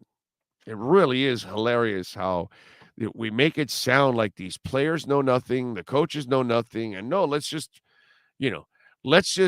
sign what is the 64th player on their roster, and let's bring him over because the 64th player on the roster is really going to make an absolute difference for us going into this week's game. Devontae or whatever, nothing helped the Patriots this week. Godsey is not going to help the Ravens win this week. If the Ravens beat the Dolphins, it's because they outplayed them that day, not because they got some secret sauce from Godsey. It's just ridiculous. The other thing I liked about what the coach was talking about was giving his assistant coaches ownership of their responsibilities. And I love that for us overall in general, just selfishly, okay, before I get to the football side of it, but just selfishly for us, he just answered all our questions. We don't have to ask who made that call anymore. It wasn't the coach. So if you don't like what this guy's doing, well, then you know that it's that guy making the calls. So if you don't like the defensive calls, if you don't like Jalen Phillips in coverage, that's not the head coach doing it. Now, you can pick on the head coach if Josh Boyer isn't doing a good job overall, which you can't say that. Overall, he's doing a great job. You want to nitpick and say, well, I'm not big on Jalen Phillips in coverage. Okay. I explained that yesterday. You can go back and listen to it. But I love that. One, he empowers his coaches. Look, part of being a good leader, a great leader, I think, actually, is you have to identify the right people to bring on board, and then you have to empower those people. If you have to micromanage everybody, then you hired the wrong people. That's it. So whether I was running 12-10 or doing the onside stuff or doing this, I don't have to micromanage Sean Stanley. He's usually 8 steps ahead of me on everything, pretty much. There are times where, hey, we should do that. Oh, no, it's already done. Once in a while, I'll suggest something, and all I'm ever going to get from Stanley is, yeah, no, that's already done. That's it. But I don't have to micromanage the dude because that's kind of the idea. That's what every person that leads, You don't want to hire people to then, like Bill Belichick, then micromanage all of them. Okay, it works out for you, but bro, that's your hell. Then why you hire these people? It's just the weirdest thing. So I'm glad that Mike McDaniel is hiring his defensive coordinator to be the defensive coordinator, and let the linebackers coach own it, and let the offensive line coaches own it, and so on and so forth. Special teams, you name it.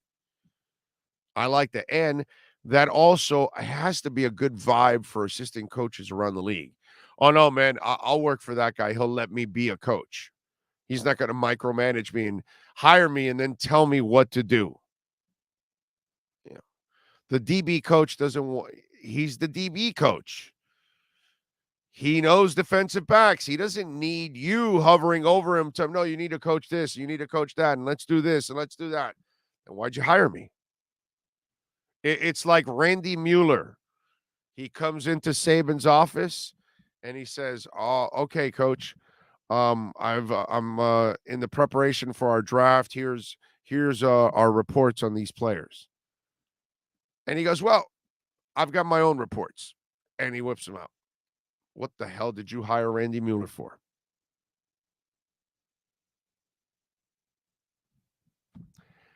So you want to micromanage everything. That's not a good thing.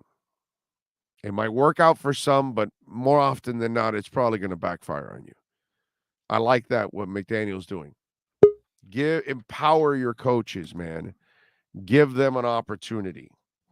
You know, I think it's really, really important. The injured players, not much there. He's just, he's hoping that they come back. He didn't give us anything. And he's not going to give us anything, so he doesn't have to give the Ravens anything. So I totally understand, why he would do that. It sucks for us, but, you got to look at the bigger picture than anything else. All right, folks. Welt and Rayom, they are the sponsors of our text line at 855-912-1056. That's 855-912-1056. If you want to get in on the Welt and Rayom text line. And by the way, if you got any baseball questions, send them in right now on the Welt and Rayom text line, on the YouTube chat board if you want, even on my Twitter page at Big O Show. Why do I say that? Because we are going to step into the batter's box with the one and only Craig Mish. Time to step in the batter's box with one of the best insiders covering Major League Baseball and the Miami Marlins, Craig Mish. The Batter's Box is brought to you by Welt and Rayom Attorneys at Law. Personal injury, bankruptcy, or criminal defense. Call for a free consultation. 954-966-4646 or go online at WRFLAlaw.com. Here's insider Craig Mish. Is the one and only. How are you doing, Mishmeister? You doing good? I'm doing well, man. It's great to have everything going on at the same time. Baseball, football. It's lots I to just keep want to up get to the baseball playoffs. I just want to get to the playoffs. We're almost there. We're almost there. Almost there, man. So, does Judge get to break steroid records? Looks like it. I mean, he's getting really close. I don't know that he's going to hit more than 61. Do you get that feeling? Do you get that feeling that the rest Yeah, I of us think are he's gonna like, do it. please, dude, no, but just like, please, dude, beat the cheaters. Like, please, do us a favor, beat the cheaters, Well, right? he's not gonna beat the cheaters. That's not going to happen. No, not to 70. No. No, come on. What I mean, is if it, there was another 70? 100 games, What is it? 73, right? It's something like that, right? Is it like 73 that? for Bonds, 70 for McGuire, 66 for Sosa. Now he won't even get to Sosa. No, he'll get Maris, 61. Yeah, he'll get Maris. He'll definitely get, but that's not the cheater, bro. Come on, that's the problem. Poor Maris. I know. I think Maris's family said that he was they were disappointed that Judge considered Bonds the home run record. So. I'm with him. I'm with the family there. I look at Roger as still the home run record for me, But I will say there would be it would be nice for a clean player, or what we think is a clean player. We really don't know. Right, we really don't know. I mean, in the end. You assume. Yeah, we assume. It's just Judge looks like a good dude overall, bro. I don't know what you know personally about him, but I don't know a lot. Huh? I don't know a lot about him, no. Oh, he looks like a decent dude, bro. He does. He's I'll tell you this, for a Yankee player, he's actually a guy you would root for, and some Yankee players in the past, maybe you don't root for him and all that, arrogant or something like that, but that's one dude that you can root for him, man. Seems like he's got a pretty tight grip on his outside life, so that usually means that what you see is what you get. Are you looking at the Yankees in a better light for the postseason right now than what we've seen in the because you kind of still feel that in other words, are the Mets better built for the postseason than the Yankees? Yes, I do think so. The Yankees Explain have that. Explain that. the Mets have DeGrom and Scherzer. And I think that if provided Marte is healthy, I think that the Mets offense replicates, if not maybe even better. They have a lot of bat-to-ball skills. They take a lot of pitches. They got Nimmo getting on base. You got Marte coming up. You got Alonso. You got Francisco Lindor. I mean, I think on paper the Mets are absolutely in a better position to beat the Yankees. The only problem with the Mets is they have to go through the Dodgers. That's a big issue. Right, exactly. And in the American League, you're still looking at it as the Astros. And the Astros also better built for the postseason too. You feel right? And Verlander comes back Friday. I think the team that has my interest the most, just to see, what kind of damage they can do, because it appears like they're that team of destiny. And again, that sometimes works, sometimes doesn't. Is Seattle? Seattle does feel like they're that team that's going to make a big run here. But they got to go through Tampa Bay in the first round and got to start on the road too, because Tampa Bay will probably be the first wild card. But if Seattle gets by Tampa, I could see them getting very far, very far. Yeah, right now, Tampa, Seattle, and Baltimore. Well, Baltimore's a half game out. Are you shocked with Baltimore, by the way? I'm the surprised. Season they've had, because I did not see. Yeah. I did not see this coming from Baltimore. They didn't see it either. They did not see it either. Right, yeah. But I think that what this does for them is it puts, the Orioles, this, maybe the people who only follow baseball the last 10 years don't, but the Orioles have this historic franchise and a lot of experience with spending money. Like they did this in the past. They got big free agents. So I really think that with the farm system that they have and the young kids that have come up, that you're going to see them in the offseason put the pedal down and start getting some free agents and really try and fight to win the division. And by the way, not impossible that they can. I don't think anyone in that division is formidable enough at this point to think that the Orioles can't take a big step next year. So that's a team I'll be watching. Yeah, no, definitely. And what happened? What happened with that franchise? Why did they not stay the course of being a highly respectable franchise like they were for so long? Yeah, so the issue was, and it has now changed, is the owner of the team is still the owner now, Peter Angelos, although there's a lot of fighting amongst family, like who owns the team and who doesn't. They didn't have their TV rights completed at the time. There's been fighting with that as well. But really the critical mistake that the Orioles made, which kind of put them behind the eight ball for a few years, was the owner refused to spend any money internationally to get these highly touted prospects, like the ones that you're seeing play, like Juan Soto and Ronald Acuna. And I could do this forever. Rafael Devers. What do you want to do? Build a wall and keep them out? He just refused to spend any money on them. He just did not feel like it was a worthwhile acquisition to be in the mix, spending that bonus pool that they got. Half your league is led by Hispanic players. Yeah, no, it's not worth it. He didn't do it. And so what happened was they basically fired everybody, and they hired as the vice president and general manager a guy named Mike Elias, who came over from the Houston Astros. And that's the way that they did business with the Astros. Say what you want about the cheating. I don't know about you, Orlando. Does it really matter? The Astros are winning 90, 100 games every year. It doesn't matter. Yeah. Trash. Like everyone is still on this trash cans thing. Honestly, I get it. You got busted for cheating, bro. I mean, it's just it's there. You got to carry it, dude. how long were they talking Black Sox? But they didn't even need to do it, Houston. They're still, look at, they're 80 right years back where they later, were. they did a movie of the Black Sox. You know what I mean? It's a shame that they did that because honestly, they didn't need to. But Jose Altuve and Carlos Correa, Jordan Alvarez. Well, they got him from LA. Sammy Sosa. It doesn't. Once you get busted for cheating and it's visible there, it's there for everybody to see. Your corked bat exploding, Sammy. After you said, all these things just you're done. You're done. It follows you forever, bro. I don't care if you're Art Schlichter. Okay, it doesn't matter. It stays with you like luggage, bro. It does, but it appears that it didn't make a difference because Houston right.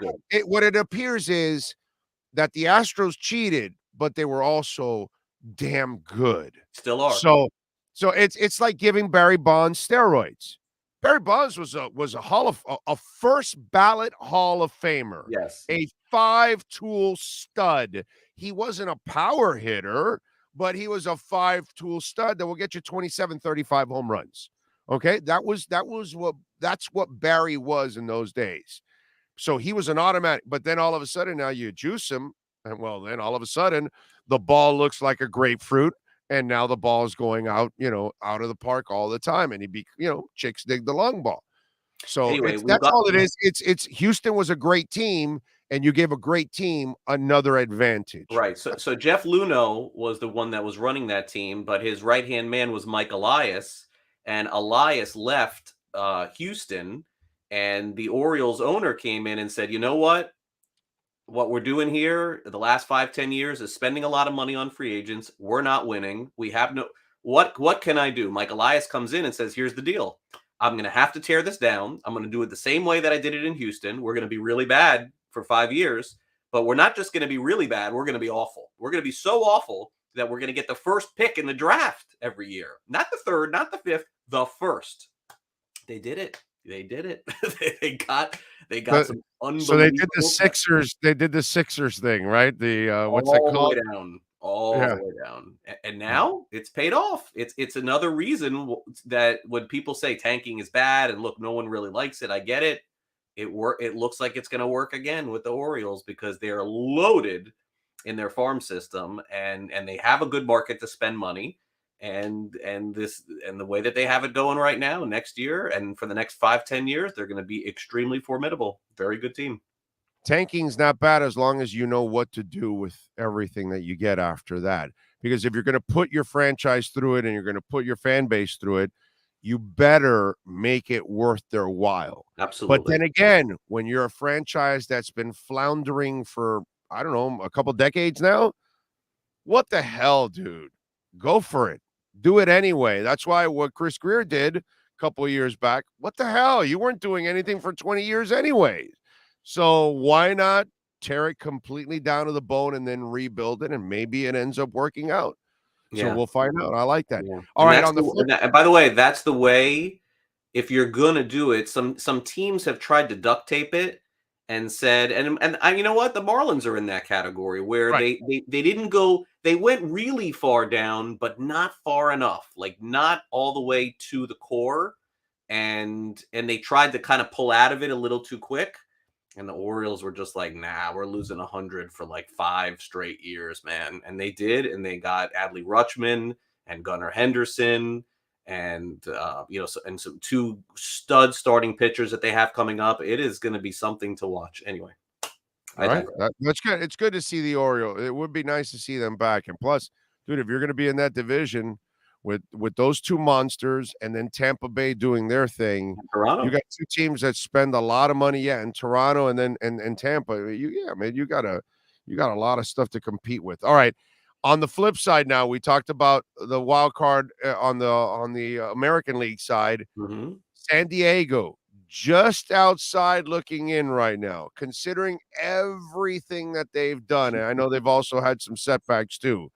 How much of a disaster would it be for the Padres if they don't make the postseason? It would be bad, but I think it would. I've said all along, I think when I was on with you when they did this, that they were playing more for next year. But now with Tatis out, that changes the game a little bit. Look, I mean, Soto has not been as good as they thought he would be in San Diego, but I still don't question his ability.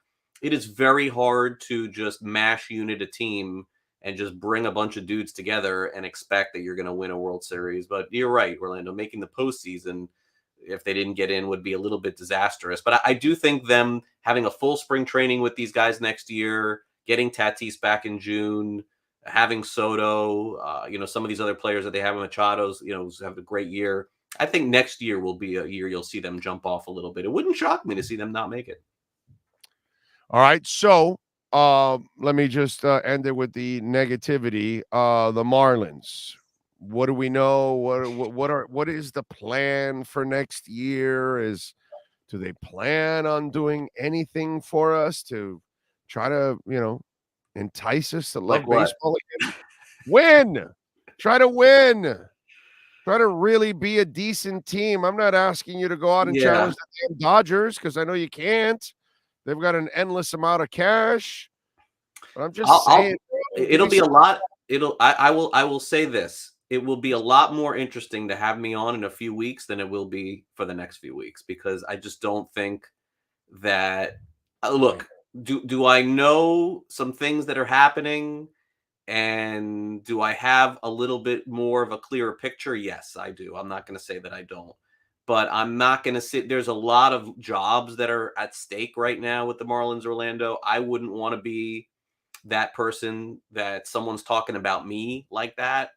So what I'd like to do, and I promise that I will, is in the end, when this all gets blown up at the end of the season, I don't know to what degree it will be, but there'll be a lot of changes.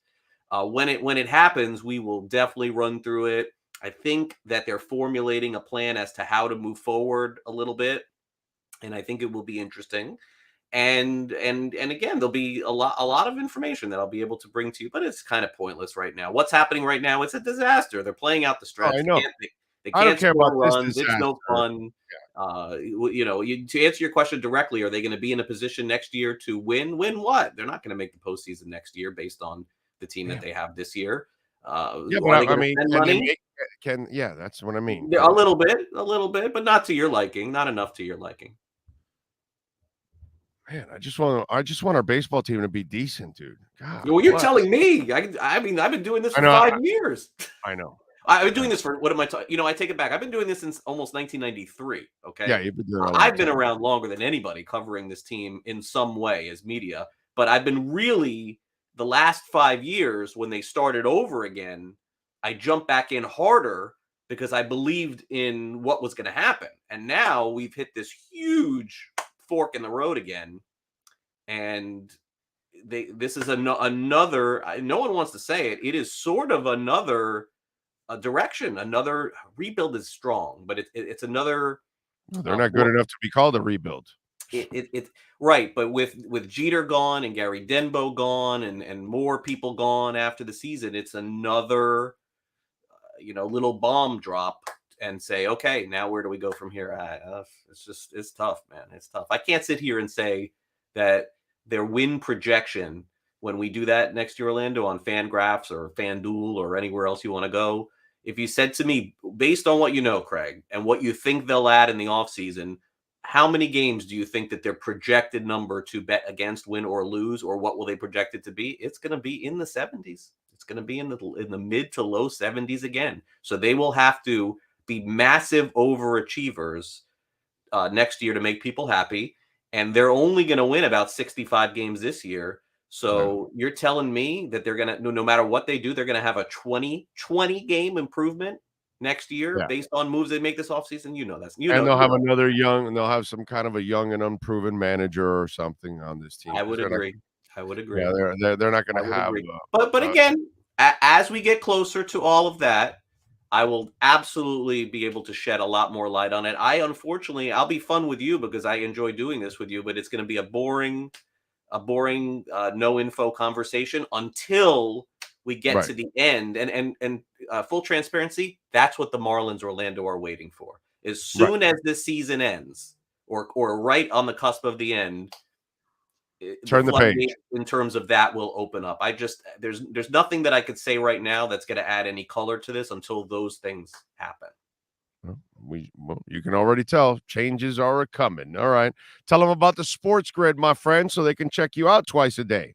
Yes, 2:00 Eastern. We're back on the air today. So I go have some lunch, take a break, and then I'm back at 2:00 Eastern on Sports Grid. We talk about the business of sports betting. We're starting to get some numbers in from sports betting around the country in the month of August, and they're providing data on the first week of the NFL season in September and like geolocations, how many people are betting. We cover that kind of topic at 2:00 Eastern. So stay tuned for that. And then fantasy football is here. So every day at 11 a.m. Eastern, I'm doing fantasy football talk. There you go. Talk about the Cleveland Browns' new logo for an hour. We did that already today. Yeah. Yes. Yeah. Everybody's done it. Oh my God. All right. Follow him on Twitter at Craig Mish. Check out Swings and Mishes. It is a Marlins podcast. Sorry. What can I tell you? Sports Grid. That's where you really want to check him out. Of course, the Herald, So he's all over. He's like Saguaro Fair. He's everywhere. He is Craig Mish. Craig, much love, my brother. We'll catch up next week. All right. Have a great week, Orlando. Thank you. Thank you, sir. We step out of the batter's box like John Crook getting thrown by Randy Johnson. You've been listening to The Batter's Box with MLB and Marlins insider Craig Mish. The Batter's Box is brought to you by Welton Rayom Attorneys at Law. Personal injury, homeowners, or condo property damage, bankruptcy, or criminal defense. Call for a free consultation at 954-966-4646 or go online at WRFLA.com. Download any episode by subscribing to our podcast at Big O Radio Show on most platforms. All right. Let's see. Jonathan Levy. They are trading Jazz, aren't they? Brian Walters. Hey, Big O. Thanks for having Craig Mosh. I've been flowing him for a long time. I have his show on YouTube. I know exactly what you're saying, Brian. It just sounds funny. And then followed up by Carlos Segarro. They talk baseball. I fall asleep. I get why they talk baseball, but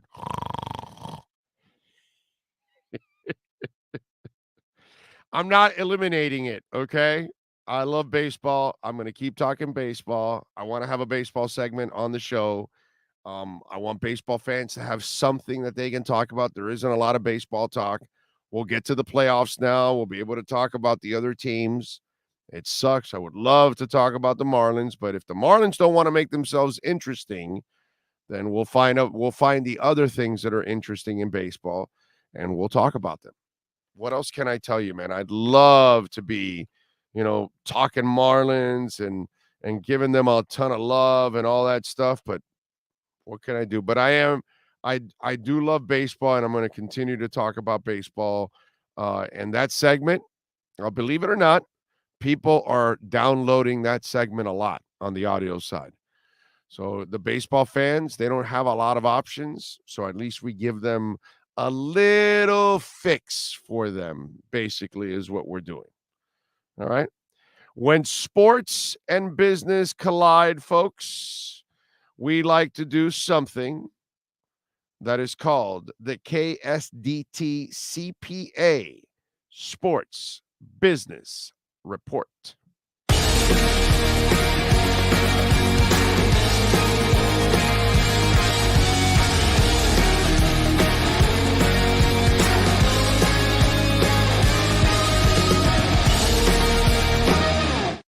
Some amazing lifetime deals are developing, and this one comes from the National Basketball Association, where Steph Curry is set to sign a lifetime contract with sports brand Under Armour that could be worth more than $1 billion, according to Rolling Stone. The four-time NBA champion first partnered with Under Armour in 2013 with his current reported $20 million a year deal with the Baltimore-based brand to run until 2024.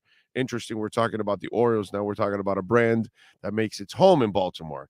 In 2020, the Golden State Warriors legend Under Armour launched Curry Brand, a dedicated apparel division designed to draw younger consumers. Curry will join Elite Company in signing a lifetime sportswear contract. In the NBA, only icons Michael Jordan and LeBron James, who signed a lifetime Nike deal in 2015 that's believed to be worth more than $1 billion, have been rewarded with such contracts. Derrick Rose also agreed to a lifetime deal with Adidas in 2012, but it has been revealed that the injury-plagued star's contract expires in 2025. So it really wasn't lifetime. It was, well, lifetime if you can stay in one piece. Soccer icons Cristiano Ronaldo and Messi are also lifetime partnerships with Nike and Adidas, respectively. Ronaldo's Nike deal signed in 2016 is worth $1 billion, whereas the terms of Messi's agreement in 2017 are not known. So the NBA has, that's it. So that's a story right there. And so he's going to get $1 billion deal from Under Armour. Great move by Under Armour, because you're talking about a guy that's had a great career, a great representative of just being a man, a family man, a basketball player, and for your organization. So really cool stuff. And obviously the greatest shooter possibly in the history of the NBA. A guy that a lot of kids follow. So good move by Under Armour. Very good move overall. And by the way, for those of you, if you are looking for, let's say, a little help, and when we talk about, some people, they talk about just straight up taxes, and KSDT, of course, KSDT CPAs will do your personal taxes. They will do your business taxes, but they also do assurance. They also do not just regular taxes, but estate and gift tax, international taxation, payroll issue management, retirement planning. They do all kinds of stuff like that. They do forensic accounting and business evaluation, management advisory services like forecast, projections, and budgets, implementation of account software, automation of procedures to improve cost effectiveness of operations. They have so many ways to help your business become so much more efficient. So at the end of the year, you've got more profit in your pocket. Isn't that what it's all about? Call the folks at KSDT CPAs. They're in 3 different counties, in Dade, Broward, and Palm Beach. 305-670-3370. In Dade, they're in Dade Land. In Broward, they're in Weston, and they're in West Palm Beach. 305-670-3370. Tell them that Big O sent you. That's your KSDT CPA Sports Business Report. This has been the KSDT Sports Business Report. KSDT CPA is one of South Florida's largest and one of the country's fastest growing accounting firms. KSDT is recognized by Forbes as one of the top tax and accounting firms for 2022. KSDT CPA is a full service firm that also excels in crypto. Visit online at ksdtcpa.com or call 305-670-3370. It's a beautiful thing. By the way, our program is proudly brought to you by Sloman's Home Shield. Make sure you give them a ring because you can get a free doorbell camera. Alarmo, bring Alarmo to your home. 1-800-ALARM-ME. And for the first 40 Big O listeners, you will get a free doorbell camera. 1-800-ALARM-ME. And the camera connects directly to your smartphone, so that way you know everything going on. All the cameras will connect to your smartphone. If you want to put one inside the house, want to put one in the backyard, you can do that. You want to put one out towards the street. Maybe you want to catch something crazy going on, so you can post it on social media, and that way everything goes crazy. Yeah. Well, listen, when you call Sloman's at 1-800-ALARM-ME, we're going to give you that free doorbell camera when you use our customized home security system and professional installation. When you use our low-cost central station monitoring, you're going to get an LED touchscreen pad, a motion detector, 3 arm doors, and a backup battery. I mean, it's just amazing. Easy keypad to use. 1-800-ALARM-ME. That's 1-800-ALARM-ME for the Sloman's Home Shield. There you go. Big O, please tell me how steroids makes a baseball look bigger. That's a dumb statement. Actually, steroids improves your vision. So, improves your vision, improves your reflexes, improves many different things, actually. The roids help you out in many different ways. And because the ball looks like a grapefruit, the part you didn't understand, besides your vision, your reflexes are so much faster. So I don't know if you know this, Andy, because, you have a tendency of bringing up stuff on a consistent basis that's completely out of left field because you really don't know what the hell you're talking about sometimes. He used to practice with cork balls. Do you know what a cork ball is? It's like the size of a golf ball. That was his pitching machine.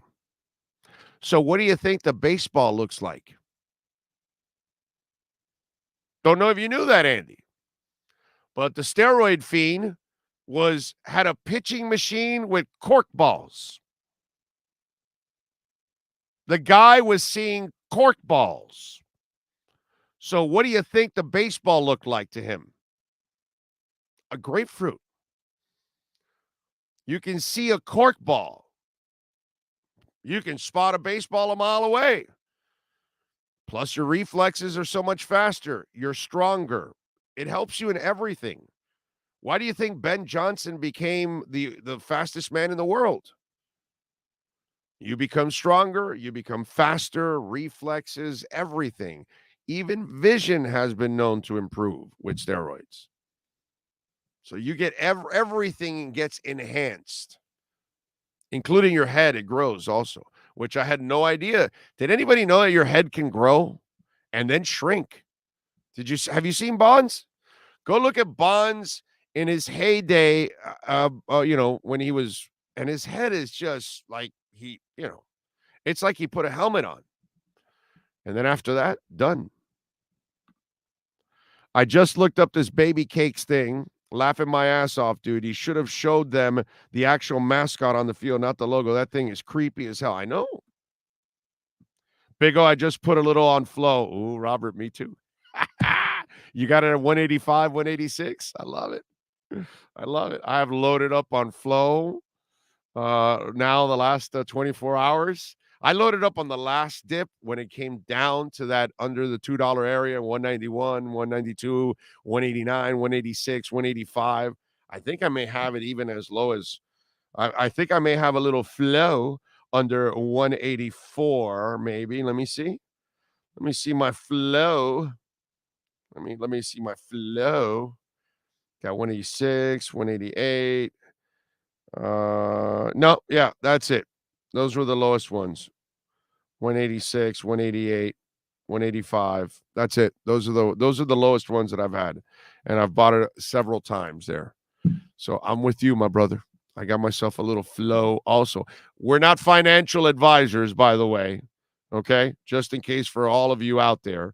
Robert Triana is not a financial advisor. I'm not a financial advisor. We're just guys that like crypto and we invest in it. You do your own homework. You invest however you want to invest. But Robert Triana and I will go with Flow and not Brian Flores. All right, we're out of here. We thank, of course, Ira Winderman and Kurt Heelan. We thank Ian Rappaport, Matt Verderam, and Craig Mish. One hell of a freaking lineup. Of course, the man that masters this program every single day, the one and only Sean Stanley, baby. We appreciate him every single day. Most of all, we thank all of you that tuned in here on the mothership, or those of you that are watching on our Cuts channel, because all this week we've got the Cuts channel also going live on all of our events there. So we've got that just in case people miss up on this one, then maybe they catch it on the other one. Hell, I saw John Rouse in the house over on the Cuts channel. I don't know if he was still watching, but the Rouse was in the house. There you go. I like it. Anyway, we will see you all there tomorrow at Hialeah Park at 10 a.m., baby. We'll be locked and loaded and ready to go. So come on out to the second floor poker room. We'll be out there at Hialeah Park. Thank you all out there. Y'all be safe.